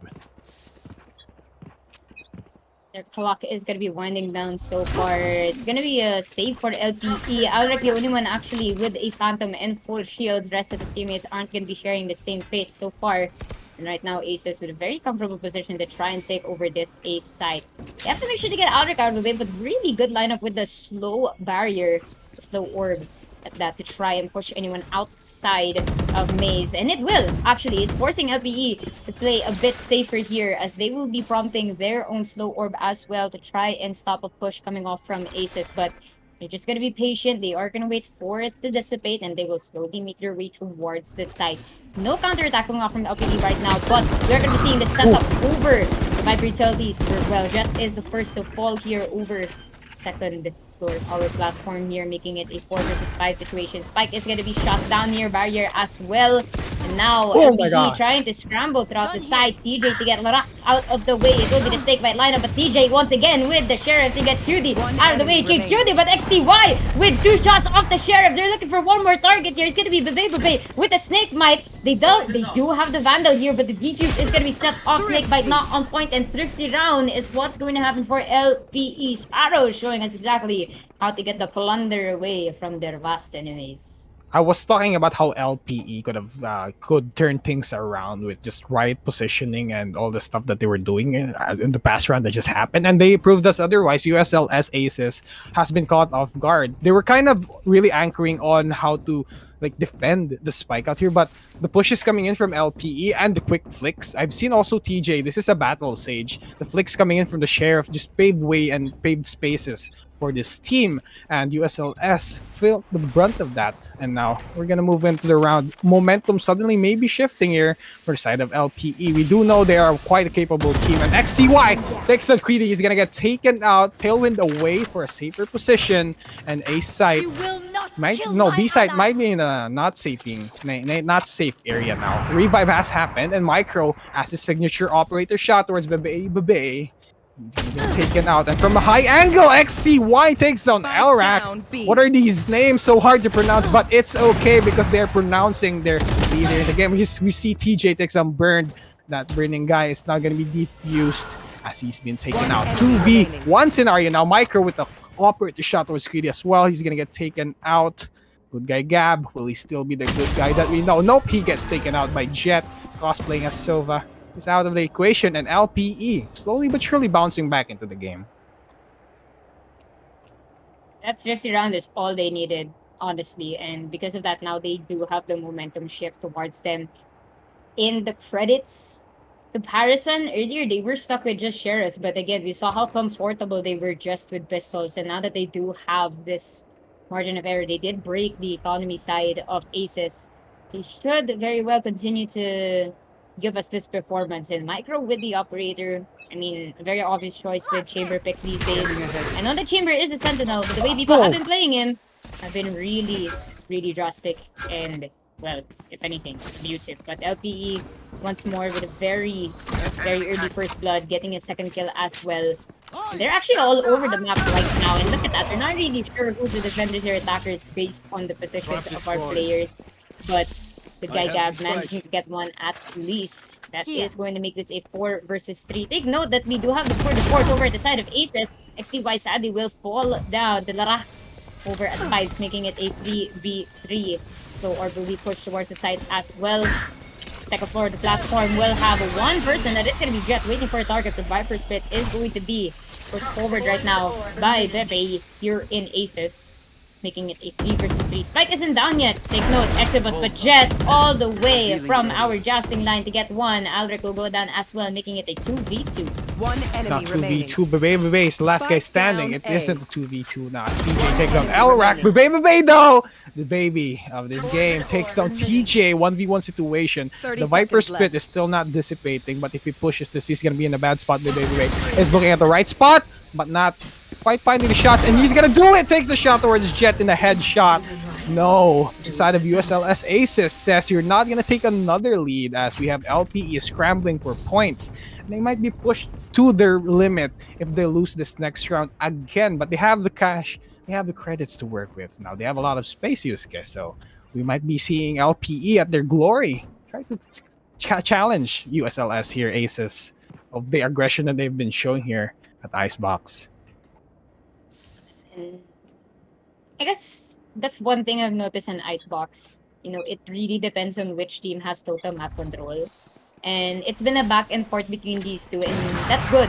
That is what we are seeing, because we're not really seeing this be super one-sided. But you have to take into account that this is a best of one. And the team that does move forward in here will have a bigger advantage over at our groups. Because it may be play-ins, but then we still have like a separation for some of the teams in groups. It's not just one big bracket. So these teams have to play as if it was their last match. And thankfully, that's what we've been seeing earlier. But between these two, it's good that early on we are seeing quite the close scoreline. Just in the few games I've casted earlier, we've seen some teams, really take lead of the game, making it a hard time for the opposing side to try and gain back some of these points. But right now, Refrag coming in left and right here. Ace is trying to lead the charge, but LP answering back. Lurak will be shot down. Spike is going to be found for them, but it will be picked up by Burned almost immediately. Micro goes down, leaving two defenders up against two attackers. I take that back. TJ is actually going to be getting the Baby Bay at least, and XTY will go down. TJ is the only one left to try and clutch this one. Tour de Force is active for the side of Aces, but it will be Micro coming back into the fight here, Exibus. Yeah, and we're seeing here TJ and Micro. They have to scramble for the retake. Micro has his Tour de Force available, so he can use this. But the spike is sticking right now. They have the Sage Wall available to try and block out bullets that will be coming in. The defuse is gonna commence now. Burned, and Good Guy Gab is in a bad spot. Look at this Good Guy Gab. He needs to defuse it now. But Good Guy Gab takes down the mirror. Chamber takes him down. The defuse is gonna commence, but the slow one slows him down, and the defuse is gonna land towards TJ. TJ though gonna get rewarded as well. Take down Gab out of the equation, just shortening the lead here that USLS has. LPE 3-4, just one more, and everything is gonna go reset back to some more out of an equalized play, because we are looking at LPE right now. They have the guns now, and they might be able to snowball this further unless USLS answers back with something, because the momentum has suddenly been shifted towards the side of LPE, because the one who won the past round, moving on into the next round, is gonna have the momentum advantage. Moving on into the next round right here. Oh, they're getting pushed out here towards mid. Assuming the Marshall being spammed here at blue. Quiddy has his Blade Storm available, and Gab takes on a shot with his Headhunter towards XTY. And we have right here man disadvantage for the defenders. LPE in a bad spot. Quiddy's pushing out here. He is gonna go Tailwind, and Updraft takes down Jet with the Jet. Takes him down out of the equation. And now another one. No, Alric says no. Takes him down. And now this is gonna be a 3v4 here. Bro, it's quite split up right now, no. But the Spike as well is way into A site right now. Alric actually gonna be intercepting them. Good job with the 3K spray. My goodness gracious. And even though the Spike carrier has been shut down, still only one member left for the side of Aces with Baby Bay. Potentially tried to clutch this one, but good job for Alric with the spray. And Micro with the Tour de Force to end the round, making it a 4-4 scoreline. We might even see an 8-4 with the way LPE has been taking control of this journey right now for the ship they've been on. Well, it's not really Davy Jones' locker, but well, so far they have been playing as if Captain Jack Sparrow has been in charge of their steed. Shout out to Johnny Depp, we love you. Anyways, so Aces here. It's gonna be tricky for both of these teams. But before the half, again, it's either we are gonna be seeing a 6-6 or we might be seeing some 8-4s here. Thankfully for both of them, we're not going to be seeing any 9-3 curses. But Aces right now setting themselves up to go towards A once more. They have that one chamber right now. Good Guy Gab trying to fight with Micro, but they will rendezvous out of danger almost immediately. Oh no! Good Guy Gab almost dying! 1 HP to his name. Almost getting taken out here from the long angle. Micro is looking here from mid. If the Baby Bay peeks this, he is in a bad spot because the operator on hand by Micro.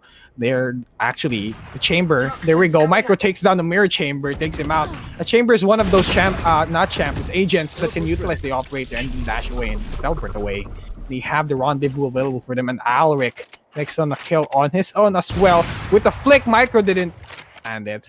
Now he's just guarding here from Boiler. He's gonna go run away. His Spike is nowhere to be seen, but I'm seeing Convergence. He's gonna go towards a site, maybe. Alric. And here, Nest. He's gonna hear the footsteps. He's gonna wait for them to push through. He is in a good spot. Oh dear. To go. Oh my god! Great transfer, but the payload is not good on time. Takes him down, and Viper falls to the ground. And Valorant takes down Jet as well. That was 30 almost seconds left. hopeful. He got taken out. He almost had the good. He was in a good position at Spike Nest, but planted. he didn't land the spray. Unfortunate reload. Microsis operator close angle takes on Bebe. Bebe gonna back away. Gonna go for an angle off away. TJ, he's gonna get taken down by Burn, and Burn takes on Micro as well. And now side of USLS Aces ace that one out. Not really the ace that we know from Valorant, but they won. They won, Yusuke. They won. They did. And they had us in the first half. Now I'm just getting too early to say that. But 4-5 scoreline. And again, credit-wise, medyo matapat lang tong dalawang teams. But it is slighter advantage here towards Aces. Especially considering that Burn and Good Guy Gap, nakaipon pa sila ng konting credits just for the next round. So for LPE, they are gonna want to try and take this one. Because we're still around 10. We're not even close yet to the half just yet. So, you know, especially when it comes to Valorant, timing here so off. And sadly for Burned, even though we're in Icebox, Burned lived up to their IGN's expectation. 4-5. And you know, it's very often we see a lot of Sovas getting caught off guard, Exibos, not gonna lie. So it's really unfortunate that happened, but check out the trade, and once again, we'll fall down. So Burn, maybe this just isn't your round, my guy, but you know, leave it up to your teammates here. XCY absolutely on fire, but will finally be shut down by the Rock right now, making it a 4 versus 3 here. The Bay getting TJ out of the way. Actually, almost did have a good spray towards yellow and green here, but will fall down to it. Good barrier gonna be set up by TJ there, by Larak actually, my bad, but sadly, getting broken down by Jet just all towards Snow. Man, they're really not giving them any leeway to try and get this spike down, and Jet will fall down as well here in Snowman, making it a 2 versus 3 situation. That actually looking for a target. They're making too much noise here. It sounds like Cornstarch, ladies and gentlemen, and maybe Snow, but Alaric absolutely not waiting for anything, absolutely impatient looking for a target, making it a 2 versus 1. Isa na lang ang natitira is gonna be for Good Guy Gab here with the operator at hand. Oh my goodness, the timing just has to stick to one spot here. Spots one, Bobby will miss it, and it is potentially the Pirates are gonna be set up by Micro with the Phantom to finish that round. Oh my god, what did we just watch there? Uppy making it 5-on-5. The timing was really not in the favor of the last chamber that was slain of Good Guy Gab. He was looking at 2 angles. Nakatingin siya dalawa. So, nahihirapan siguro siya kasi the angle of vision that you can see approaching from this newly changed icebox, the adjustment that you have to do, because there's now you're gonna look at 2 different angles, and he spotted out the Viper, of course, so he has information where Alaric was, but he didn't pay attention to where Good Guy Gab was. So he was on the right flank, and he was kind of tunneling on where the location of Alaric was, so that's the downfall of him. He pushed through the Viper wall, but that was disastrous. But 5-5 now. Operator shot close up angle takes down Gab. No more chamber for the side of Aces, and now Alaric cheeky position, moving out here. Clearly, is just walking, and now he's gonna get taken out. XT White X done burned. What the one quick flick towards Alaric to the head takes him down. Alaric also 6 bye takes him down. And we have LP back on the lead. I guess it's a good thing that you can't really copyright names in Valorant as long as you have a different tag, which is really funny because when Valorant started out, you know when some people censor their names and it's just the name of the agent, right? I genuinely thought that I matched up with the same person. I was like, oh look, their name is Rina. That's so cool. What are the chances? So I was like in all chat, oh look, we're playing again. They're like, huh? Who the heck are you? And like, oh. And that's when I learned that you can censor your name in Valorant. Anyways. I mean, good for you. I thought they were bots or something. But anyways, let's move on.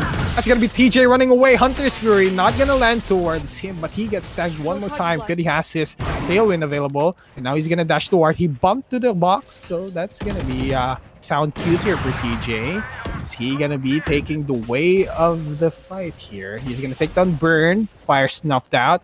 TJ still at yellow. Now he's gonna use the wall. Micro making it work, and as well as Alaric. Now Alaric is waiting right here. Is he gonna spray this down? No, Micro on fire with the scoped weapons. Tour de Force operator, give this man scoped weapons. He will utilize it. And now lead, slowly but surely heading in for the side of LPE. They're putting their foothold here at Icebox. USLS Aces, however, feeling the brunt of force, but moving into the second half of the game, they're going to be sticking to pistols now. Hopefully, they equalize it out here for the side of Reticano Esports for USLS Aces. But I think they won't be really backing down without a fight here, Yusuke.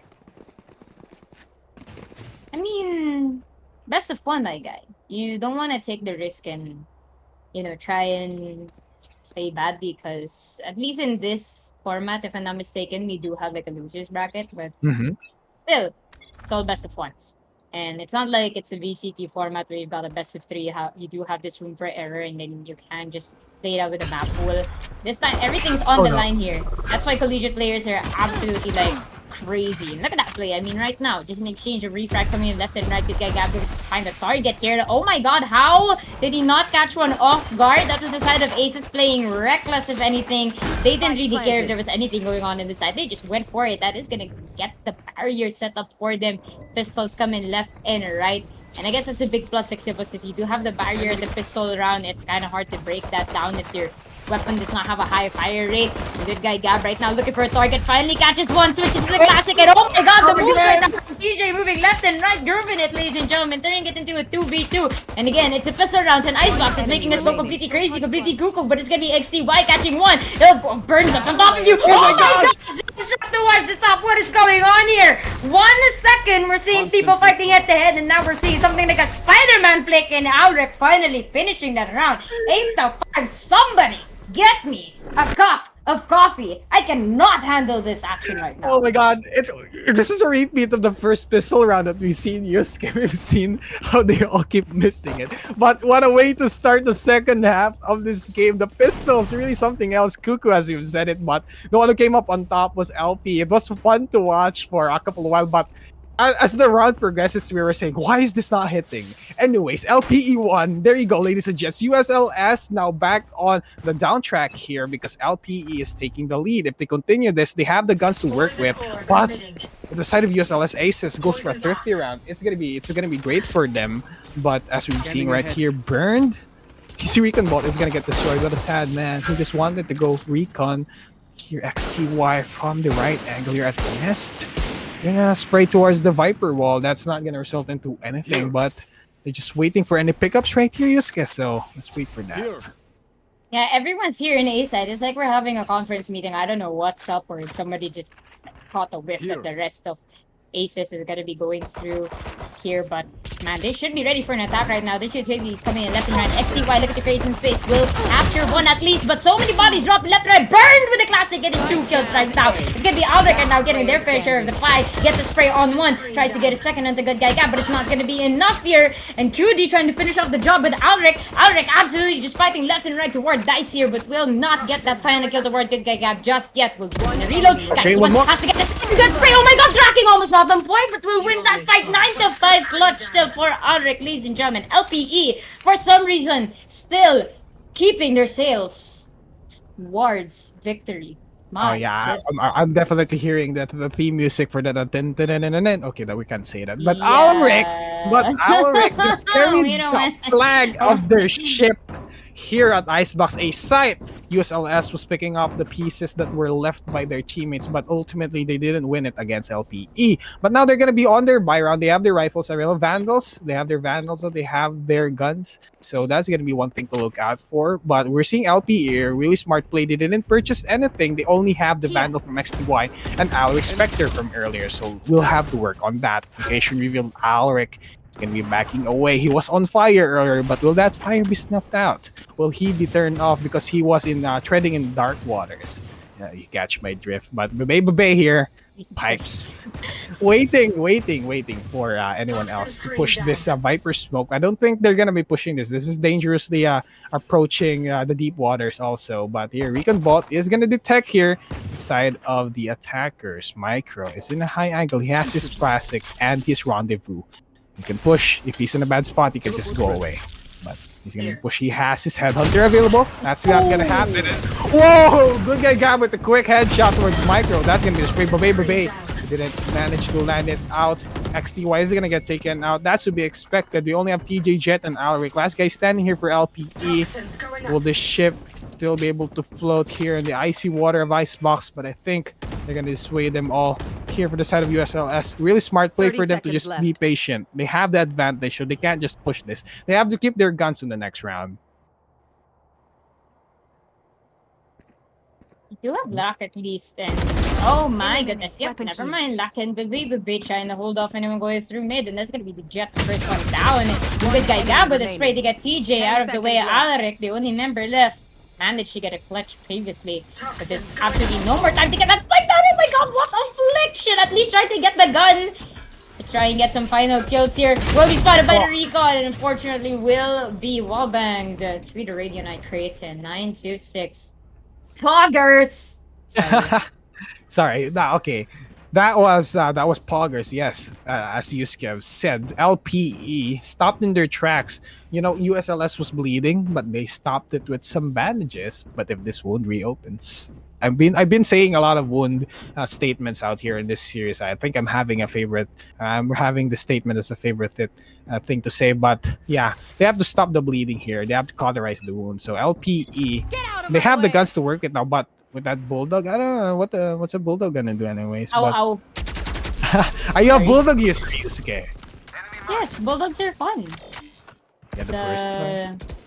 Yes, I hope they have like a doggy themed skin for it someday. That would be perfect. And then the sound effect is ow ow. Anyways. That would be cute. Anyways, as while we're on the topic of aggression and K9s, it seems the side of LPE here, they can smell that they can potentially try and go towards B side. Kudi actually could Kudi here, you know, looking to drop a new hot single towards mid. Sadly, will not be finding a target just yet, but Alric might be greeting them very, very shortly. I would say that this is a little bit of a default play. But muntikan na dyan si XTY, almost gets spotted by the trademark. It will be removed, but that is going to give confirmation to good guy Gab that there is some people going through green here. The recon ball will confirm it. It will be destroyed almost immediately. It will be a little bit of a retreat coming in from good guy Gab. Good job on the spray. It will connect. TJ is going to be shut down. The barrier will still provide some cover for Aldrich here, as the rest of the side of LPE trying to provide the cover. Viper's Pit will be pushed out immediately, while the side of Aces will try to look for the source, but can't find him just yet. Goody somehow still alive here, locked with a spray to get XTY out of the way. Good guy Gab will be shut down as well. No defuse is going to be concocted just yet right now. Burn looking for a target towards green here. It will be Babe inside of the Viper's Pit. Somebody has to tap that right now, but it's extremely difficult. There's absolutely no vision yet inside of the Viper's Pit, and that is going to be 2 members out for each side here, and that is going to be Kudi. Not really getting the stick just yet. Barak will be going for the tap. It's already after, and against all odds, it's still going to be the side of Aces winning that bout. Yeah, that was Micro trying to go for the shoulder strafe, but he got taken out. He was walking in on a double peak angle. No, it wasn't really a peak. He was walking on a double execution because it was Elrac and the guy who defused it. Looking at him, they really telegraphed on where he was gonna arrive from.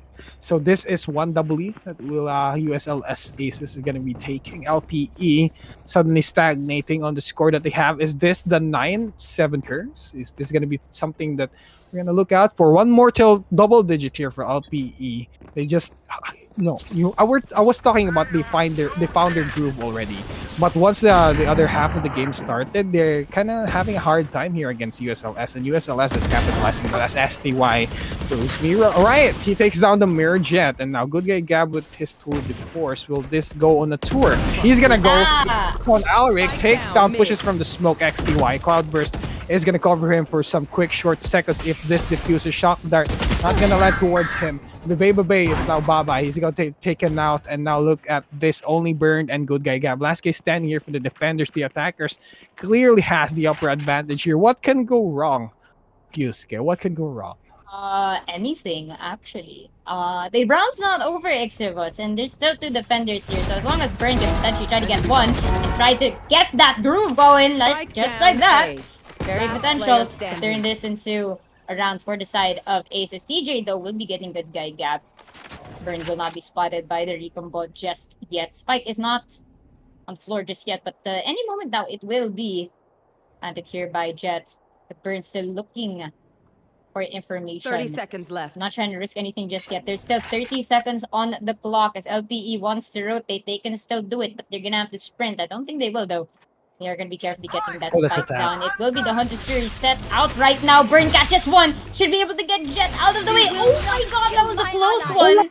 And that's unfortunate. Could have actually stopped the plan, but now it is gonna be a 1 versus 3 situation. Recon Bolt, destroy the screens. It's gonna be LPE with information here. Burned, you're gonna have to clutch this one out. We'll spot someone on the 410. We'll spot someone out as well. Can't pick up target, and that's gonna be XTY to finish off the job. And LPE still taking the driver's seat right here. And I would say the Resurrect was not wasted because they still retained that revive onto XTY. And XTY still got the kill with that. Now it's gonna be 10-7 Exibos. I won't say it's the driver's seat. It's a steering wheel because they're on a ship, right? So they're LPE Sparrow. Okay. Enough with the pirate jokes, but they are pirates, however. But yeah, on the forefront of this is LPE. Now they're in the double-digit score. The pressure is gonna be felt here for the side of USLS. They were kind of really and there we have it. Micro opening up with a huge kill towards Good Guy Gab, mixing up with the operator, and just one more kill, and he's gonna have his tour de force available. I mean, that's gonna be a revive though towards Good Guy Gab, so that's one revive out of their pockets right now. But if they try to pick it, that's gonna be dangerous for you guys. Don't push here on the tube. That's gonna be dangerous. But yeah, here I'm seeing that they're still defensively holding the spike here near B site. Is this gonna be the site for the taking?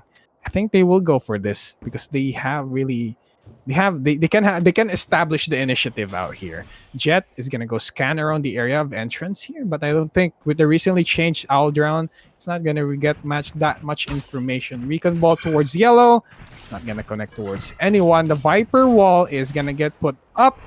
Now shock darts from the long angle. That's gonna be trademark, slowing them down, but they're gonna be able to plant this as XTY. Takes down Elrak, and now that's one of the defenders getting taken out. 5v4. We have Burned, the Baby, Good Guy Gab, and Pretty. Last case standing if they have to defend this, or else they're gonna be losing out. This is their last buy round. We have the rest of the gang. That's a Recon Bolt. That's not gonna connect towards anyone. If they push this, they're gonna walk into an execution. Shock dart. Not too much. This is a pre-nerf. Now gonna get sprayed down. Oh, Alric takes a KD. As he was also taken. Now 2v4, however, the spike is sticking. They have to run for the hills. And this is Bebe actually. Taking a shot. Operator though from Micro. And they're gonna be running away now. Too late to defuse the spike. 11-7 after this explodes. That is gonna grant them match point at that, and if anything, that was quite the messy round for them. Regardless, you can still see in their player cam over the LPE Sparrows. Complete focus, concentration right now. It's gonna be prompted by their squad. Again, take note, this is a best of one, so that these teams are gonna be laying everything they can on the line here. We're gonna head into round 19. This will be a bye coming off from LPE, and sadly, not enough money for aces, but Good Guy Gab does have the operator at hand. They have one ultimate, and that's gonna be for Bebe with the Viper's Pit. Over at the side of LPE, it will be XTY opting go for the Blade Storm, save money, and the Sheriff as well. If we're gonna be talking about the KDAs, lamang na lamang dito ang LPE Sparrows, and right now they are gonna be going for this 2-3 split. Try and get inside of A side. Aldrone will try to catch some information, but XTY, a little bit of a left and right jiggle with the knives, but we'll be getting 2 kills to open up some space here. We'll push all the way towards the spawn side of our defenders. Whoa. And Burned had no idea at all that XCY was there, but an operator from Good Guy Gap to get them out of the way. Micro will be showing them their fair share of an advantage here. Larak, the only one left, stuck in streams. DJ with a good flick. And that is going to be match point for our LPE Sparrows. Yeah, the Sparrows right now, they're really singing it all. We're gonna win the match here at Icebox, and you know, USLS Aces had us at the first half. They had us at the first half. We thought that after establishing a couple leads, they were gonna taking the game, but LP adjusted, so that resulted into them being in match point right now. Just one more point, but it's still doable for the side of USLS. Actually, they managed to buy one more buy around for them. They have the rifles now, so they might be able to contest this unless something bad really happens for the side of LPE. It would be spelling trouble for them. LPE TJ, the right angle. He spots out Gab. He tags him a couple bit.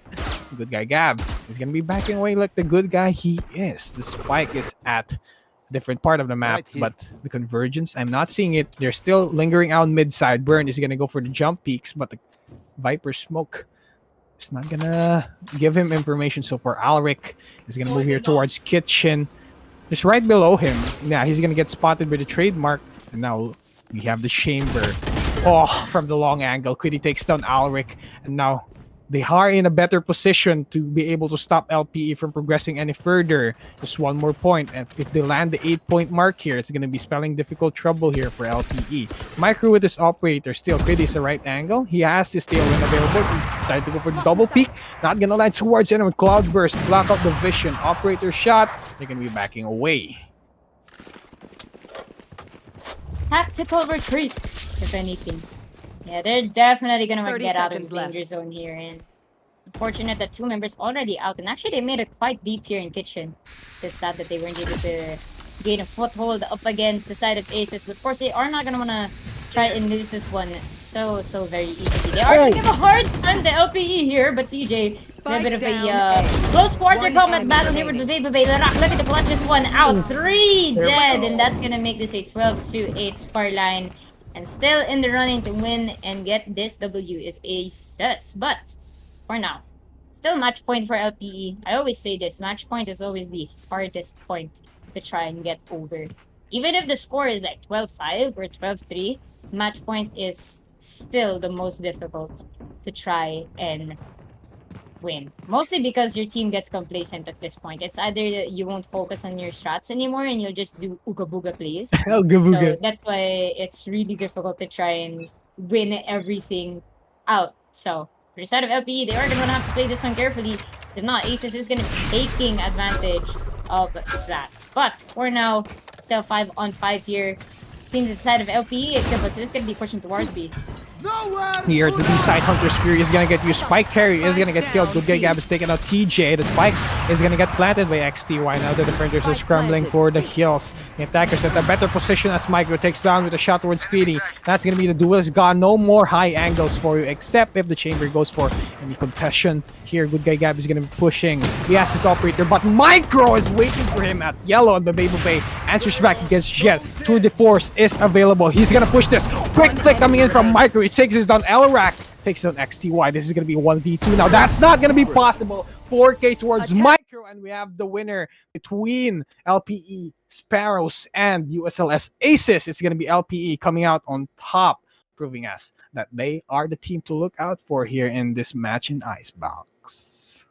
And that was a close one. And if anything, almost ace for Micro for that play. And Icebox, A side, B side, either of these sides, always extremely difficult to try and close out these very close games. And if anything, with these new changes that we have in B side, it's even harder to try and gain a better angle per se to try and either defend that spike, because when you come to the post plant, it's not that open anymore. We had like a slanted yellow before, and now it's quite literally an L.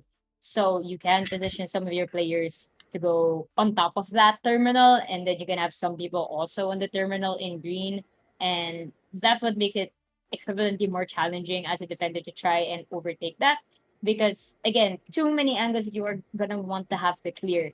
So the addition of these new changes, and well, the whole aspect of the platform looking different as well. There's no more like under part. Now it's just over, and then you have that like yung butas na yun towards the wall. So it's these changes that you are trying to, adapt in competitive play. And that's the thing with Riot. They always like to challenge these players, if anything, when it comes to the competitive scene. Because at the end of the day, they don't really want a certain skill level to have an advantage. That's why they have these changes. Some people, they complain that, oh my god, these are good. These changes are good for casual players, but what about competitive players? But that's the thing. The focus here is for the casual players, because, of course, when we consider it, these pro players, they have their own scrims, they have custom lobbies, but the people that definitely make or break these games are the casual players. So it's something that we consider in competitive play. That's why sometimes when they nerf something, it's like, wait a minute, what is this gonna do anything for us? And you don't feel the changes now, but then they do happen later. But based on that, we can see that both of these teams definitely adapted to our new patch changes. And congratulations to LPE Sparrows. They are still going to be continuing on their journey here at the Alliance Games play-ins. But before we do head into our final match of the day, if I'm not mistaken, we are going to head into a very, very short break. I want to give a quick shout, of course, to our sponsors. First and foremost, thank you to Globe Telecom, our official telco sponsor. And of course, the Alliance Games is powered by Logitech G, our official gaming gear partner. I'm Yusuke, joined with Exivos. We're going to see you guys for one last game after a quick break. This is what I want. That thing, that makes me cool like crazy. Makes me cool like crazy. Makes me cool like crazy. Let me break it down. It's a material world. Show me what you got. I hope you came prepared right there. If you give me the thing that I wanna get. That thing, that makes me cool like crazy. That vibe inside, that's lit. No if, no buts, no maybes. It's what I want. This is what I want. This is what I want. What I want. This is what I want. That thing, that makes me cool like crazy.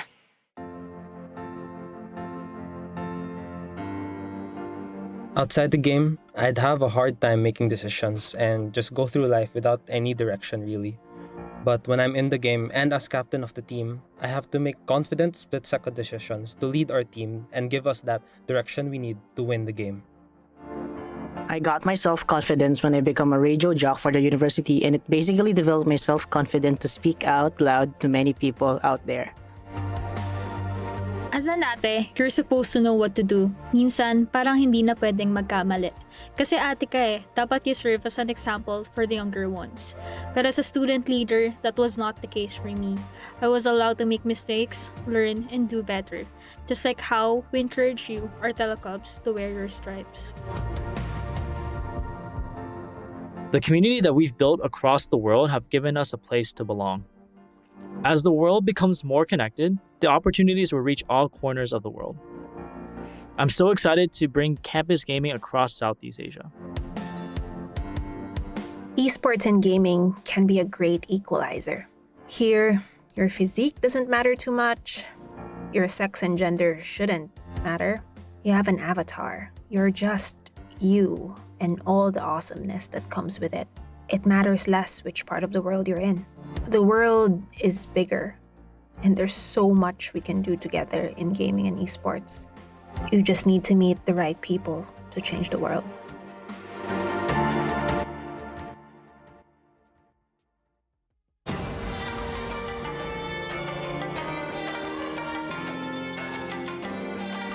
In AcadArena, I broke through solo queue and became a team player.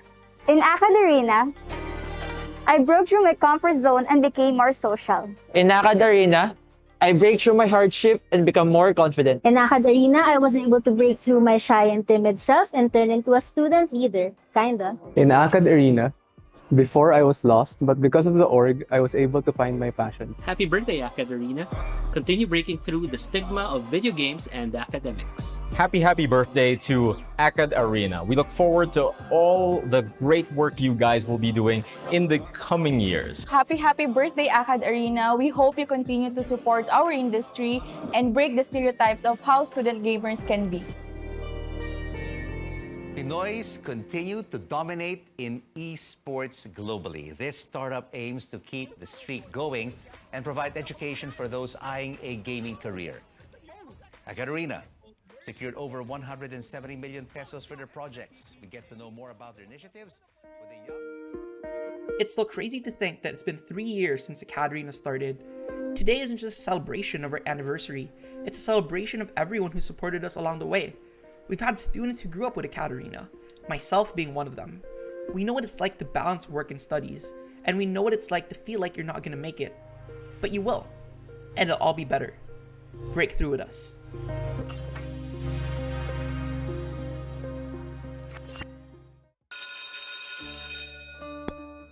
This is Filippo. This is Jessica. Parehong freshies, parehong gamers. Gusto ni Filippo maging next big caster. Si Jessica naman wants to make the biggest esports tournament in their campus. But they don't know where to start. They're also from different campuses In different parts of the Philippines. they would have never met. If not, For AcadArena. In AcadArena, we help students meet, collaborate, and learn all the hype and wonder ng gaming at esports. Dito, naging caster si Filippo, even just for that afternoon. He met students with the same dream, attended our workshop, and we funded a tournament where they can debut. That was Jessica's tournament. Inorganize niya ito with a student club in her campus na ginabayan namin all the way. And that's how they met. That's what we do here in AcadArena. We turn gamers into leaders, casters, breadwinners. AcadArena. It's not just play.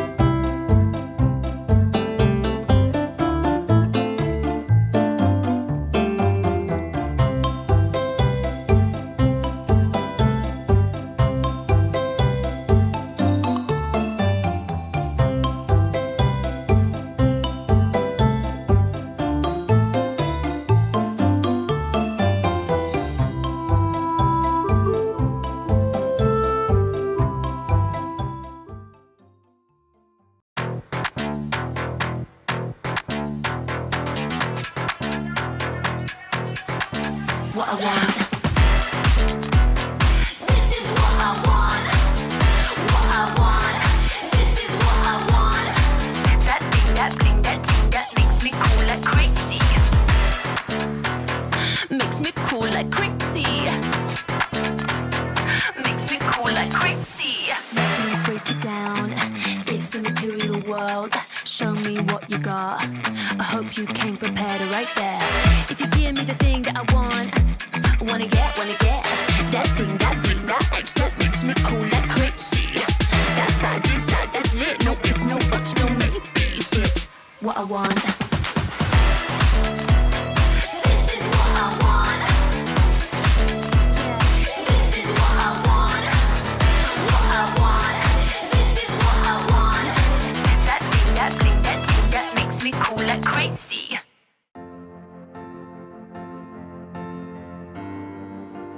Outside the game, I'd have a hard time making decisions and just go through life without any direction really.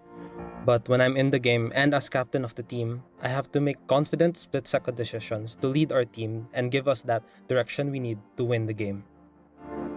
I got my self-confidence when I became a radio jock for the university, and it basically developed my self-confidence to speak out loud to many people out there. As an ate, you're supposed to know what to do. Minsan, parang hindi na pwedeng magkamali. Kasi ate ka dapat you serve as an example for the younger ones.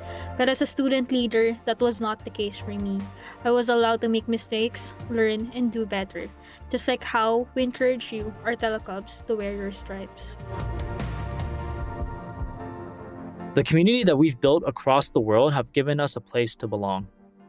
As the world becomes more connected, the opportunities will reach all corners of the world. I'm so excited to bring campus gaming across Southeast Asia.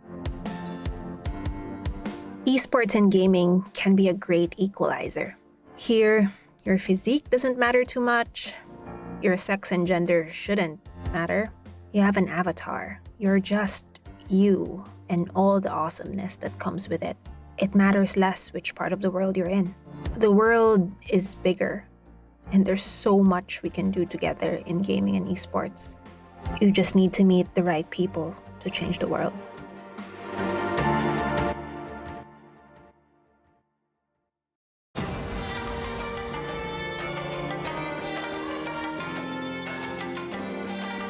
In AcadArena, I broke through solo queue and became a team player. In AcadArena, I broke through my comfort zone and became more social. In AcadArena, I break through my hardship and become more confident. In AcadArena, I was able to break through my shy and timid self and turn into a student leader, kinda. In AcadArena, before I was lost, but because of the org, I was able to find my passion. Happy birthday, AcadArena. Continue breaking through the stigma of video games and academics. Happy birthday to AcadArena. We look forward to all the great work you guys will be doing in the coming years. Happy birthday, AcadArena. We hope you continue to support our industry and break the stereotypes of how student gamers can be. Pinoys continue to dominate in esports globally. This startup aims to keep the streak going and provide education for those eyeing a gaming career. AcadArena secured over 170 million pesos for their projects. We get to know more about their initiatives with a young... It's still crazy to think that it's been 3 years since AcadArena started.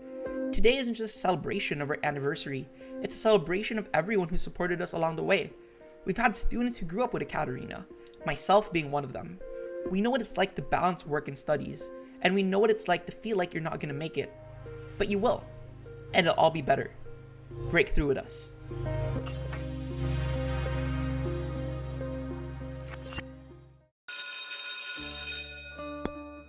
This is Filippo.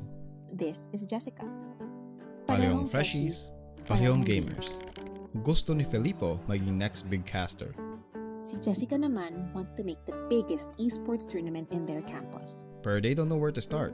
They're also from different campuses In different parts of the Philippines. they would have never met. If not, For AcadArena. In AcadArena, we help students meet, collaborate, and learn all the hype and wonder.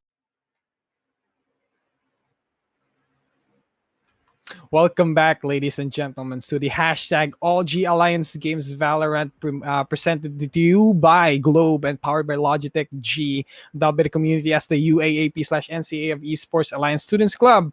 Clubs from across the Philippines are hashtag AllG, compete in the multiple esports titles and represent their campus.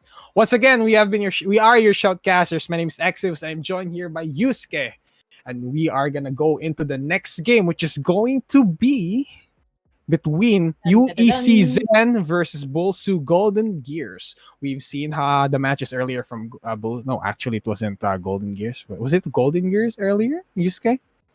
No, it was Grind My Gears. Mwahaha. I'm just kidding. No, earlier we had the Golden Galleon, so we have a season of gold. Seems to be the case for everyone. I don't blame y'all. Gold is it's a really nice shade of metal, if anything. But aside from it being a very shiny rank in Valorant, I'm just kidding. No one likes being hard stuck. Anyway, moving on. So we can see our fellow players, ladies and gentlemen. So it seems that everyone is ready and equipped. So this is nice. This is a great dive into our players' lives. So shout out, of course, AcadArena for giving these fellow players a platform. But of course, not only the AcadArena, I want to say thank you as well that the Alliance Games would not be a thing without our amazing sponsors and partners. Alliance Games is co-presented by Globe Telecom, our official telco sponsor, and powered by Logitech G, our official gaming gear partner. And aside from that, I also want to give a quick shout out, of course, to our AcadArena scholarships. AcadArena has recently launched its newest cycle of scholarships, and these are open to all student gamers. If you have siblings, cousins, or friends who are still in senior high and college, they actually can apply for our scholarship grants. All you guys have to do is visit acadarena.com/scholarships and get the chance to be a hashtag AcadArena scholar. Now that we got that out of the way, I can already hear not really the wedding bell tolls, but just the agent pick bells. And there we go. We're gonna head straight into Split, my comrades. And it's going to be side of UE Zen over starting as defenders. And for attackers, it's gonna be our Golden Gears. So, Exivus, let's see what we got so far. Patabon already locking in the Cypher and Buns with the Omen. You know what I'm excited about, Yusuke? What are we excited about? The appearance, once again, of Penetrator. I knew you were gonna mention that. Yes, Penetrator. We've seen him on the earlier games. It was Mochi who was a caster, and I think she mentioned something about the penetrating things, but I don't think we can keep saying that. But anyways, we're gonna move in here on the agent selection screen over to Split. This is the first Split map that we see in this entire day, because we've seen 2 ascents, 1 Split, and then 1 icebox. So here we're gonna have a change of pace, Split being a close quarter map and a couple of high angles when it comes to the tower and the other tower from A side and B side. What really matters in Split is it's kind of a controller based map, so I don't think duelists are kind of still needed, but the controllers are the much more heavily favored in this type of map here on Split. So here on the side we have Breach or Zen, we have the Omen, the Sage, the Cypher, and the Raze. Also for the side of the attacking, they have a Raze, Omen, Cypher, Jet, and a Sage. I don't see a Jet over the side. It's been replaced by a Raze. So I guess that's their choice here. Maybe kind of peculiar since no. Yeah. Almost a mirror matchup actually, but the side of Zen, they are going to be foregoing that additional duelist, and they will be selecting that Breach pick. And if anything, it's a make it or break it if you have a Breach here in Split. But before we get into the technicals, ladies and gentlemen, our last map for today is going to be the Alliance Games play-ins April 30th. University of the East Caloocan Zen going up against our fellow Golden Gears compadres. Yeah, that's why I was so confused earlier. They had the golden. We already had a golden earlier. Yeah, we had a golden Galleons. Galleons, yeah. Yep, from Ateneo de Naga University. Sadly, they lost, but anyways, maybe their fellow Golden Bros over at this matchup can win for them. But so far, right now, it is going to be decided. Power Velo Zen Lords trying to push towards a site barrier will be set up already towards the cross here. It's gonna be Plates taking out Cypher Can. And an attempt at the push coming off from GG will sadly make them go all the way to sewers. Patamon already expecting somebody to cross over, but they will actually just skid a little bit back, thinking twice. Yeah, I'm not gonna, I can smell you all are rotating. I'm not gonna risk anything right now, which is good because you do have Jaspong waiting here in sewers. So for now, Patamon, good job to get back. I have no idea how they haven't seen Patamon just yet. So hopefully now they will. 3 to 1, boom. Okay, and Patamon's gonna be pushing themselves backwards once again. It will be the side of Zen here, trying to just push together towards B. They are gonna do their best to try and get GG out of the way. But actually, medyo kalat sila dito, Exibus. Pati ako, hindi ko din nila maano ang iniisip nila. Kanina lahat na sa garage. Ngayon, split up sila dito sa tower. Sent mag-isa pumasok dito sa mail. Kumuha lang ng Shopee delivery pero bumalik na lang din agad. Buns waiting for them sa tapat ng ating trash cam. Patamon is going to be exposed here. Hindi niya alam na wala na siyang cover dito sa B tower. And that is gonna cause them to fall down. The Penetrator pistol. Literal na pistol ng gamit niya to try and catch the target. But Jaspong will go down as well. Frenzy is gonna be absolutely deadly for pistol set with 2 kills with the Frenzy. Sabi the RV right up. Pero sabi ka na, I'm gonna be winning this fight for my squad, making it a 0-2-1. And against all odds, Exibus, that was probably the most roller coaster type of playstyle we've seen. It worked, so congrats. Kind of almost disastrous at the sense because Patamon was really not aware of what's happening on the tower, and then his buddies already fell down one by one, and he got executed. He was just standing with his pants down, so he got taken out. And this is gonna result here for the side of GG to get this point lead early in the game. So Zen, they're gonna be forced to use their shorties, Ghost, and a couple of pistols here, and they have to save this up, or else they're gonna be in a bad financial standpoint. Their stocks, their value is gonna go down here. But the side here for the attackers, Penetrator gonna use the boombot, scout out information. Not gonna push towards the main area, gonna go towards ramps. Check out the tower here. I think it's gonna be Plates. He is at tower, so he's gonna be in a bad position. This Crescent has his dash available. Shorty! Oh! Buns! Flying down in the trash, and he got killed now. That's gonna be the paint shells, not going to be used, but that's gonna chunk here for the mirror raise here. Patamon is gonna get blinded by the paranoia. No push coming so far. They're gonna go drop down to the sewers. So they're gonna go and rotate. Another roller coaster game. No sense of direction whatsoever since they really don't push A side or B side. So I'm kind of confused here, Yusuke. I really wish we can get a read on them, but well, it seems that GG is gonna have an open sight over at B. We do have Scent waiting for a 30 rotate, so seconds this left. is probably gonna be bad for the side of Zen here. Scent's gonna have to go for a peek, but actually will consider to be patient. Sadly, we'll be missing the two defenders that have been crossing towards them, but Plates still watching guard here, and Ali might actually fall down and will. A little bit of a picker's advantage on that play. RV will go down as well. Scent will make their way towards Rafters here. It will be Pistol trying to get a spray off the Spectre. Good refrag coming off from Scent, and that is communication as it will. Patamon, the only one left stuck here in mid. Patamon's actually quite lost. You know, I feel for them. They're doing their best. That's what I'll say. Patamon should be able to hear those footsteps. Good right click. Will not get a final kill, but will get that one onto Rec. Has to be careful. Somebody coming up behind you. It's Gamma. Oh my god. Counter trade left, right. Not gonna work regardless. It is going to be the Mage Punk goes to catch them off guard. 0-2 scoreline. This is probably one of the most interesting last games I've ever watched in my life. But anyways, economy-wise, Exabos, what can you tell us? For the economy side here, for the side of GG, they seem to have the upper hand because this is going to be Zen's buy round. If they don't go for a buy round, they're going to be facing the brunt of the full economical power here by the side of GG. So going back to what happened here, Patamon and Kenma, did you see that? They were kind of doing the cha-cha there. They were moving left and right. Yep. Like, come on, it was kind of fun and all, but yeah, resulting the win here is going to be the side of GG. Penetrator gonna once again use the boom bot to scout out information. Why did you whisper?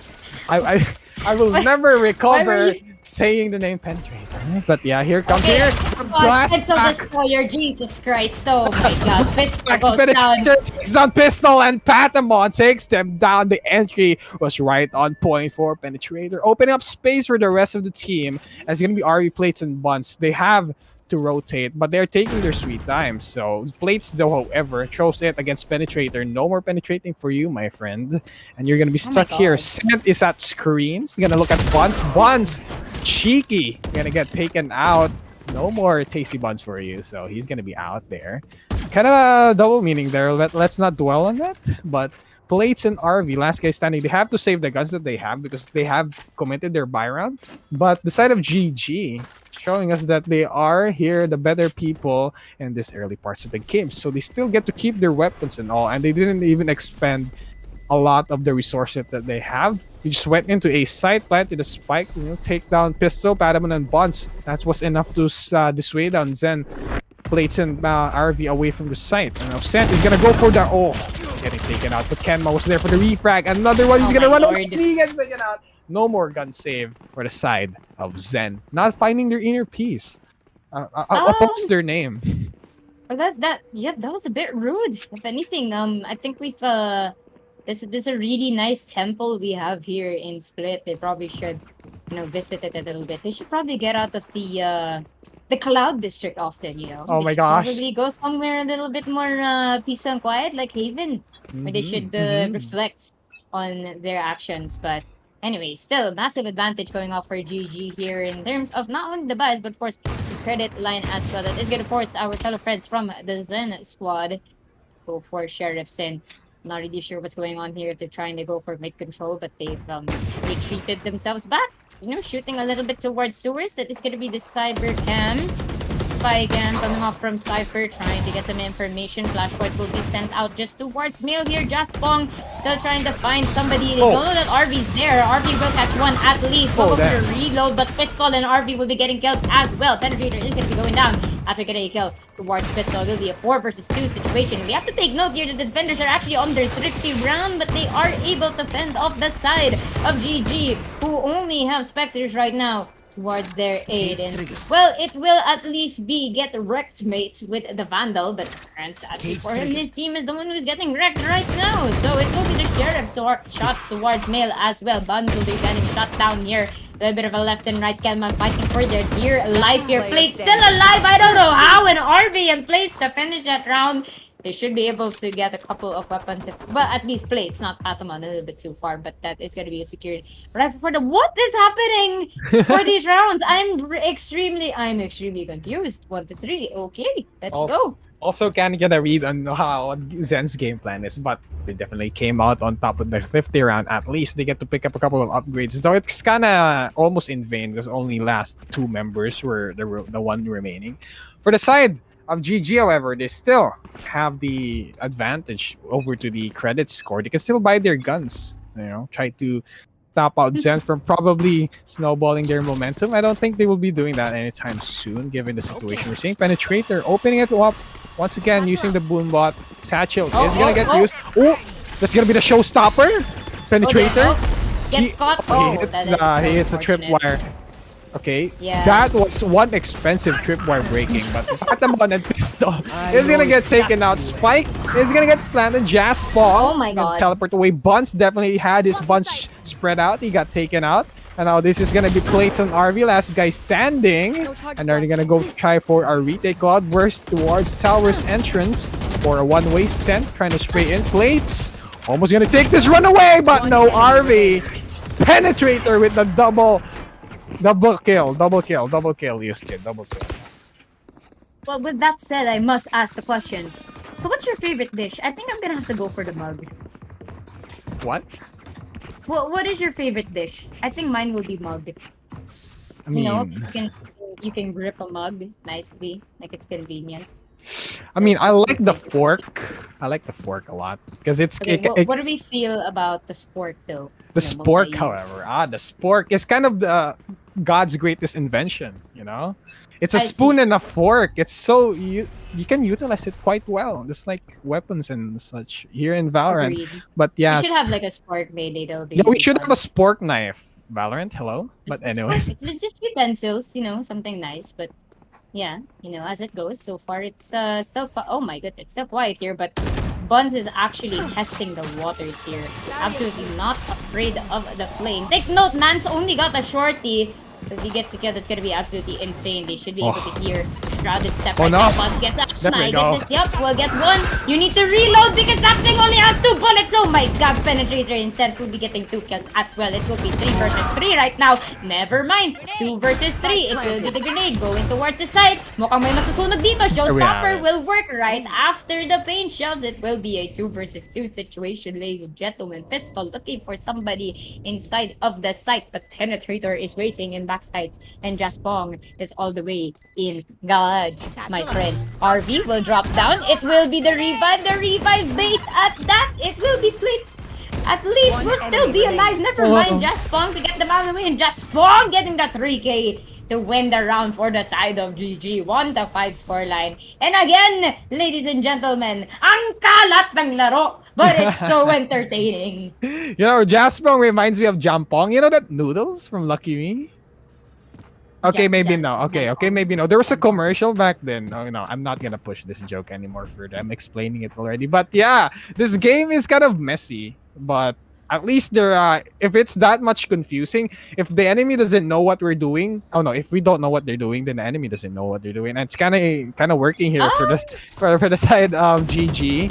Oh, but Pistol with a rifle, however, takes down Penetrator. Not gonna be able to do the penetrating from the early, but the revive is gonna be commencing here. Patamon waiting at the cheeky angle here. A site waiting for any pushes. Spy cam is gonna get used towards their platform, but it's not gonna be enough. Patamon will be executed if he tries to pick this surging members from the side of GG. Paint shell is gonna get used. Get wrecked, mate.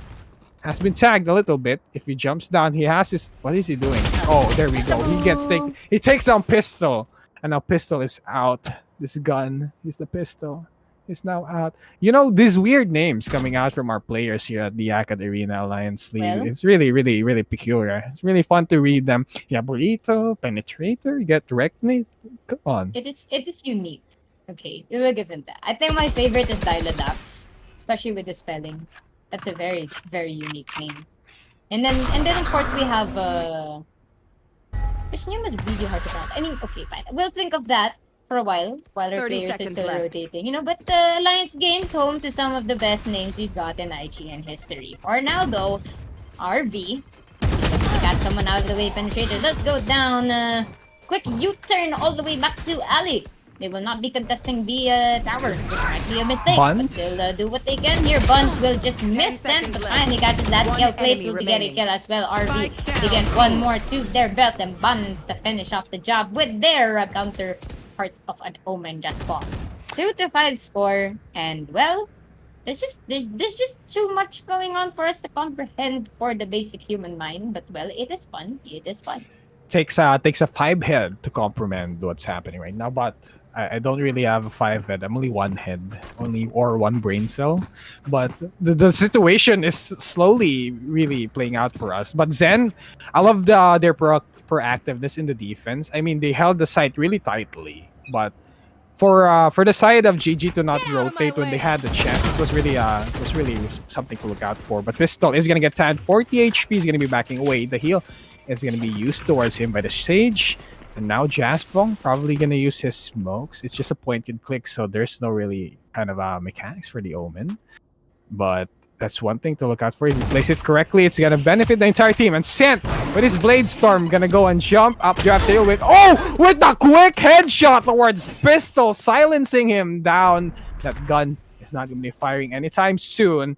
No more duelist here for the side of Zen. They only have an initiator, a sentinel, and 2 controllers. But here, get wrecked, mate. Gonna use the slow orb, but he's gonna get blinded by paranoia. 2 members getting down. Almost plates.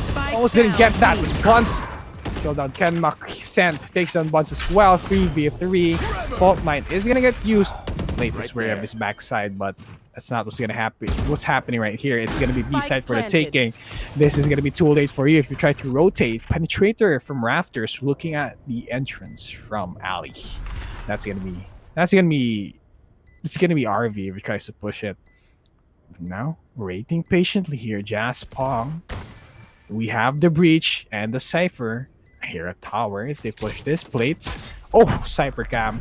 Paranoia was available. That's gonna be the aftershock. It's gonna be pushed to back away 3. There we go. And he's gonna go shoot to the head. Batamon with the headshot, but Plates is gonna get figured out. And this is a 1v1. Sage versus Jet. Who's gonna win? And here we have with RV, though. However, they cannot defuse this. No way. No way. This is gonna get this defused. time. There no we time. go. Okay, there we go. No time. NT Zen squad. NT.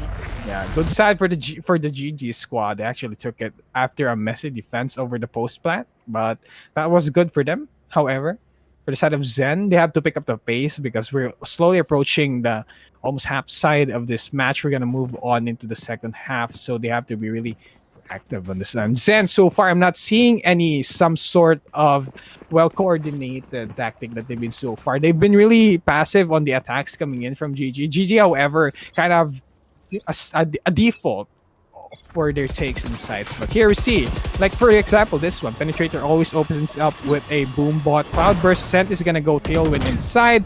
Patamon is at elbow here at back. He's gonna look in. The Cypher Cage is gonna get used to hearing it. He wasn't looking again like last time. Patamon, check always your angles. And Penetrator and Jaspong gonna move here from screens. Wait for the rotation, and they will take it. Penetrator and Jaspong. You know.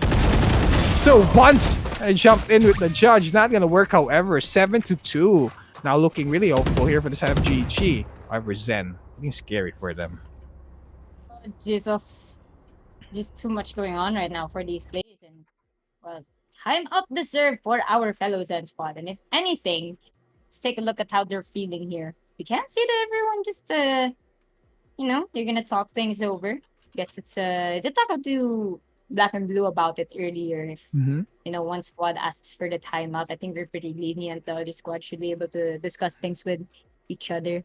And Black and Blue did mention it earlier that the team that is able to win the round after the called timeout is going to be very important for them in terms of the momentum. And right now, Zen is going to be the one calling this timeout, and 2-7, very, very good chance for them to make it into a 5-7 scoreline before the half. Because if this continues on, then we are going to be seeing a 2-10. And as much as we love 2-10 here in the Philippines, it's not entirely easy to try and come back from that. So maybe a 9-3 for these two. We'll just have to see about that right after this really, really quick timeout. But if I am going to be talking about the KDAs here, Exibus, the side of Golden Gears so far. If we're not going to consider just the kills, the assists have been such a big factor to these players. And I know some people they get a little bit irritated, like, oh my god, why do I only have I have like 10 assists? Why can't I get the kills? You have to realize that you have an assist because you have a confirmed kill from your teammate. So it's still a very important statistic. But for now, because of the importance is for the side of Zen to climb back from this very big deficit to push it into a 5-7 before the half. If not, GG might just run away with this one. Huge information gathering here from Patamon with the spike cam. He spotted 2, but he's gonna get paranoid. If he's not gonna be able to defend this. Showstopper was available. Ooh, pistols! Paint shells! Making it huge. Another one coming here. Paint shells from the other team. However, his pistol has his shotgun available. Showstopper was available. He's gonna jump around. He's gonna blast! Get wrecked, mate, as he got wrecked there. And now Sen is gonna go do destroy pistol, and now Penetrator answers as well as RV was taken out from the high angle. This is going to be Sen and Penetrator pushing their team to an 8-2, almost slowly approaching the 10 round mark, almost going to the halftime here. No, halftime? The half round. Okay, how do we say it? Halftime. Okay, let's say it halftime. Let's agree on the halftime. I mean, this is what it is. But well, anyways, 2-8. Well, last game of the day.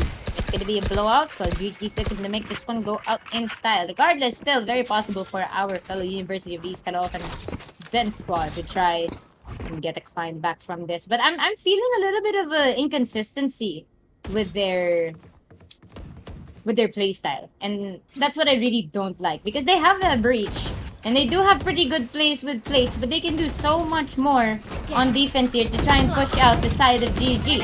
But sadly, it just seems like an open invitation every single time Exibus, and look at that, they are contesting them already inside of ramps and inside of the site. Patamon finally gonna be getting a kill right after the trap wire, but Sen gonna be getting pistol out of the way here, turning this into a 4 defenders up against 3 attackers squad fight here, and still RV gonna be getting Penetrator out of the way. It will be the revive being sent out by Zen, and finally Silence of Light coming up from them, but Sen, regardless of being low on health, will be getting Patamon out of the way. Rolling Thunder will be sent out in the side, but will just be missing Jaspong, who actually cancelled out there from the shadows, and it's going to be Zen taking this one for the team. 3-8. And I can smell the curse coming very, very soon, Exibus, but then I can be proven wrong. If I am on the side of GG, I would personally lose this next round to make it a 4-8. Yeah, we are approaching the last round before the switch here. And it seems like both of the teams have inconsistencies, but what I'm seeing so far, the team that's much more prone to inconsistency has been Zen in this matchup so far. But they are patching those mistakes by switching up their gameplay. Like what happened here on the defense at A site when the initial push coming in from the setups from the side of the attackers from the side of Golden Gears, they weren't really letting up, so they were also answering back. And that resulted them into winning. If they continue that and advance the type of gameplay here in their matchup, they might be able to take a couple more rounds away from GG. But Zen still looking iffy out here, but they can still make it work. I'm pretty sure they can. Here, Kenma is looking at the smoke, waiting for anyone who would push it, but I don't think that's the right timing for it. Plates gonna use the flashpoint maybe. No one's approaching, but because Buns is looking at it, gonna go for the paranoia towards the tower. That's it. That's gonna be happening. Penetrator using his paint shells, and now Pistol is in a good angle. Penetrator takes down Patamon though. Plates and Buns, and Buns again taking down Jaspong. 2v3. However, Pistol, Plates, and Buns still alive. They're looking and defending this. The spike has dropped. Penetrator just escaped with this with a bit of his hair. And now, information sent is just above that, and Penetrator answers back. 3K to his name. Takes down Pistol, the mirror raise, and now 9-3. Slowly but surely moving into the second part of this game, and now double-digit score almost for the side of GG.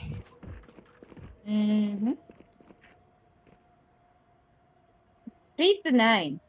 Well, this is if I was on the side of GG, I would panic a little bit here because statistically, nah, Statistically. joking. I actually did do a little bit of a read from a fellow analyst from KJC. This is a wacky gamer. He actually asked the question like on Twitter, like, what is it with the like 3-9 curse? Is it like an actual statistic thing? And if I have to guess, okay, most likely it's the momentum shift because you lose like your credits from the previous half, you know? And then Mhm. aside from that, you're suddenly changing your playstyle. It's either maybe you're not playing as aggro as you thought you would be because you're now on defenders as opposed to being an attackers earlier, and you gotta take it slow. So I think that's a big factor as to why then like the 3-9 curse kind of works a lot. Exist. Yeah, it exists. But then if that with that logic, that means as long as the half is like not 6-6, then that means any team can come back from like a certain deficit. Unless Yeah. of course it's like a 0-12 or like a 1-11. And that's a completely different story. Yeah, But that is a blunder if that happens. If like you Yeah. are already in 11 and then suddenly someone or a team comes from 0 and then chases up, what happened? I know What it's like happened? it's such an unspoken thing in Valorant. But you know, I always say the same. As long as the score isn't 13 yet, hindi pa tapos ang laban. But let's Oh! get this good position from Get Wrecked Mate to get this out of the way.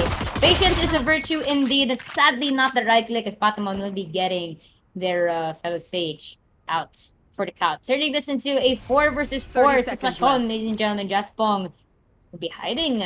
It's behind our crate here. And oh my almost. goodness, that was almost very, very punishing for RV there. But focusing inside of B site, Buns will be shut down here. Sen getting 3K with the frenzy. Only one player left for our attackers. It's gonna be RV. And man, we're gonna be speaking of curses. GG seems to not believe in it right now because 3 seconds left on the clock. Spike, no way that's gonna get inside of the site here. And Sense getting 4 kills for this round. Combination with the frenzy and the pistol, turning this into a 3-10. Still in favor of our Team GG. And while we're on that topic, it was just before we had into a little bit of a deep dive into our analysis. Just want to remind everyone that the Conquest Festival tickets are now available. So please make sure na bisitahin nyo ang Conquest Festival Facebook pages or Twitter to get the link, and you guys can buy tickets right now. Make sure to buy your tickets ASAP before it gets sold out. Yeah, get the chance to meet the rest of the content creators as well as kidding. On the Alliance games that would be happening at the finals also at Conquest 2022, and you may be also have the chance to meet us, the casters, there if ever we will be there. But I'm pretty sure at the finals there will be some big event, but we can't really disclose anything. Yeah, moving on into this game. For the side of Zen, Pistol has already been taken out. Get Wrecked Mate. Will he live up to his name? But that's almost impossible. He is a Sage after all, unless he is a Battle Sage. Spike is being driven towards B side. Setup is there, however. RV is going to push this Omen Smoke. He has his Sheriff, so Crescent. Oh, that's a cheeky angle to look at. Sent with the spray down. You gotta go for against RV. 3K against Plates as well. 3K. Spraying them down in the smoke. Very deadly scent. And now Padamon's gonna be left with his devices. He's gonna get sandwiched here. He activated a Cyper Cage at Garage at the entrance towards B side. He's gonna be in a deadly position. He has exposed himself, and Kenma is waiting for him. The camera is available, and now he is exposed. And now going for that, Patamon goes for a headshot, goes for another, but no sense says, give me another 4K, takes on Patamon. Now we have 3-11 here, and GG is looking to turn this into a GG against Zen. And a timeout. And a well-deserved timeout. Kailangan talaga yan. They are definitely gonna have to like talk about a lot of things here. And this is good. I like how we see these teams, you know, taking advantage of their timeouts. And we shouldn't be afraid to use it because at the end of the day, that's something that can aid you, that can make or break your play style with the team. And it's needed more than ever now here for the side of Zen. You know, they did use it earlier, the side of Golden Gears, they didn't use their timeouts at all just yet. And so far, they seem unbothered. You know? And mukhang may na-disconnect na keyboard sa isa dyan. Sa Golden Gears. Sana okay ka pa, sir. Pero, you know, it's tricky to trade from what you see right now for these teams. And 3-11 scoreline, they are definitely going to have to discuss how to switch things up in split. And what I can suggest, I guess, if anything, is in split. Kaya nga siya split. You have to make sure you get the complete map control. And the best way to do that, of course, is to get control of mid. Because isipin mo, if you're on attackers and you get control of mid, you have the freedom to either go through B, and if you completely take control of the site, you kind of synchronize with your team na some of them will cross through garage or some of them will cross through B tower. You can even push towards the defender spawn. And that's very, very powerful in your regard. And if you have a duelist that can create so much space for you and an initiator that can combine with that, then you can almost guarantee the win for a lot of these rounds. So you work together with your team, talk to each other, who's gonna move where, who's gonna move here. Pansin din natin kanina ang kalat ng movement ng Zen. So they are starting to adapt, but it might be a case of too little, too late. But, hopefully for their end, they can still try to make it work. But GG, so far, they have been playing perfectly. Oh, they want them to try go for the double pick, pushing from the smoke. Now updraft, that Blazestorm is gonna land. Another on 3K to set takes the buns and RV. 4K taking the plates as well. Just one more and he will get the ace. Give him the ace. Give Sent. No, he's not gonna get the ace. As Patamon takes him down for the revenge kill. This is now Patamon against Get Wrecked Mate. He's gonna use the camera and that's gonna get taken out. Sage. Slow Orb is gonna get used. I don't know why Patamon is sitting around here. The spike's supposed to be the other side, but he is gonna get into trouble if he goes for the peek right here. Kenma spots him out. Double peek, double swing, takes him down, and now we have GG and the match point. That was explosive, almost an ace. Match point. But we had Sent turn his back around.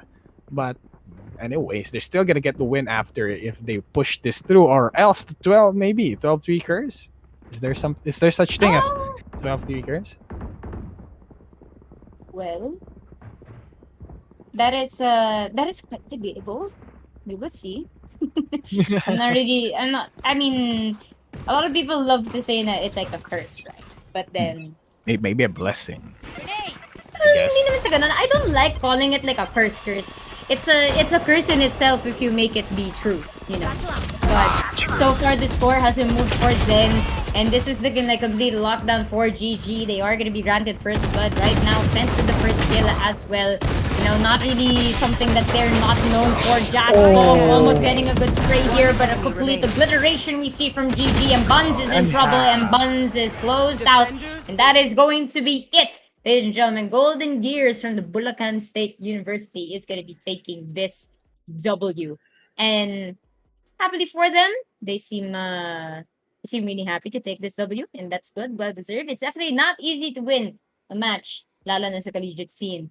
And just going to break down this scoreboard very, very quickly. If we look at the average combat score of Sent, 34 kills, ladies and gentlemen, with an AC of 529.